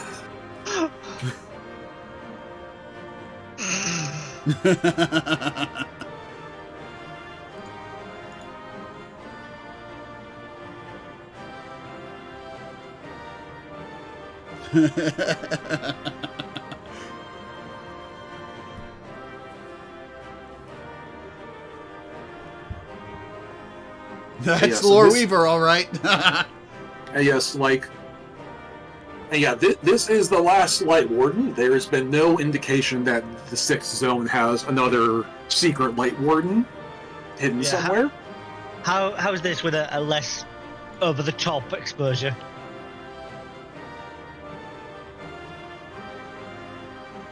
I think that works pretty well. And if we want it without the without the thing in the exposure, way, without the staff in the way, let me just there is this as well. I like that. I like that a lot. That looks very Dark Souls. Praise the sun! Okay. All right, go ahead and share that last one. Yep, I'm doing it. POV, you're getting meteored, idiot.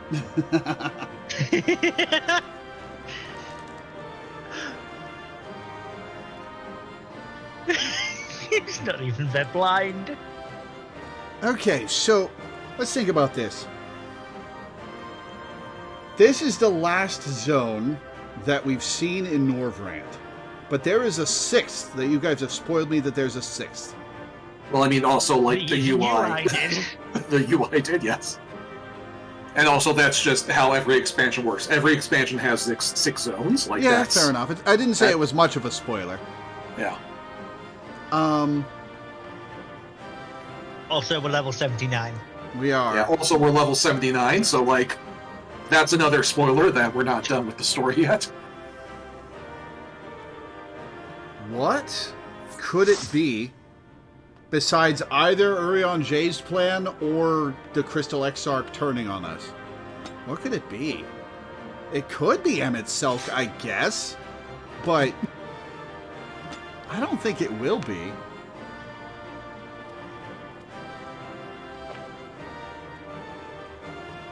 Just give us a countdown for the leave duty, because I'd like to sync up cutscenes.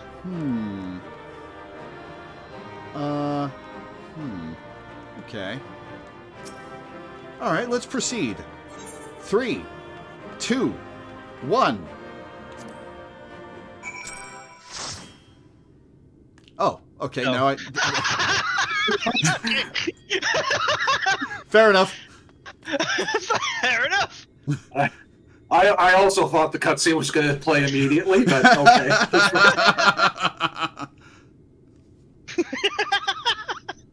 With your powers, you could have done so much good. Well, looks like we missed it all yet again. There lieth the last of the light. A dramatic transformation, the result of the Sin Eater within emerging to claim dominance, I assume. Yeah, that reminds me. So Matt Mercer has played Final Fantasy XIV. Like, he has tweeted about it here and there, once or twice. And in the Critical Role adventure book that got published a couple of years ago, the final boss for the whole adventure module ends with a boss fight that starts as, like, just this big, grotesque blob of a human being that, like, dismembers its shell to emerge as an angelic being, and I'm like 99% certain it was inspired by this fight. Come on, Matt. Come on. It's like, the context is very different, but like, that is still like the visual language that is used for the final boss battle. I'm like, I have seen this somewhere before. We've secured an escape route. Do what you must. All right, Reen. Is that Valtteri? Shrug. I see. It's finally over then. Now night will return to all of Norvrant, bringing salvation to both of our two worlds. Upon speaking with Reen, several cutscenes will play in sequence! Yep. It is recommended that you set aside sufficient time to view these scenes in their entirety. Well, it's too late to back out now. How do I get back here? How do I get back here if I... Why are you warning me? There is an entrance, like, on the north end of the zone, but, like, we're committed. We're committed. We warned you this was gonna run long. 5-hour stream. Let's go.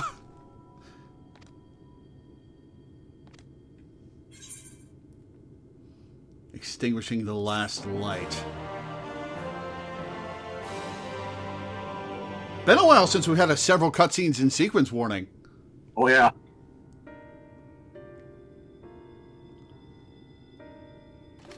Oh, he's still alive. Am I cast down?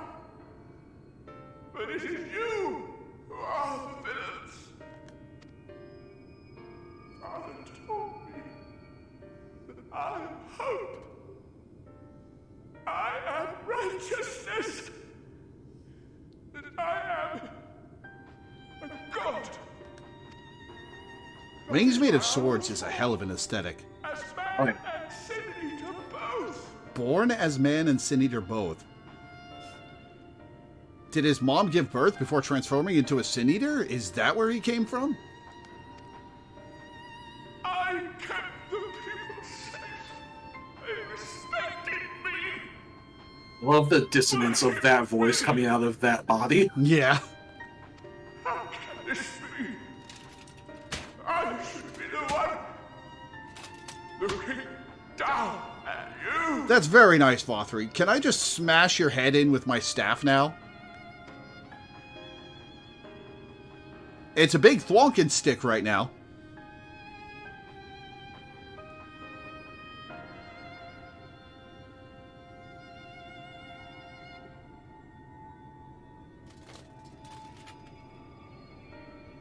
Help me. Damn you. I am your god.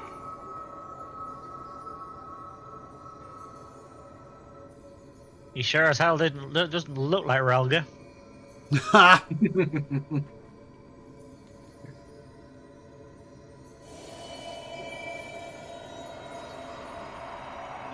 All right, moment of truth, Urion J. What's the plan? What's the plan?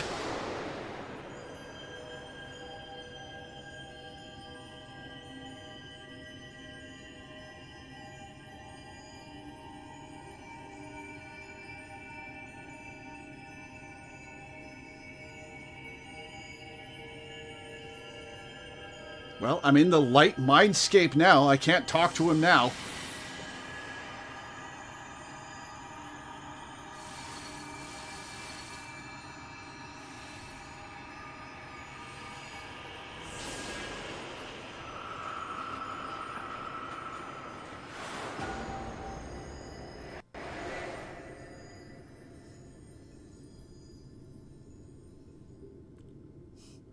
Turns to Urion J. What is the plan? Look. The sky. Nice. Oh, that looks even better. That makes this place look even cooler. Is it about to light up again because I've got an overflow of light in me?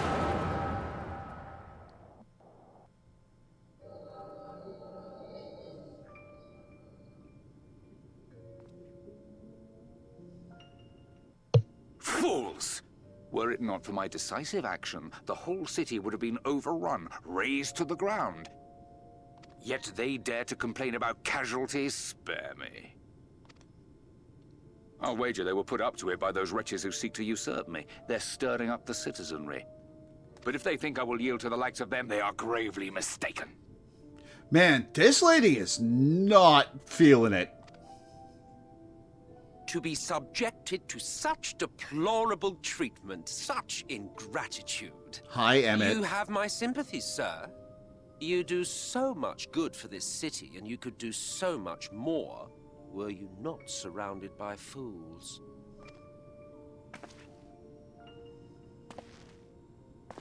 Oh, that's a different outfit. It's his work outfit. Who are you? You're not supposed to be in here. My apologies for the intrusion, but I come bearing a proposal. One that will ensure the longevity of your reign.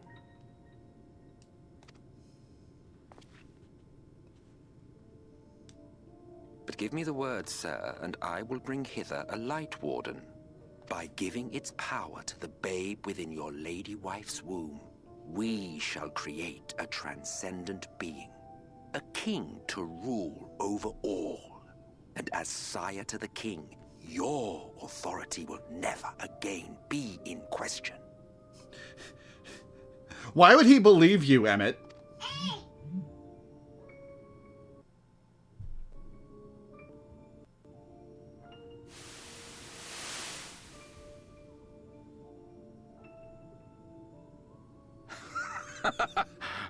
Amazing. Before my Vortri, they behave as docile pets. With this gift, my line should be guaranteed power for perpetuity. We shall rule the whole world. By all means, sir. United under Yulmor's banner, men will cease fighting and abandon their ambitions. Thus, they will grow fat and complacent, and in their sloth, seal your supremacy.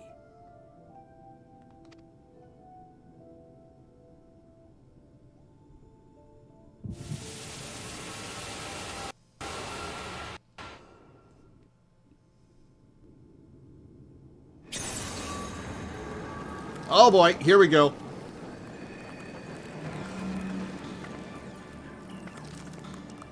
Are you all right? Nope, I am not all right.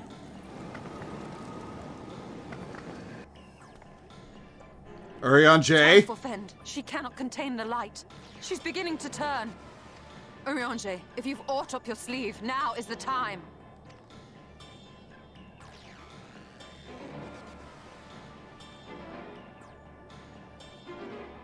It's changing back.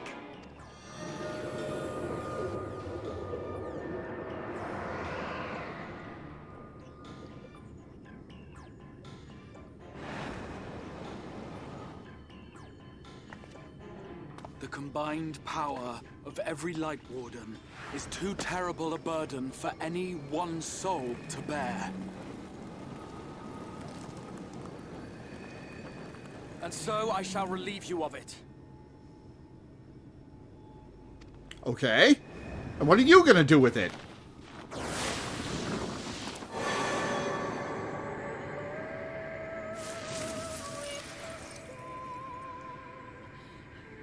Exarch, what are you doing? Yeah, aren't you just gonna become another Light Warden? Or are you too entwined with the Crystal Tower for that to affect you?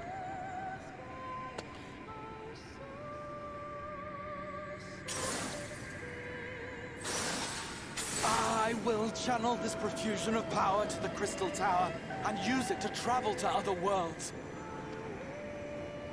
As I have dreamed of doing ever since I first learned of their existence. You are turning on us. Who would choose to remain here in this dying realm when they might go elsewhere and begin anew? Not I. And thus did I use you. No, I don't believe you. It doesn't make sense. Damn you! We won't let you do with her as you please. Do not interfere! Please, I beseech you all, let him go!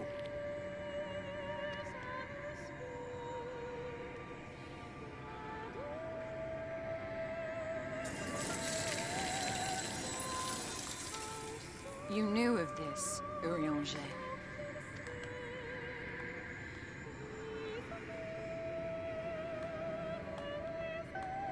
'Tis all a fiction.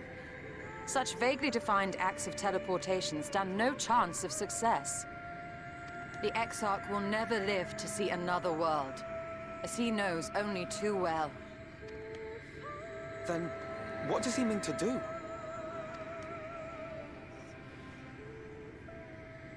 He means to take the light with him into the rift, where he will die.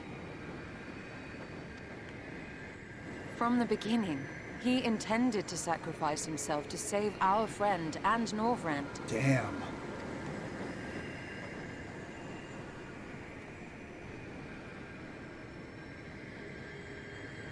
At journey's end, an opportunistic thief makes off with the hero's prize.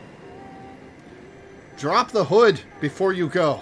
A paltry way to end a chapter, I concede. Yet your tale will continue, and my role in it will scarcely be remembered.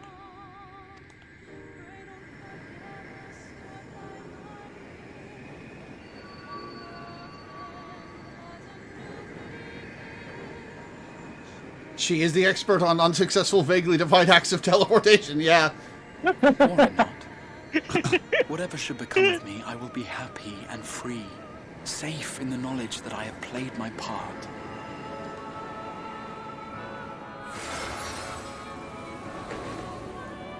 I knew it!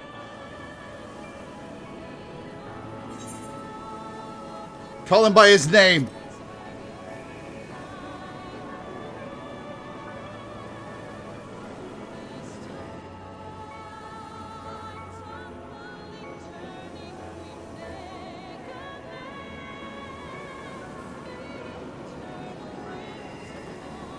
Thank you for fighting for this world, for believing.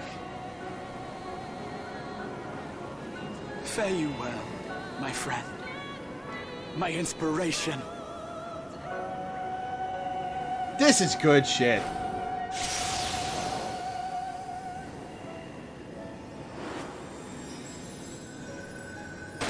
Though I did call this fairly early on.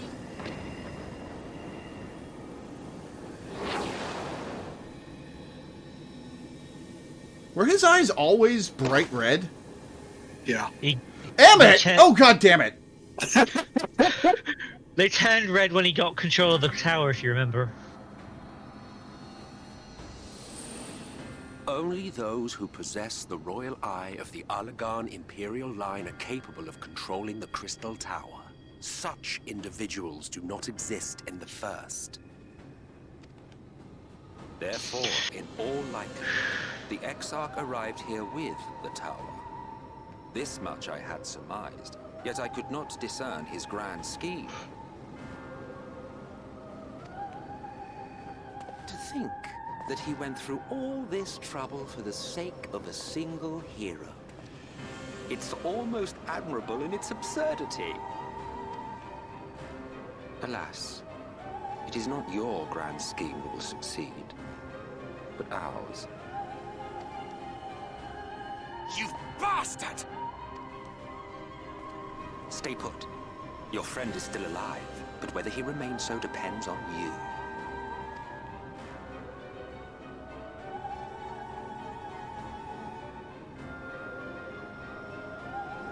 What a disappointment you turned out to be. I placed my faith in you, let myself believe that you could contain the light.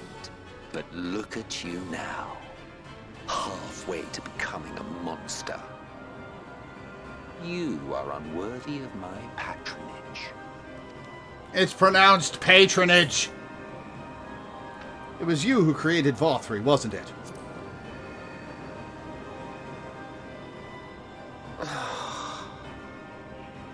I am an Ascian.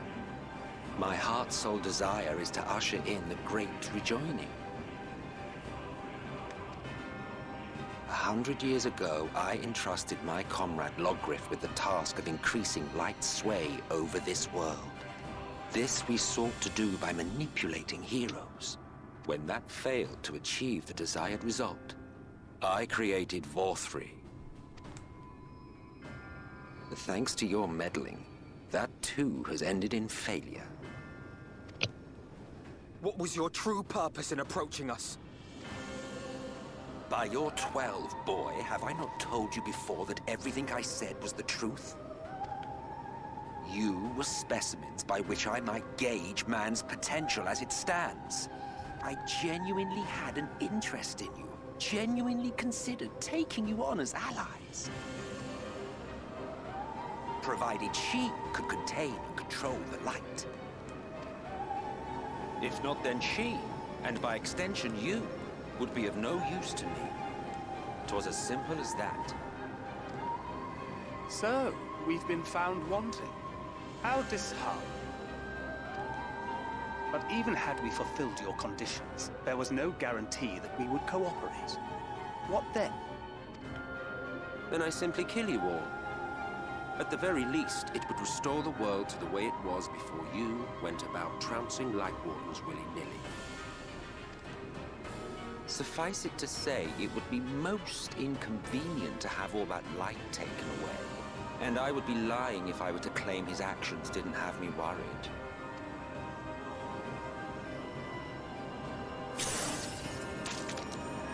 Ooh. You still retain your form and your senses. But you have all but become a sin-eater. I turn my head and vomit white blood in his face instead of on the ground. World in light. Those in your company will likewise turn into sin-eaters. And in time you will succumb to your base instincts and hunt innocents to feast on their sweet, sweet ether. Those few with the will left to fight may rise up against you. But before your absolute might, they will quickly know despair. There is no hope. We are finished. Mankind is finished. Ah, the irony. What Valkyrie achieved through bliss, you achieved through despair. God, this guy is an asshole. But I have overstayed my welcome. An entertaining one. I shall look forward to seeing you bring the world to its knees, hero.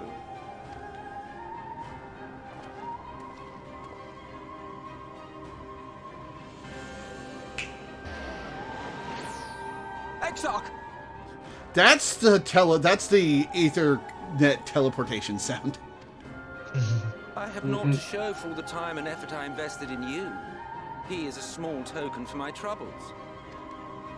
I did not expect that I could learn aught from man, But I may yet learn something from all the knowledge he had hoarded for his precious hero.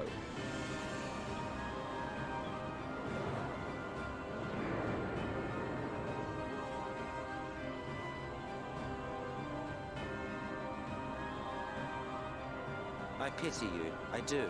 Okay, so how am I getting out of this? Your friends are now your foes. If you do not kill them, they will kill you. When it all becomes too much to bear, seek me out at my abode in the dark depths of the Tempest. Dark depths There, of the Tempest. You may complete your descent into madness with some dignity, far from prying eyes.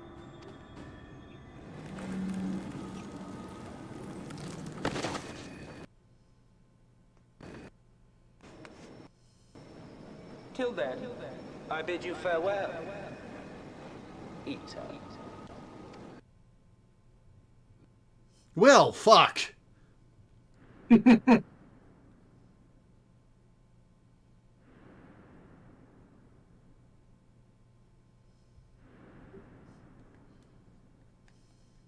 So Artbert soothed me and soothed my light problems a bit ago.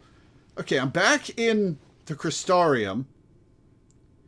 And I presume light followed me. The light in the sky followed me from Yulemoor. Ah, finally.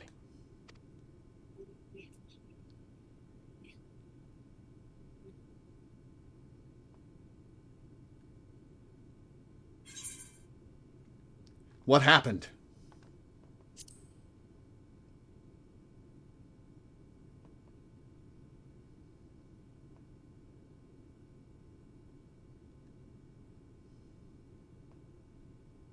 After you collapsed, Emmet's self vanished.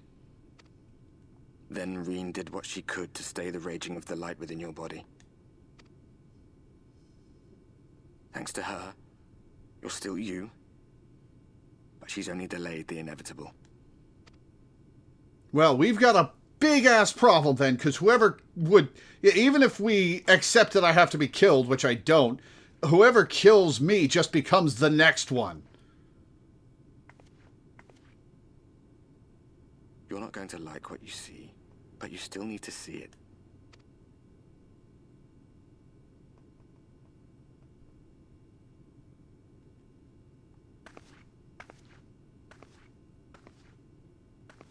Yep, the light's back in the sky. It followed me. Yep. The fish are gone! Sorry, I will explain that later.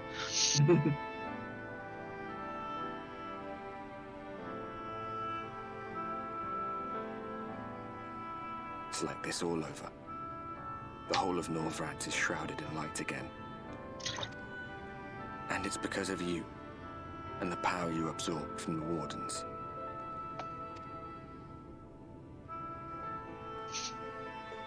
No one knows but your friends. When they carried you down from the mountain, they told everyone waiting below that they didn't understand why the light had returned. And now they're out there trying to allay the people's fears, while searching for a way to save you. Well, fuck.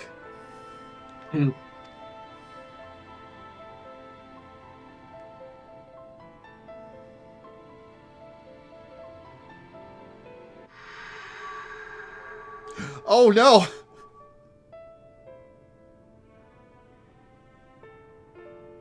Help. I've been race-bended!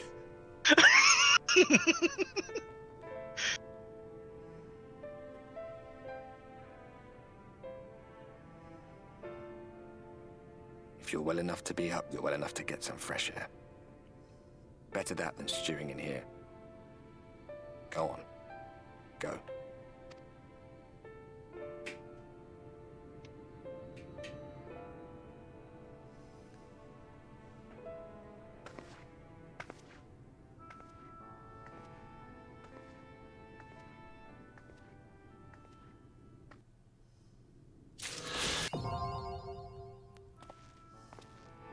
So yeah, the plot took a couple of swerves there. Just a little bit. Holy shit. I mean, I called it was Graha, like, early on, right? A little bit. You're always a little into... You always were hedging your bets, but, like, it was... I mean, really, there just aren't a lot of other options it could be. Like, there's just, like, it's gotta be Grawha. There's no one else it could be. I did try... yourself in and out of it. Yeah, you constantly were talking yourself in and out of it. I did try and misdirect you, because you know how, like, throughout this entire expansion I've been pointing out that the Exarch is shorter than I am, and I am a minimum height Makote, so he's, like, too short to be Grawha. Well, would it surprise you to learn that I used the Fantasia just to make myself taller? It's a fucking brawly movie! That's awesome! Oh, well played! Oh, you bastard!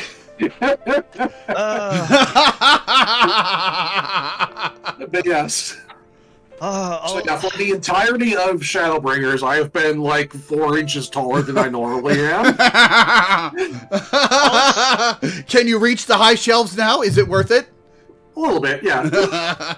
Also, on my end, I deserve an award for not calling him Grawha this entire time. Yeah. No. I deserve a reward for the sheer levels of self-discipline I've been having, and not squealing at all possible moments every time Grawha's on screen, because I love him to bits. He's my favorite Final Fantasy character. I'm obsessed with him. I am tired having to do this since A Realm Reborn. Yeah. But yeah. So yeah, this has been another thing, is that, like, another reason why it's really hard to avoid the Grawha spoiler is because there are so many people who will say that Grawha is one of their favorite characters, which is just kind of baffling if you've just played the Crystal Tower and did nothing else. Because, like, this one, he's a Hopcat boy, but he shows up for one quest line and disappears. Why does everyone give a shit about this guy? And then he shows up here and he does all of this for you, and it's like, okay, well, now I understand why he's everybody's favorite character.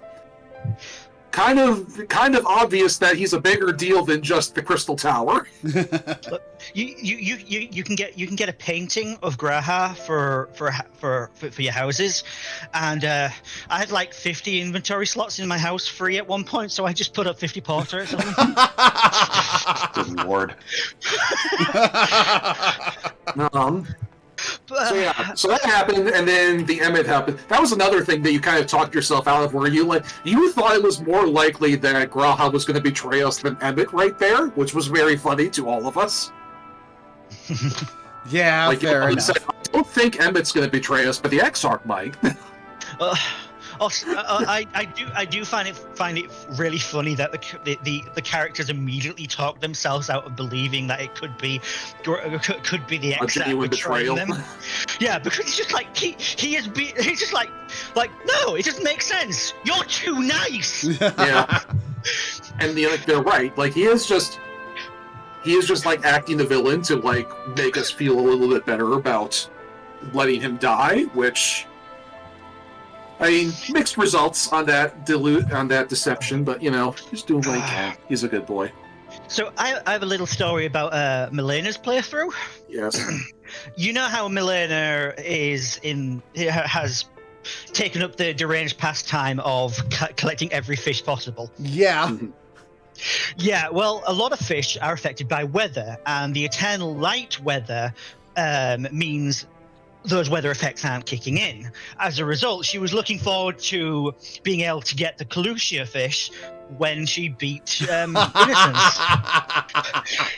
And she was stuck with the everlasting light. Yes, but here's the thing: like she was streaming it for us, and we were watching her reaction to the cutscenes, and then. When the character opened the window to look into the everlasting light, Milena's immediate reaction before absolutely anything else was, "The fish are gone!"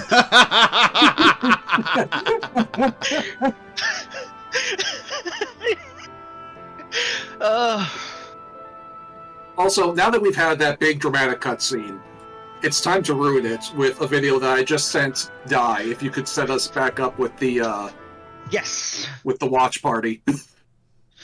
Okay. And I think that'll be where we close out the stream because we're already more than an hour over time. Yeah. Okay. Let me make sure I've swapped over. I have. Cool. Okay. You ready for me to play? Yes.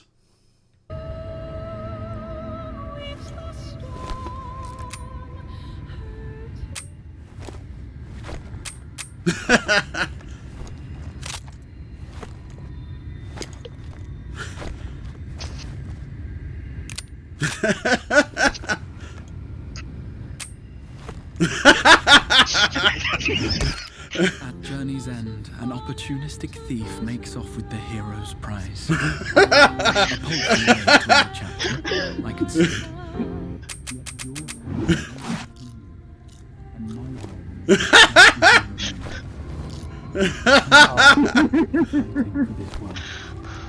For believing.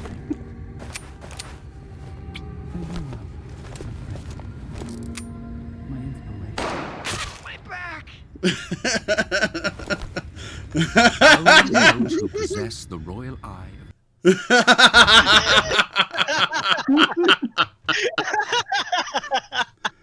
Oh god. Benny G has some of the best videos. That's fantastic. Benny G has another skit based on this scene, but it's more of a spoiler, so we're gonna have to wait on that one. Yeah, that's fine. Oh man. Yeah. So yeah, that's also that's something that happened in chat earlier that we had to pass over because we were talking about stuff. Is Zay said that when he had the exact same reaction at the exact same time as when I said, "Are you an older Alphino?" Yeah, I saw that. Yeah, I was kind of hoping you would stick with that theory right up until the end because that would have been hilarious. I think it was a good theory. It was a decent theory. All right, well, we're well over time. Yep. And next time I will be back to minimum my Mikote for real now because time for the illusion has passed. That's brilliant. I'm so happy you did that. Yeah. There was a point where you stood next to the Exarch to show me, right? Yeah. Yes. Yeah. Of course, I was in on the entire thing. Of course. Oh yeah, the eye thing. That's another thing is that like originally when this game first came out, Crystal Tower was not mandatory because like you remember that like we actually did reach a point in MSQ where it was like you have to do Crystal Tower in order to progress MSQ. Mm-hmm. That was not originally true. It was entirely possible to like not do CT and then the Graha reveal would make no sense whatsoever. Yeah, like some patch after Shadowbringer came out, they made it required for MSQ just so the story would make sense. Calling his name was an optional dialogue thing that would only appear if you'd done the Crystal Tower. Yep. Well, I'm glad they made it mandatory because you've gotta. Yeah. There also like there's more side content that plays into this, but we'll talk about that later because all has not yet been revealed. Indeed. What do you think? Are we finishing Shadowbringers next week? Oh no. No. Oh, awesome. So there's it's gonna be a long trek from 79 to 80 then. Yeah, I mean there's a whole other we have a whole other zone to get through. True. We'll probably do it in 2 streams, but one stream it would be like 6-7 hours, but like... Yeah, I was going to say, like, it's 2 or 3 streams. Yeah. My money's on 2, I think, if we focus up. Oh, when have we ever focused up, Minda? Yeah, it's a whole entire zone, but it is like a relatively short stint of MSQ, but it is still like... It's an entire goddamn zone we have to get through. Yeah. Oh, I can finally take a photo of my Graha statue with the... show me! Available. Yeah, we can share that after the stream. Because, fair enough. Also, like, before you log off, don't forget to go back to our normal world. Yes. In fact, let me do that right now while I'm thinking of it. Yeah. And also give Melina those turn-ins. Yeah. Which you can do from your menu right now. You don't need to go anywhere for that. True. Oh, it's raining and night in Gridania. All right, back to Exodus. Must be playing solo or in a crossword party to use this feature. Party disband. Yes.